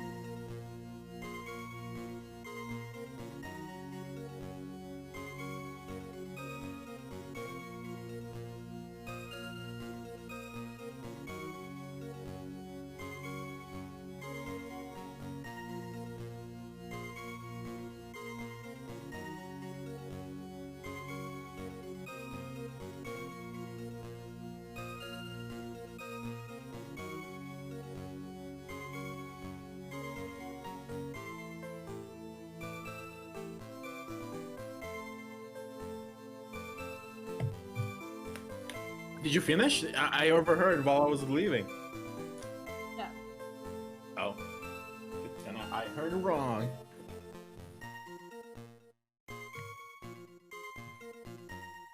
Oh, lowering the fringe helped a lot. Mm.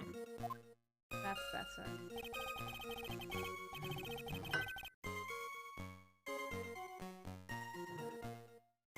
Poor Maggie had passed out from the shock. It must have been real tough on her. The victim didn't have any identification on him. we figured out who he was pretty quick, and then the investigation went smoothly.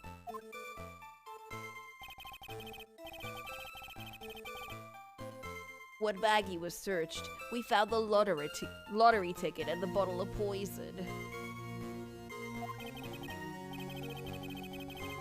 And that was it. There was nothing else missing from the crime scene. You identified the victim and secured your prime suspect. Very good.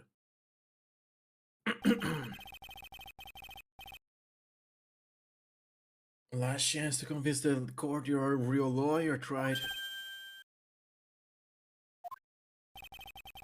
Don't count on any more cross-examinations after this one, so let the fun begin.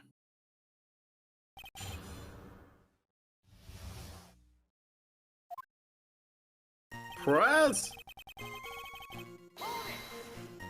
Unless you have the answer. Do I? I don't know. Scary old man. Detective Gumshoe?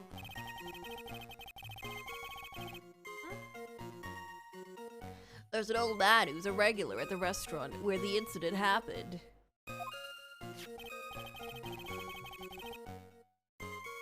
Oh, we're obviously talking about the same old man.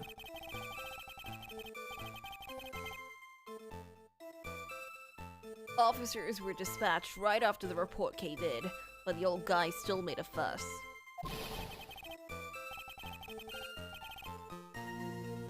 What took you so long? Then he hurled abuse at them. Add seeds. Of course. Seeds. Ha, it was nothing. I got each one of them with my teeth. Right? Oh god. What is there?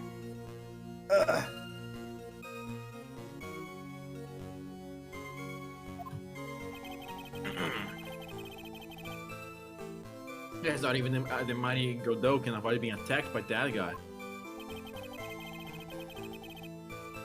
The old man was the only other customer in the place at the time.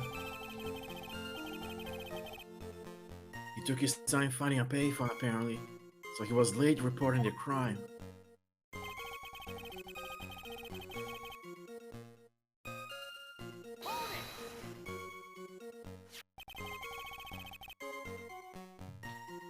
How long was the defendant unconscious for?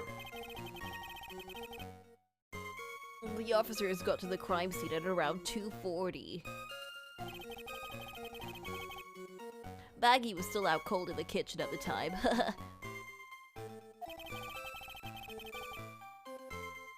It took another 10 minutes or so before she came to. I would have liked to have been on the scene myself.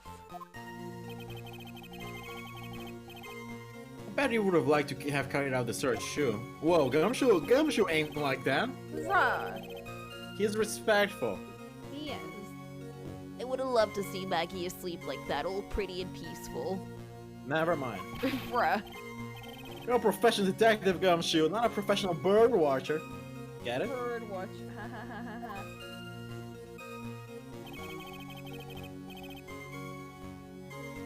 Save the romantics for your own time, detective. All we need to know about is the investigation.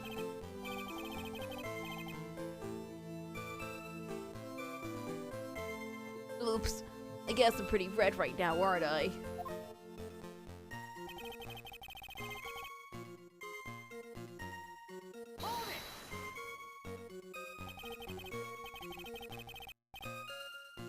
He didn't have any? Are you saying that he was stolen then? Does the lottery ticket not count? Not really.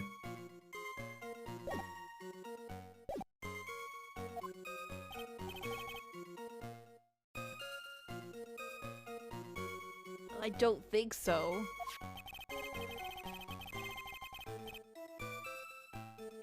The victim didn't have a driver's license or even a credit card on him, pal. All he had was 58 cents in his wallet. 58 cents? Yeah.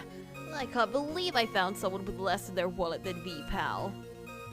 Bruh. Damn.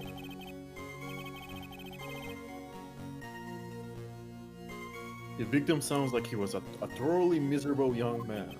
Damn. Average millennial. Judgy.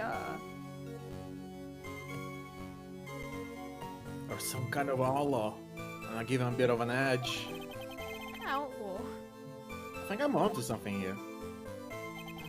Alright, so that was the game telling me to present in that phrase. But I'm not sure if the lottery ticket counts. What was the thing? Didn't have any identification on him. The lottery ticket doesn't really count for that, does it? No. But... I think we have one thing.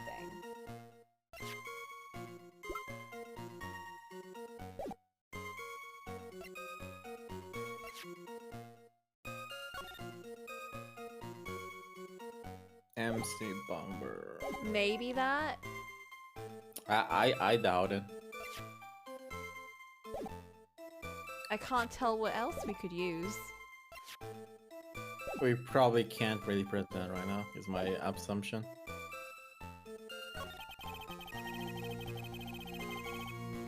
How did you find out? Wait a sec. Did I say something dumb again? Let me paraphrase what you just testified to this court. The victim didn't have any form of ID on him. That's how I speak. That's basically what you said, yes? Yeah, basically. Terrible impression, though. In that case, how were you able to identify the victim so quickly? Oh, that. He's so let down. He's got the whole sagging shoulders and puppy eyes thing going on.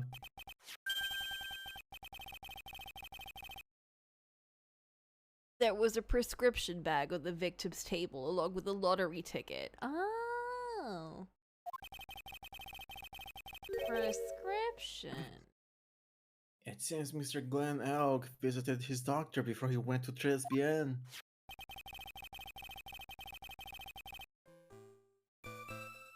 You ever sometime wonder about the victims of Phoenix Wright? What do you mean? Like, we never really get to talk to them. You ever wonder how they would talk? I mean, technically we do in one of the games. Yeah, so it kind of makes me wonder, like, how do these ones talk? I mean, we have an idea of how it would be, because story-wise, the Fays used to help the police like that. Huh? And because they used to spirit medium the victim, yeah. right? Yeah. But, But no, it- it just kind of makes me wonder what they would talk like. Right. Like this guy, what's his deal? Like right now he's kind of just a Joe Schmo with a weird eye thing. I mean, just look at him compared to every other character in here. He looks so generic. I'm like, what would his mannerisms be like? Would he talk with like a funny, like, inflections or like, you know, add funny would be words like- to his thing? He would like use computer terms like, "Hey, I found this noob." He would. But maybe not like that. Maybe more like a university kid, like, stuff. I don't know. Like less gamer terms and more like number stuff. Like, let me just input pi into this thing. I would like a 3.14. I like a 3.4, 3.14.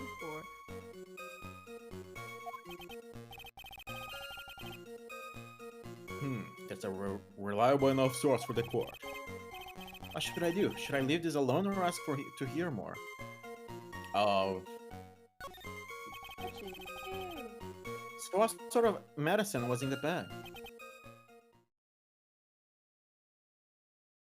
Well, Actually, the bag we found was empty. Nani? Huh? What? Completely empty. It was completely empty. Who orders air from the doctor? Bruh. Ha. The type of medicine should be on the prescription. Yeah.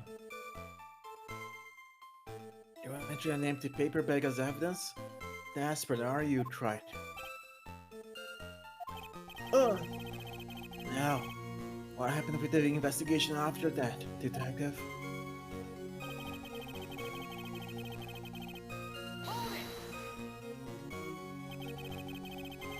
But the defendant had been passed out for a while, right? In that case, isn't it possible someone planted evidence in Maggie's pocket?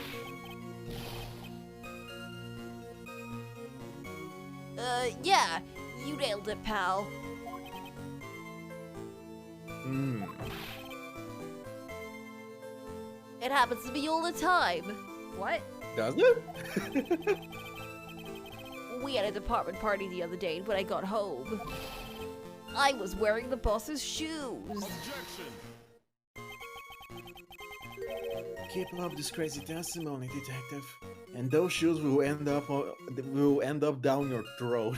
Holy God damn. shit, dude. He might be more ruthless than Francisco was with him. For real. But they don't even have that kind of partnership going on, so it's not like... It's not like, you know... It's not playful. bullying. Yeah, it's not playful at all. He just wants to kill him. It's like, I will fucking beat you up if you keep this up. Holy shit. No. Sorry.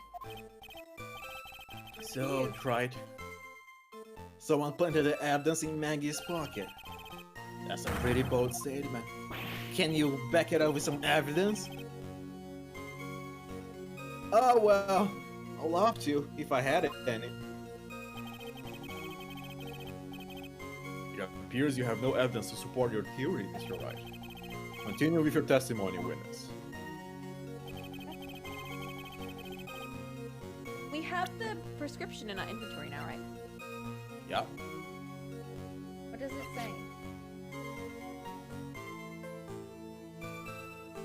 Seems to be irrelevant what it is.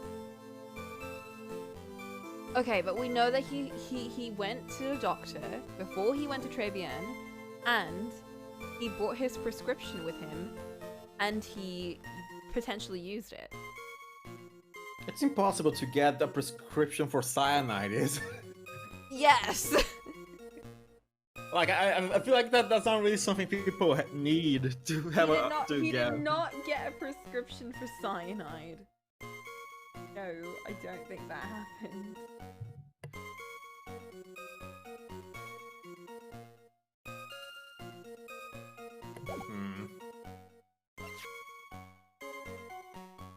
And there's no fingerprints of his on it, so most definitely not. And that was it. There was nothing else missing from the crime scene. That's wrong. What else was missing? The medicine. Because he's Yeah. talking about the lotto ticket right now, Yeah. right? Yeah. And the bottle of poison. So where the fuck is the medicine, bro?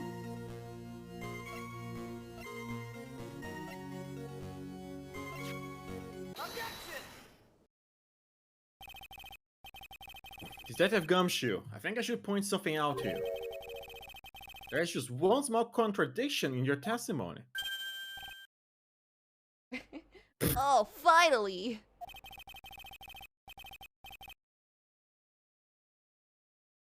I'm getting all anxious just waiting, so hurry up, will you?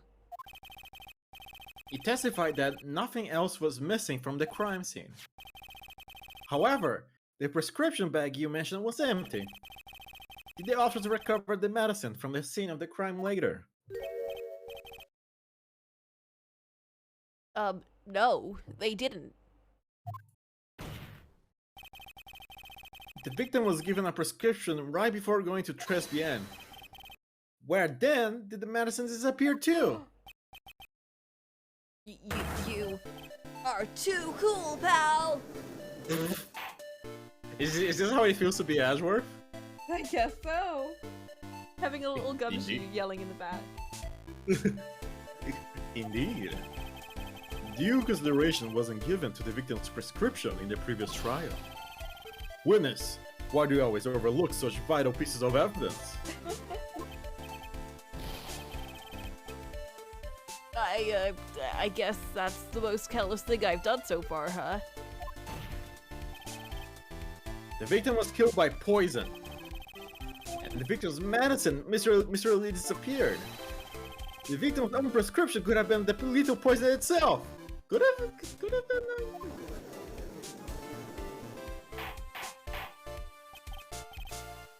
Order! Order! Well, Mr. Godot, what do you have to say to that? Ha, that's all. Okay. What? Read for the court the name of the clinic on the prescription bag, if you will. What's the clinic? What's the clinic? Let me take a sip of water. Holy shit! What the clinic's name got to do with anything? New ear. Oh. New Ear Otolaryngological Clinic. Otolaryngological?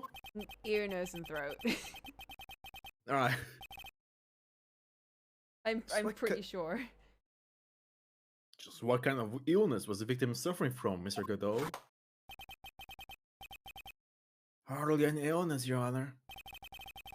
More like a bitter war wound, you could say. A war wound? The day before the incident, Mr. Elg was found himself in a fight. He took a blow to the side of the head and it ruptured his eardrum. Ouch. He ruptured his eardrum? Ooh. Then what on earth was the prescription? Then what on earth was the prescription he was given?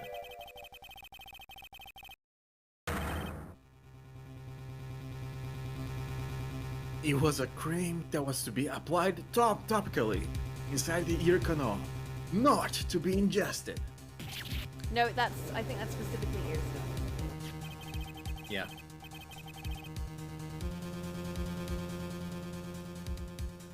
It's mentioned in the autopsy report if you read the fine print.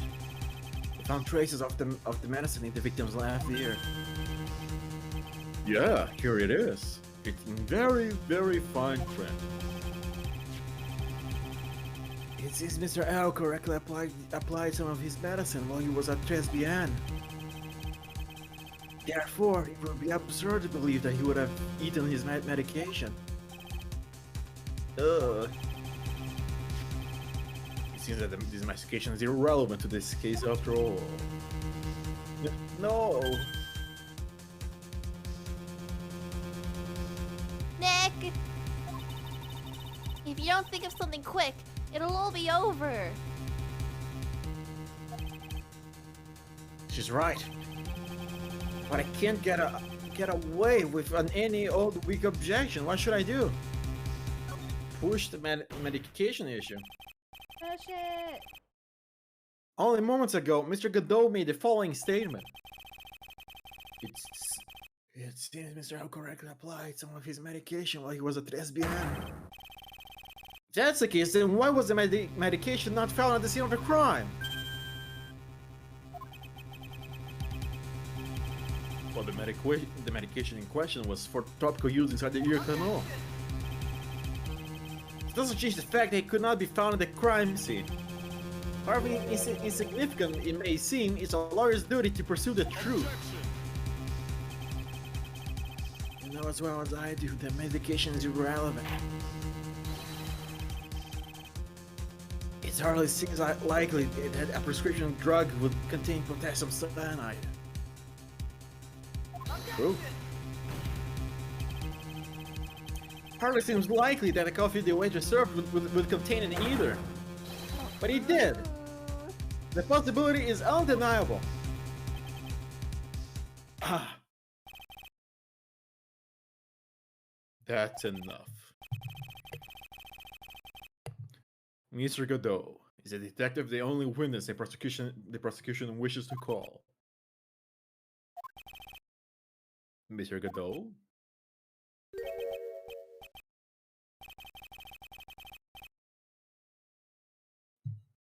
I've got my own witness I'd like to call, sir. What? It's the old man who was there in the restaurant on the day of the murder. Are we really calling him? Have to. Victor Kudo? With a pigeon hater?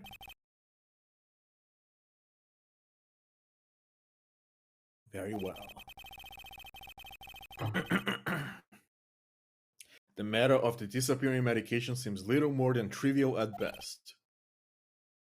However, it wasn't explored at all in the previous trial. That is something that bothers me. Yay! Good job, Nick. The court will adjourn for 10-minute recess, after which we will hear the prosecution's next witness. Ha! I suppose it's me. I'll just have to finish you off in my last 6 cups. Court is adjourned for recess. He already drank 7 cups? God damn. Or whatever was his limit. 17 It was 15. cups. God damn, he drank 11 cups? Yup.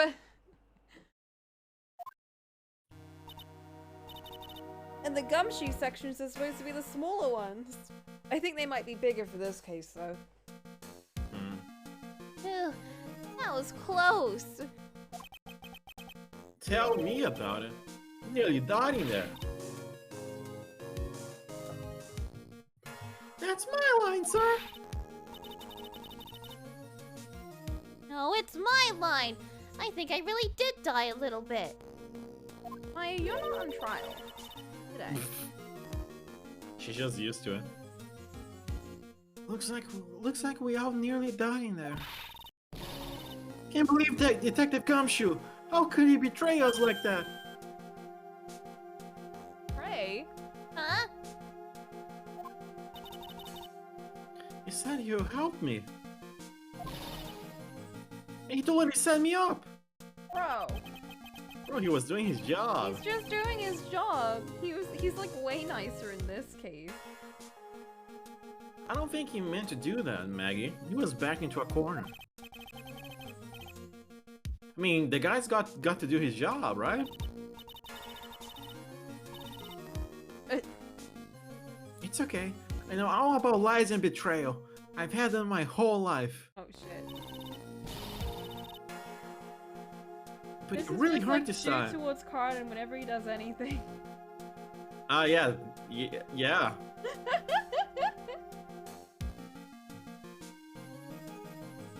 But it really hurt this time. Felt like someone punched me hard in the stomach.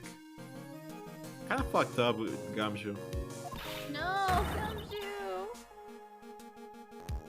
I hate that guy. No. I don't ever want to see him again. No. Poor Gumshoe. Gumshoe. So the next witness is gonna be that old guy from the park, right? Ew.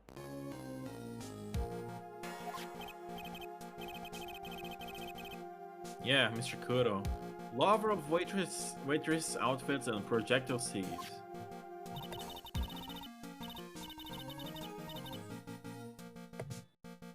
I bet he's gonna be really stubborn. I mean, he's pretty set in his ways, right? Yeah, he's a big old grouch. Are you gonna be able to handle him, Nick?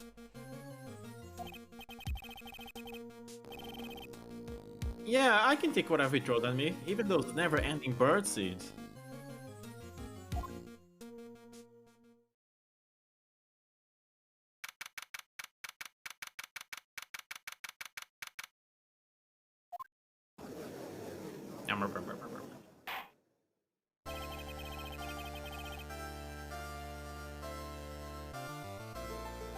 court will now reconvene for the trial of Maggie Bird. Mr. Godot, your next witness, please. The prosecution calls a lucky old-timer who caught the show over a cup of coffee. Will the witness please take the stand?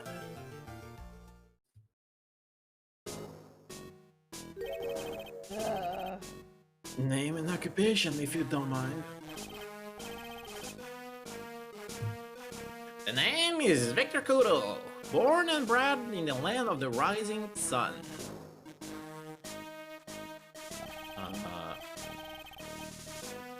Honor and duty are what make me, mind you. I can be quite emotional at times, too.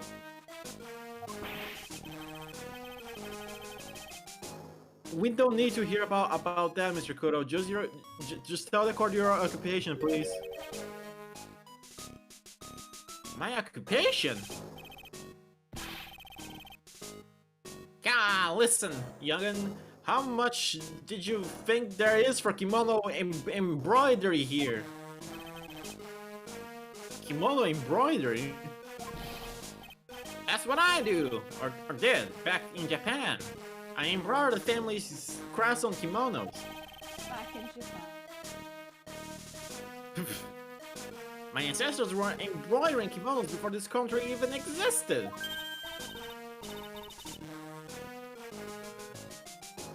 Wow, a real craftsman. They're a dying breed. Hey, maybe you could embroider my costume sometime. Actually, give me a sec. I want to have a watermelon. A watermelon? Watermelon and pineapple. And kiwi. Oh, a smoothie. I thought you were. A smoothie. I thought you were just gonna pull out all those fruits and snack. I was like, oh goddamn, alright. I could do that, but the pineapples are frozen, so Ah. I can only have them in a smoothie. But I'm just gonna chop them up and I'm gonna make my sis make it. Yeah. Alright, I'll be back in a sec.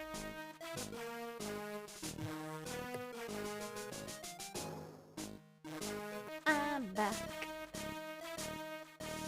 I cut up some kiwis and cut the watermelon.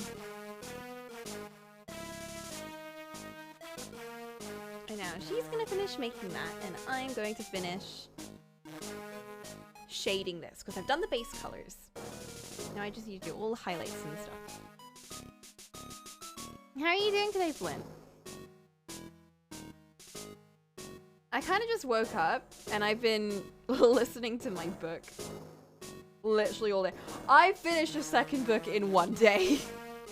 I was binging it so hard. Like, even when I was doing other things, like when I was watching a show, I was like reading it. Like I stopped listening to it and I started just reading it. And then when I started like, you know, doing any chores, like going around the house, I just had it on all day and night.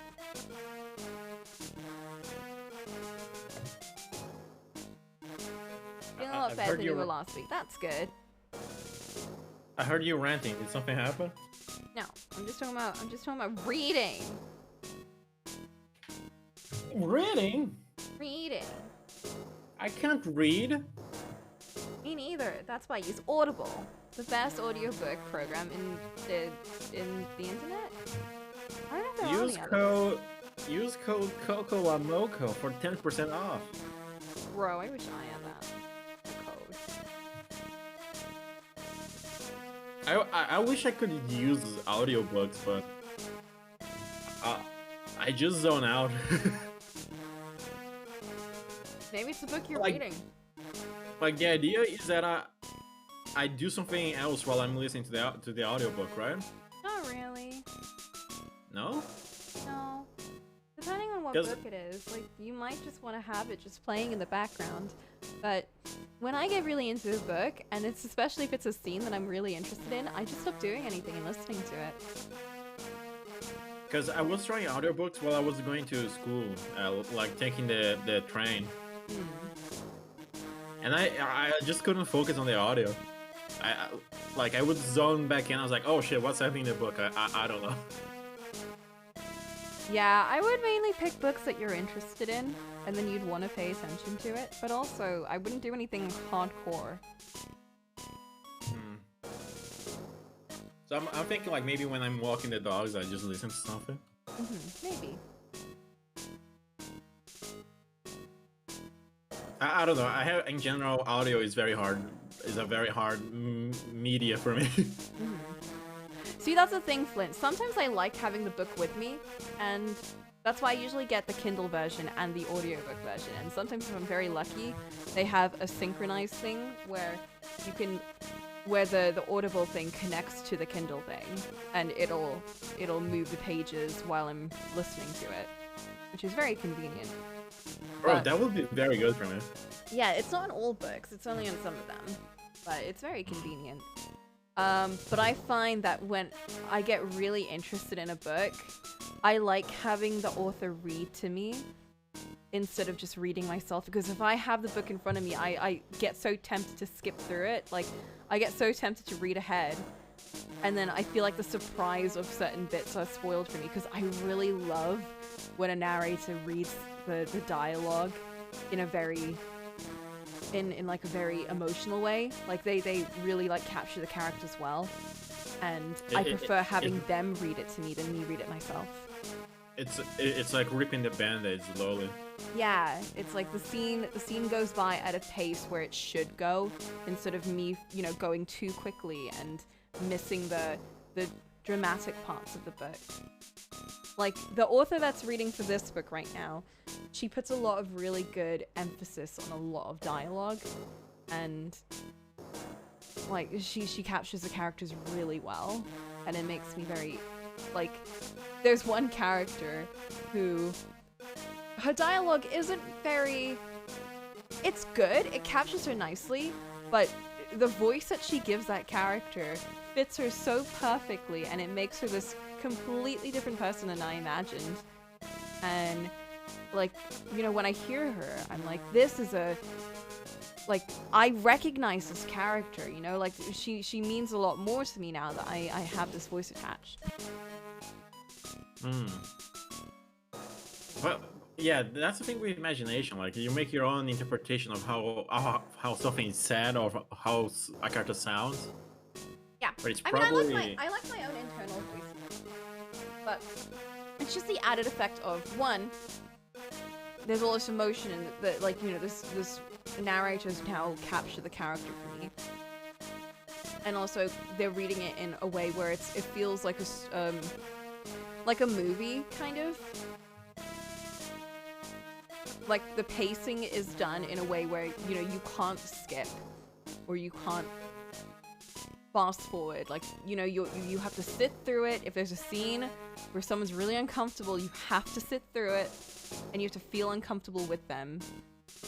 And when you're reading a character's thoughts, you get to hear them be upset and happy and, like, whatever other feelings they're feeling. And you get to feel that with them because you hear the tone of her voice carries the same tone of the character, and I like that.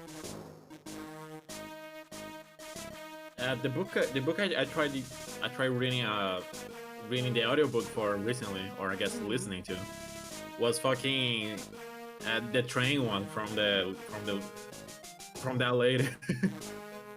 Girl Across the Train? No.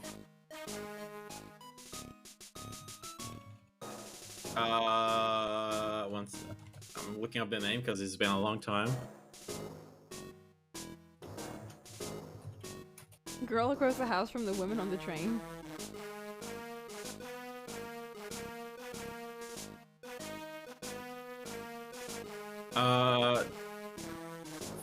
I forgot the name. I forgot.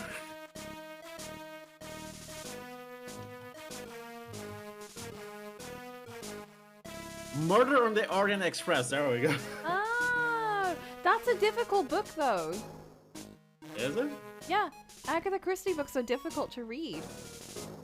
Bruh. I wouldn't choose that as like as a way to get into you know, reading again.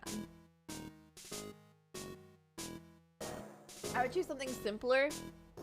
That's more about a plot that you're interested in, but it has a simpler structure. Don't go in with like Agatha Christie. That's like going in with like classical literature. It's not gonna be that fun.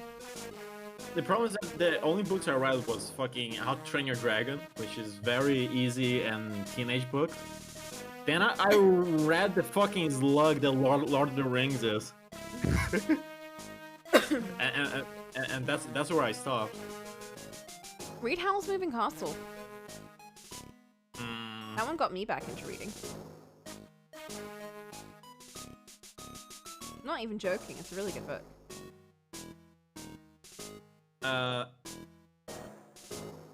I guess. How is it? Is it for like juveniles? So it's easier to read? Question mark. Yeah.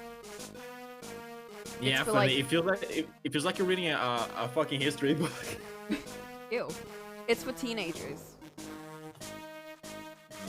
Like preteen to teen. Very simple reading style, but very interesting. The story doesn't feel like a kid's book. It's written in a way where it's easy to read though. But it's just a very fun world, and it's got very fun characters. And it's just a really fun book to kind of get back into reading. So that's what I recommend. I would recommend the book I'm reading because it's really fun, but it's more of it's more Thurston pretty much. Yeah. That feels more like your vibe. Yeah, it doesn't drag on or anything. Very fun book.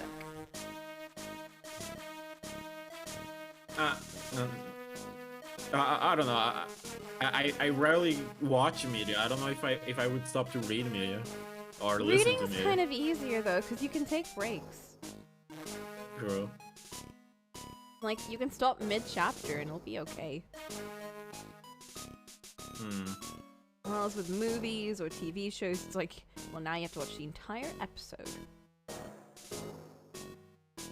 I've been meaning to read fucking Hioka for fucking months now, but I have it downloaded, but I just not stopping to read it.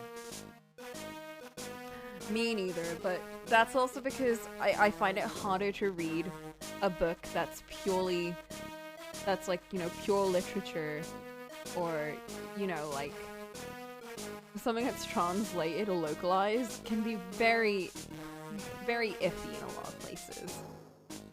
That kind of stuff can really put you off reading. Because localization has a tendency, unless it's done very well, like with Fata Morgana, it has a tendency to use repeated phrases for a lot of different terms, which can drive you insane. It makes it feel like reading is just this kind of really cheap kind of thing, where you want to get your point across, you just use the same line over and over again. And that kind of stuff can really put you off it. Like, you can just ask Cherry on the VN server. She'll tell you everything.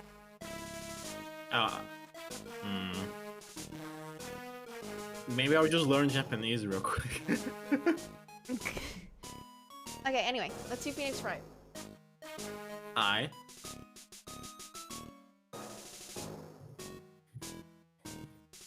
Anyway, like I said, there's not much demand for that kind of thing here. So I had to take a job working the cash register at a burger joint, pretending to smile. That burger joint would have been better off putting him in the kitchen. Now then, witness, were you in the restaurant at the time of the incident? Oh yes, I was eating some seeds over a cup of Javachino. Seeds? What do you think these are, I see.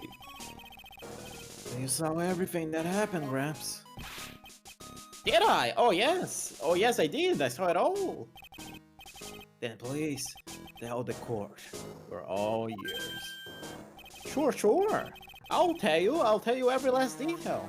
He's really getting into this.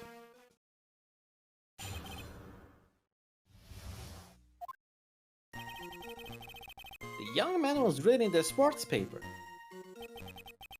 The serving girl brought him a Javachino, but she put something in it. The man took one sip out of it and looks like he was in terrible pain and then collapsed. That's the serving girl, there, in the defender's chair. I remember her well. Mr. Kudo, She's not a serving girl. Please refer to her as a waitress. God, you're as bad as the rest of them. All these newfangled words. What's wrong with old-fashioned ones? Hmm? Newfangled. Oh god, he's just like old bag. No. All this talk of radios and glasses, it's wireless and spectacles. I tell you. See, Flynn, you. What is it? Broke the monkey? No. What do you do with monkey's paws? Do you rub them? You curl them. You curl the monkey's paw, Flint. You did it. You were like, oh, I don't want old bag to show up again. Well, guess what? We got a worse old bag. Specifically, you talk to it, and one finger curls, meaning the wish went through, but at a cost. This is your doing. Excuse me. Listen to me, everyone. Don't forget the old values. Don't let the good old days slip away. No. Well, I think it's time to begin the cross-examination. I feel like the judge is older than him, though. He is, but he's a lot calmer. He's just stupid, yes, yeah. and I respect stupid over annoying. So he's not stupid, he's gullible. He is very gullible. He's probably playing Candy Crush under his booth, though. He probably is. Oh my god. Me and Selena are watching Merlin, right? And yeah, there's a really old actor, Giles. Giles? His name is what? Giles is the Buffy guy.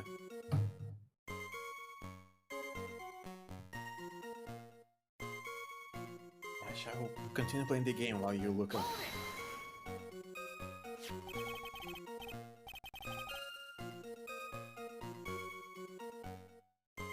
So you saw the more smoothie. Ooh. Okay, so anyway, the king in that show, who is Giles, by the way, from Buffy. Oh, cool. He's a very ruthless and cruel character, and there's a scene where he's watching over a tournament, and it's where his son gets really injured by another person and he's very, very serious about it. And then Len showed me behind the scenes where the actor, during that scene, he was on his DS. He was on his pink DS playing, I think it was Brain Training or something. Honestly, I respect that. And there's a picture of him looking up smiling because the actor that plays his son was like, my dad won't even look at me win this tournament.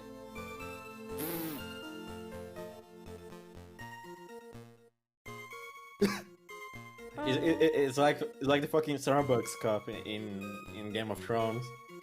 Yes, but they didn't leave the pink DS in the actual episode. Oh, okay. These were behind the scenes pictures. Okay, I thought it was in the actual show. I was like, oh, no. that. They were a bit more careful than that. Alright. So you saw the victim then? You saw Mr. Glenn Elg. I wanted to know if Guts and Braun retained his championship or not. So he was looking at the sports paper the victim was reading, huh? At the location in question. There are partitions between tables on the same side of the restaurant, right? So what if there are? If you say that you could see the victim, that means you were sitting at the table on the other side of the restaurant, correct? Ka! I can go to that place to drink Javachino. Javachino. I don't go to sit. I don't remember what table I was sitting at. I mean, you go there to eye the waitress. Ooh.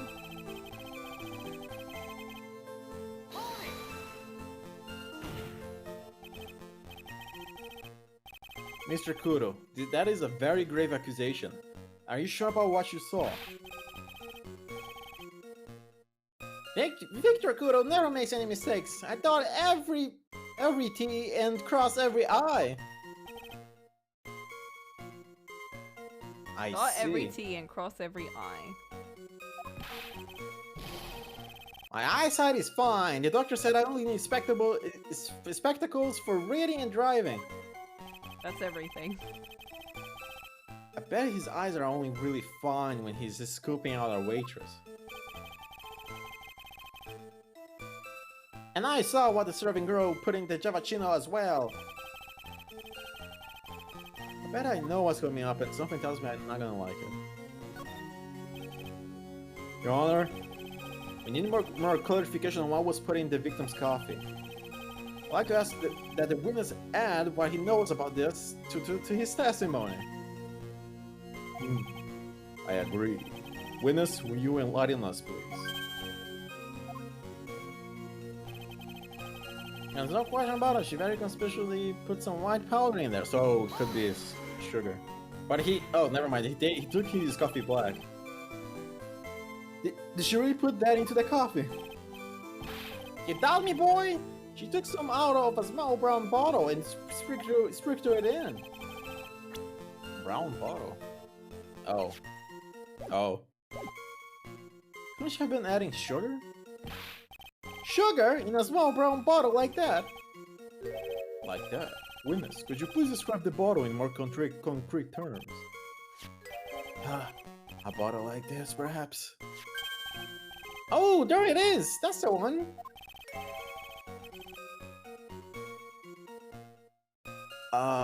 That's a bottle of potassium cyanide, I presume.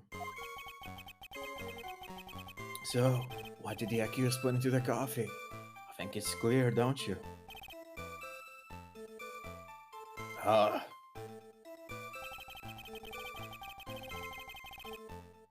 The man took one sip of it, looked like he was in terrible pain, and then collapsed.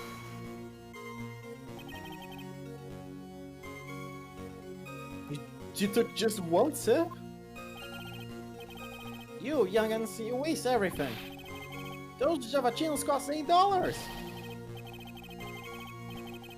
In the good old days, we would have drank every last drop, eaten the cup, and then died. But, bruh.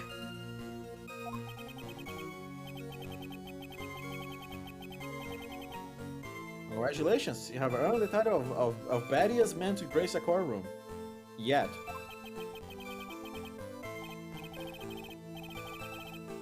So it was an immediate death.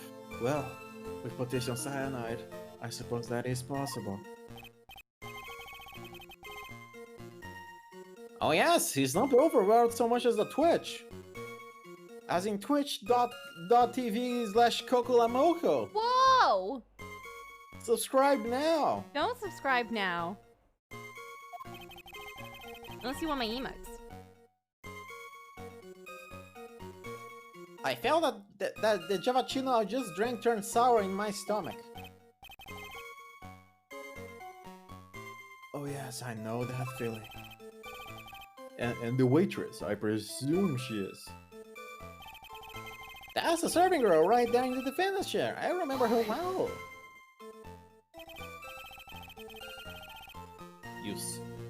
You said I remember her well in reference to the waitress.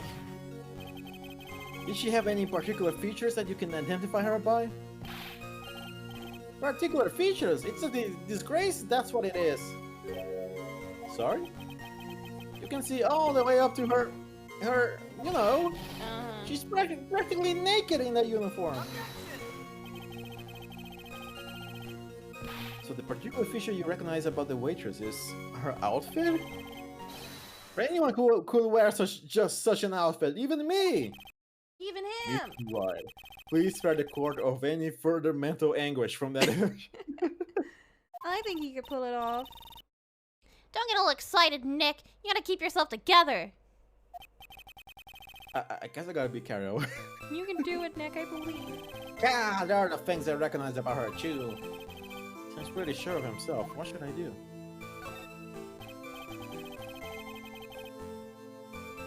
Sure, you saw a waitress taking the coffee over to the victim.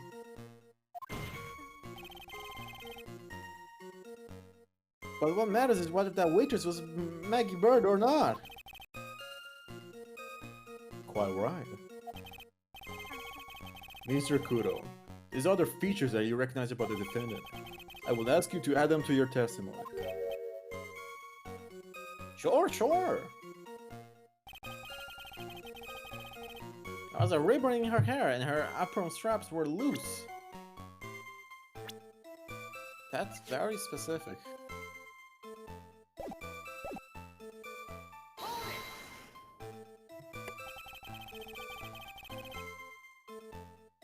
You do seem to remember several details about her appearance. But what about the most crucial detail of all? Her face. Gah, as if I wouldn't remember that! The witness noticed the straps on the accused's apron. He's unlikely to make a mistake about her face. That's right! I can tell you the color of the ribbon in her hair! It was red! So you see... There's nothing wrong with the witness' eyesight. There's no doubt he remembers the waitress pretty well.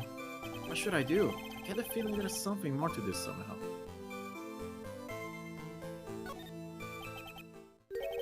Mr. Kudo, you seem especially interested in the straps. Why is that? What? The ribbon in her hair, the straps on her apron. What's the fascination? Fascination? Objection. People have all kinds of fetishes, right? We don't need to embarrass the witness. Listen, you young upstarts! I haven't got some sick strap fetish. Is there any relevance to the witness' unusual love of stripes, Mr. Wright? I was just curious as to why he was so fixated on the waitress' straps. I said I haven't got a strap fetish. How many times do I have to repeat it myself? Very well. Continue with your testimony, Mr. Kudo, and make it strapless.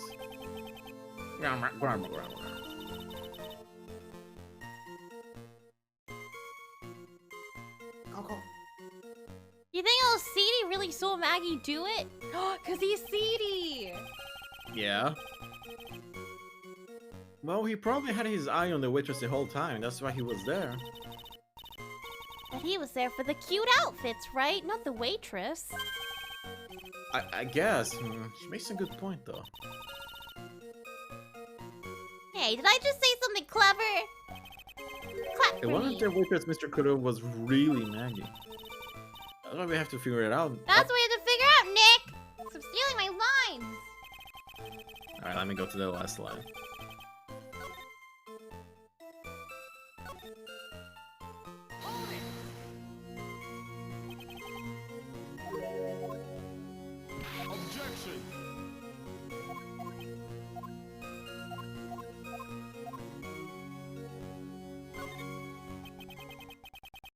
The identifying features you should describe are all things you would see from the back. So what? Is it possible that you never saw the waitress from the front at all? Objection. Ha! He's got you there, Gramps. People normally talk about facial features when they're asked to describe someone. But this witness testimony is nothing but straps and ribbons. This is harassment. I tell you, I'm not obsessed with straps or ribbons. I'm just telling you what I saw. Mr. Kudo, the court requests that you add details about any identifying features. Features you observed from the front, that is, to your testimony. Sure. This old man's testimony's getting longer and longer. And if I can find a hole in it soon, it'll get even longer, I bet. Longer and longer.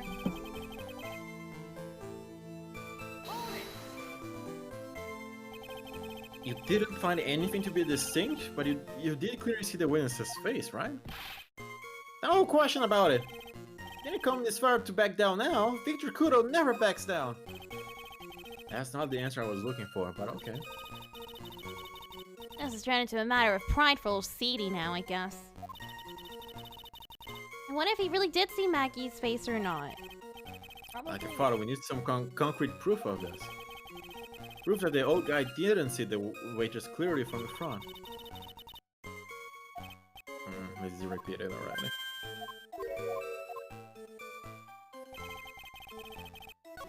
Like,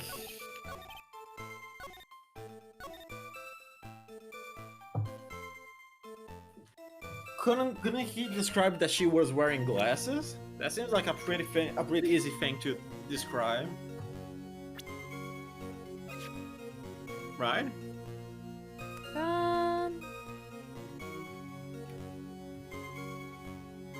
Maybe? Oh! What? There is one thing in your evidence list. He didn't mention that that her You didn't apron was mention dirty anything or about dark? that, yeah. Mr. Kudo, I'd like you to please take a look at this. Yeah, that filthy thing would suit filth like you just perfectly. Actually, it reminds me of what my grandson looks like just after he's done eating. You ever seen this before? Of course I haven't. Do you think I'll forget something as dirty as that? Hmm? Yeah, well, you have wetted cloth. Smug. Surprise. Silent. What? What is it? Ever since I said you have wetted cloth, there's been an eerie silence in there. Mr. Kudo, his apron. Is the apron worn by the defendant on the day of the poisoning? Huh? And as you just said yourself, you wouldn't forget something like this. Which means if you hadn't really seen his apron before... yes, you would know what I'm getting at. You couldn't have possibly seen the waitress from the front. Oops. Witness. You can't just oops your way out of this. Apparently he can. Ha. Well, well. Looks like we finally have a genuine trial on our hands.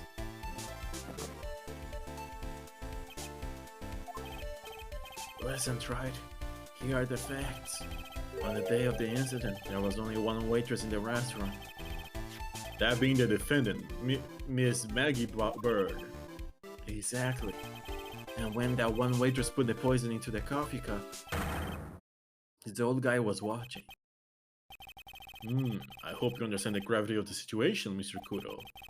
The fate of the defendant may rest on what you say, you remember seeing. Just tell the court exactly what you saw, Gramps. You can rely on me, Captain. My nog is in perfect working order. I can't remember a single occasion when I forgot what burger customer wanted. He can't remember. Probably more that he messed up so many times he's blocking it out. So true. Very well. That's just how good your memory and attention to detail is, Mr. Kudo. Tell us what you remember about the victim.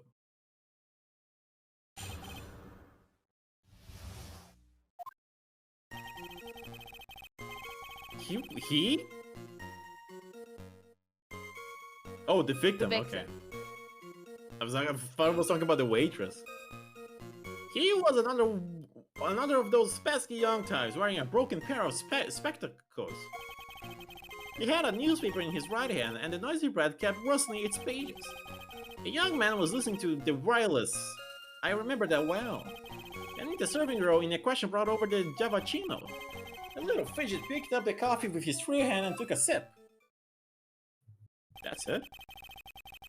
Well. The testimony we have just heard was to test how credible the witness' memory is. Seems to me that he remembers the victim in a great deal of detail. Oh yes! I hate those you-know-what types who are just so vague about everything. Those you know. How are we gonna handle this, Nick? We only need to do one thing. We just need to prove that the old man's memory is shot. Just trip him up, you mean? Isn't that kind of cruel? Maya, you've seen him. We don't give a shit about how he feels. I suppose, but it's what I do best. Trip him up. Good thing Sleepy's not here. You don't need that much bloodlust. Spectacles. Dark glasses to you. One of the lenses was green, but the other was broken. You think of rubbish. That's why I remember him so well. He did have some kind of lens over his left eye, but I wouldn't have called it a pair of glasses. He seems to have been wearing some rather modern-looking shades. Perhaps I should take to wearing some and rival Mr. Godot's sharp appearance. Oh, we better come up with something sharp and quick. Guess I'll wait and see if I should challenge him about the spectacles.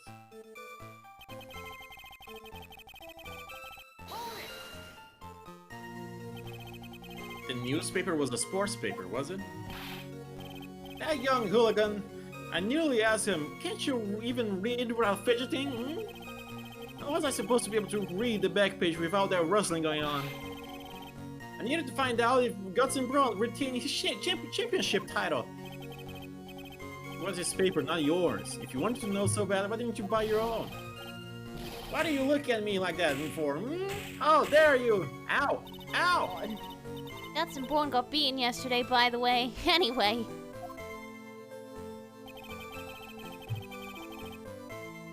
The young man was listening to the wireless. I remember that well.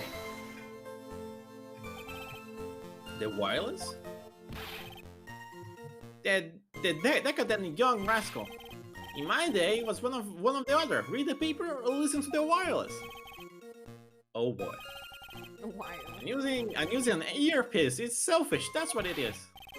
I was straining my ears, but I couldn't catch any of it. Was he that desperate to listen to the radio? What are you looking at me for? Ow! Ow! And the serving girl in question brought over the Javachino. You mean the waitress who you only saw from behind, right? You're one of those, are you? You never let anything go, isn't that right? That's our job. Ow! Ow! Please. Better not push it until I got some hard evidence. A little bruised. He's freehand? Yes. Which hand was that? Weren't you listening before? Go off ears. I said he was listening to the newspaper with his right hand, didn't I? If his free hand wasn't his right hand, ow! Ow! Ha! Perhaps the great Mr. Try has 3 hands. Yeesh, I was only asking. No need to gang up on me and treat me like a freak. The whole point of this cross-examination is to establish one thing. That this old guy's memory has more holes than a slice of Swiss. I guess we just need to find a contradiction in his testimony somewhere, huh? Anything we do, even the smallest detail. We just need to find it, and he's ours.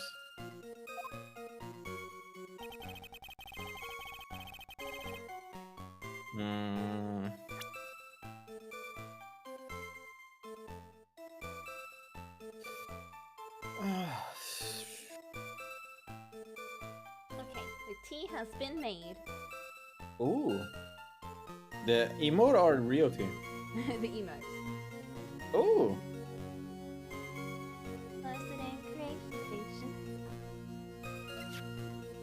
Checking. Wrong browser. There we go. Ah. Let make it an emote. Flint, did your job, ding dong.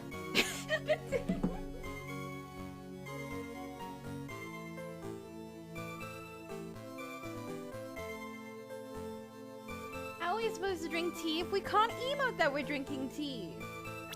Stop chop.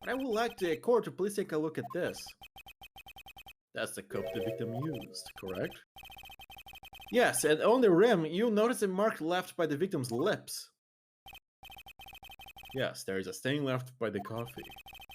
If you consider where that stain is, you'll clearly see that the victim was holding the cup in his right hand. But how? Mr. Kuro, the court is waiting for your epic performance. You said you eat those seeds and sing the pigeon song. Arr! Mr. Kuro, I'm afraid this is simply not acceptable. I think the witness had better go back to the park where... Wait! If you think I'm going to stand here listening to you tell me I'm mad, you're wrong! I don't care about dirty coffee cup, I know what I saw. You still insist on your testimony. Like, That young brother was holding the cup in his left hand. oh yes, no question. I'm a good law-abiding citizen, I am. It's that young hotbot and you spiky-haired yahoo, who are at fault. Who, me? Thank you, old man. We've heard quite enough from you already. Don't call me old man, old man. Been around for 68 years, I have. You can't ignore me. Listen to what I've got to say. I'm sorry, Mr. Kuro, but... Sure, why not hear him a little more? Mr. Godot! But this is my 16th cup of coffee. So this is your final stand. Thank you, Captain. You can rely on Victor. Left hand or right hand? The boy was wearing the earpiece on the same side as the green lens of his specs. Yeah? He kept fiddling with it all the time. He was fiddling with it just before he picked up the coffee, too. Then he used the same hand to pick up the coffee. The cup, his left hand. Huh. We know that the victim was wearing that unusual monocle over his left eye. It wasn't a monocle, Your Honor. It was a small computer monitor often used by programmers. Really? Wow. Those comp sci kids.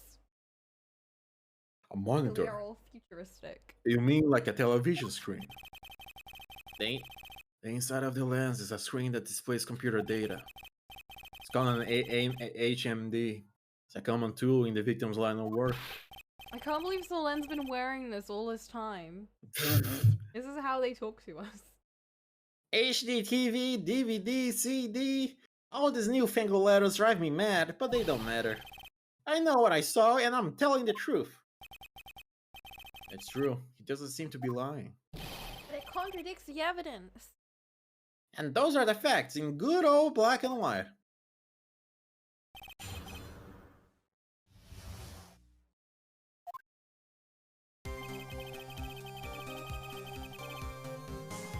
That couldn't be true because he had an ear issue. Right? Yeah. Boom! I'm not sure what the relevance of this is, but... Mr. Kuro, there is something very strange about your observations of the Flint, victim. you missed my command. I ordered you to make that sticker I made an emote. Do it now! Chop chop. What? You say he was wearing the earpiece on the same side as the HMD. No question! You can lock me up if I'm wrong. It was his left ear, without a doubt. Without I a could doubt. only see that side of his head from where I was sitting. I don't think so. What did you say? You're no doubt unaware of this fact, Mr. Kuro. But the victim couldn't hear with his left ear. His eardrum was ruptured. Yeah? Traces of medication for his condition were found in his ear canal. That's right. It's impossible that the victim was wearing his earpiece in his left ear. Because he couldn't even hear in that ear. Is that true, Captain? It is. Peep! Pigeon! Pretty pigeon!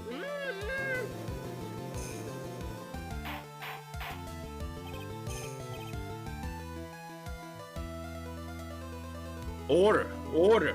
Order! This witness testimony is completely unreliable. He only saw the waitress from behind. And he claims the victim was wearing an earpiece when we know his eardrum was ruptured. Well, Mr. Cadell? A single drop of milk is all it takes to destroy the pure black magic in the cup. Bruh. That's you talking about teeth. I don't have my teeth black. Are you kidding me? Oh shit. Me with sugar. This old man is my drop of milk. Stop. Captain, are you calling me a drip? What? You're such a drip. This is the victim's coffee, in which the potassium cyanide was found. The mark on the rim clearly shows that the victim picked it up with his right hand. I'll never back down. I know I'm right. The lad drank his cappuccino with his left hand. Let me put you out of your misery. Clearly, the victim used both hands. Took a sip with the cup held in his right hand, then switched to his left. That's what the old man saw. Impossible. And witness has already testified on numerous occasions that the victim died immediately after taking just one sip of the coffee. Oh shit, 17 cup of coffee? Is that the 17? Yeah. You've been counting? Yeah. No, more specifically, he mentioned that he just finished his 16 a bit ago. Ah. That's the Which final hand one. Which hand the victim used to pick up this cup is irrelevant, Your Honor. The fast you stand, with one hand or the other, Miss L drank the poison coffee. Like this! Bruh. Sadly, Mr. Godot, that doesn't wash. The point of this testimony was to establish whether the witness' memory was credible. And the results are clear. The testimony given by this witness is useless.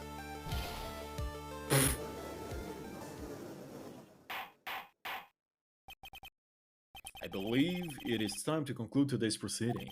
Oh my god. I am satisfied that the witness is not deceiving the court. But to be frank, this testimony is a farce. So true. Did you have to be so frank? Take that, you pompous old foggy! I hope we never have to talk to him again. I'm sorry, Mr. Kudo. You can't reach me from there. I'm ordering the defense and the prosecution to investigate this case further. That is all for now. This court is adjourned.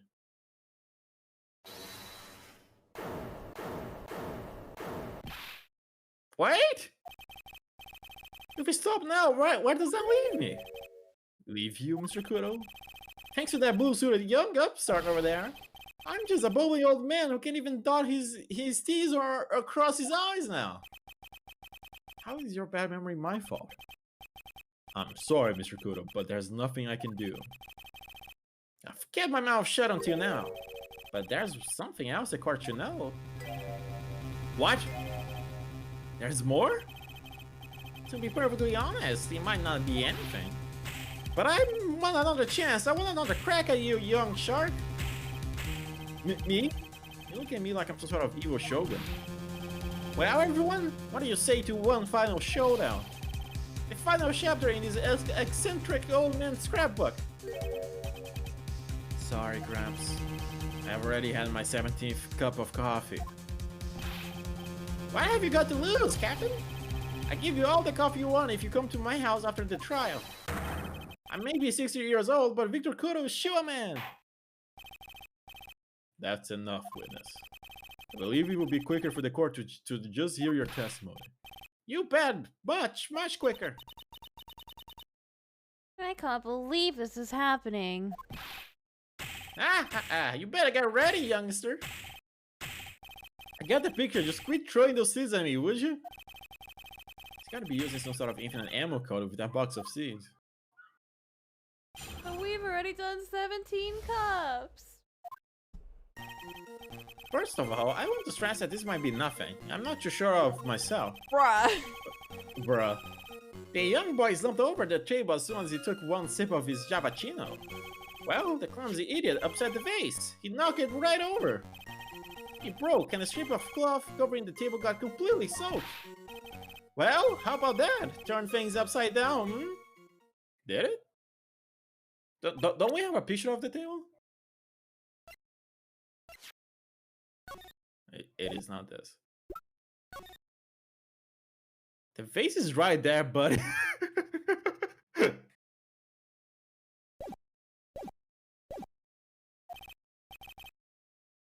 Is that all?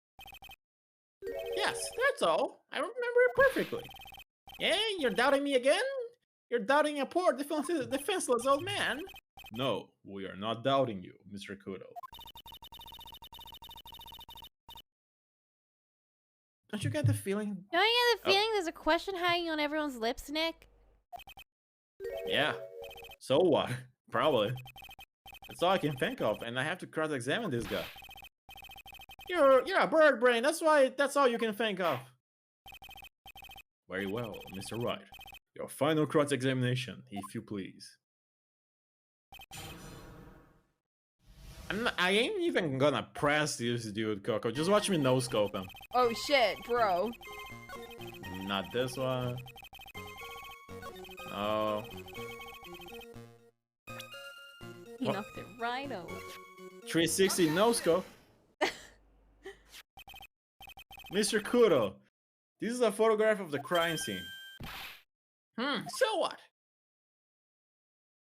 Knocked it right over, huh? Look carefully at the table. The face is there, intact. Lost your tongue, Granddad? I'm not granddad of yours, Hopscotch. Ow! Ow! Oh my god.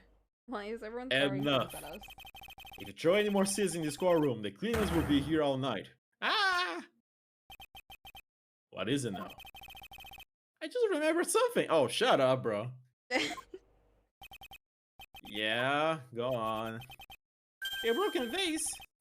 It was on my table. What? Ah, well, you see. It started when that young lad collapsed, so I stood up. That must have been when he fell over. The vase on my table, I mean. The vase on your table. Yeah, it was on my table. And that's how my groin came to be completely soaked.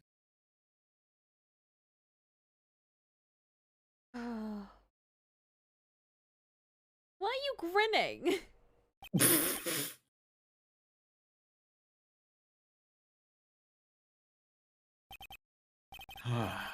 Thank you, Mr. Kudo.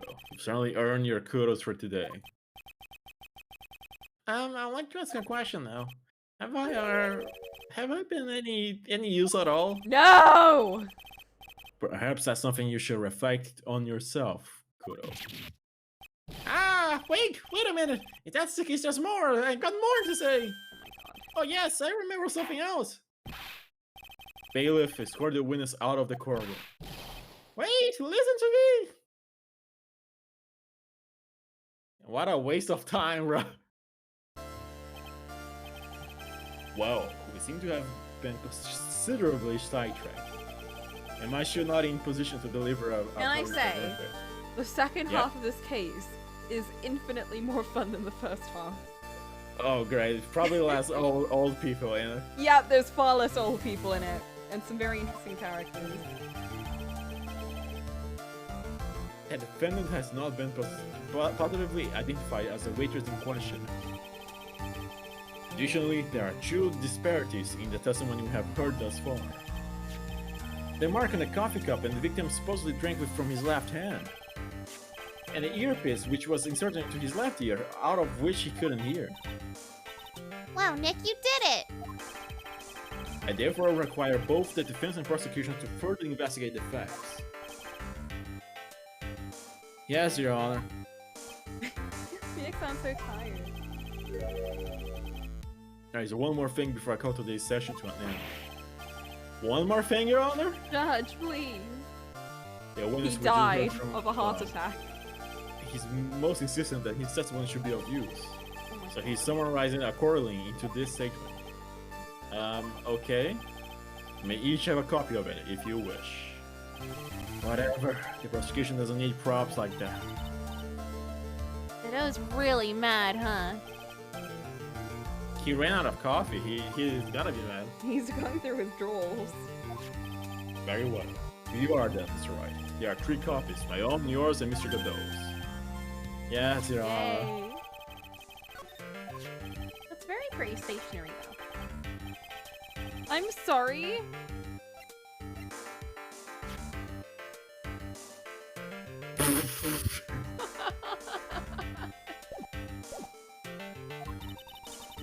What the heck are you supposed to do with 3 copies? That is all. This court is adjourned. Oh. To be continued. Can we save?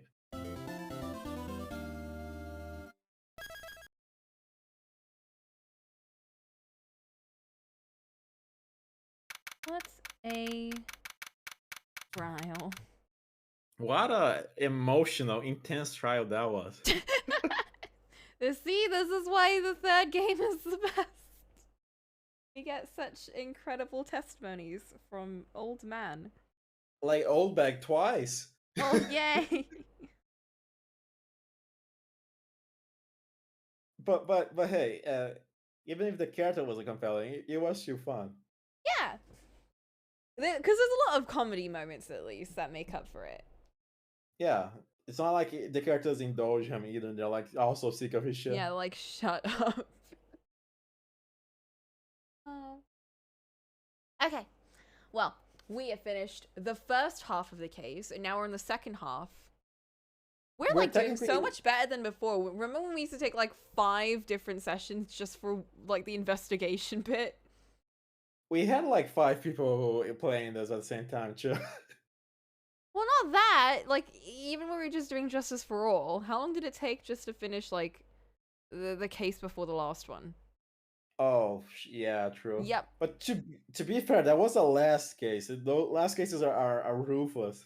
True, true. Okay. Let's stop now, and we'll continue maybe next week.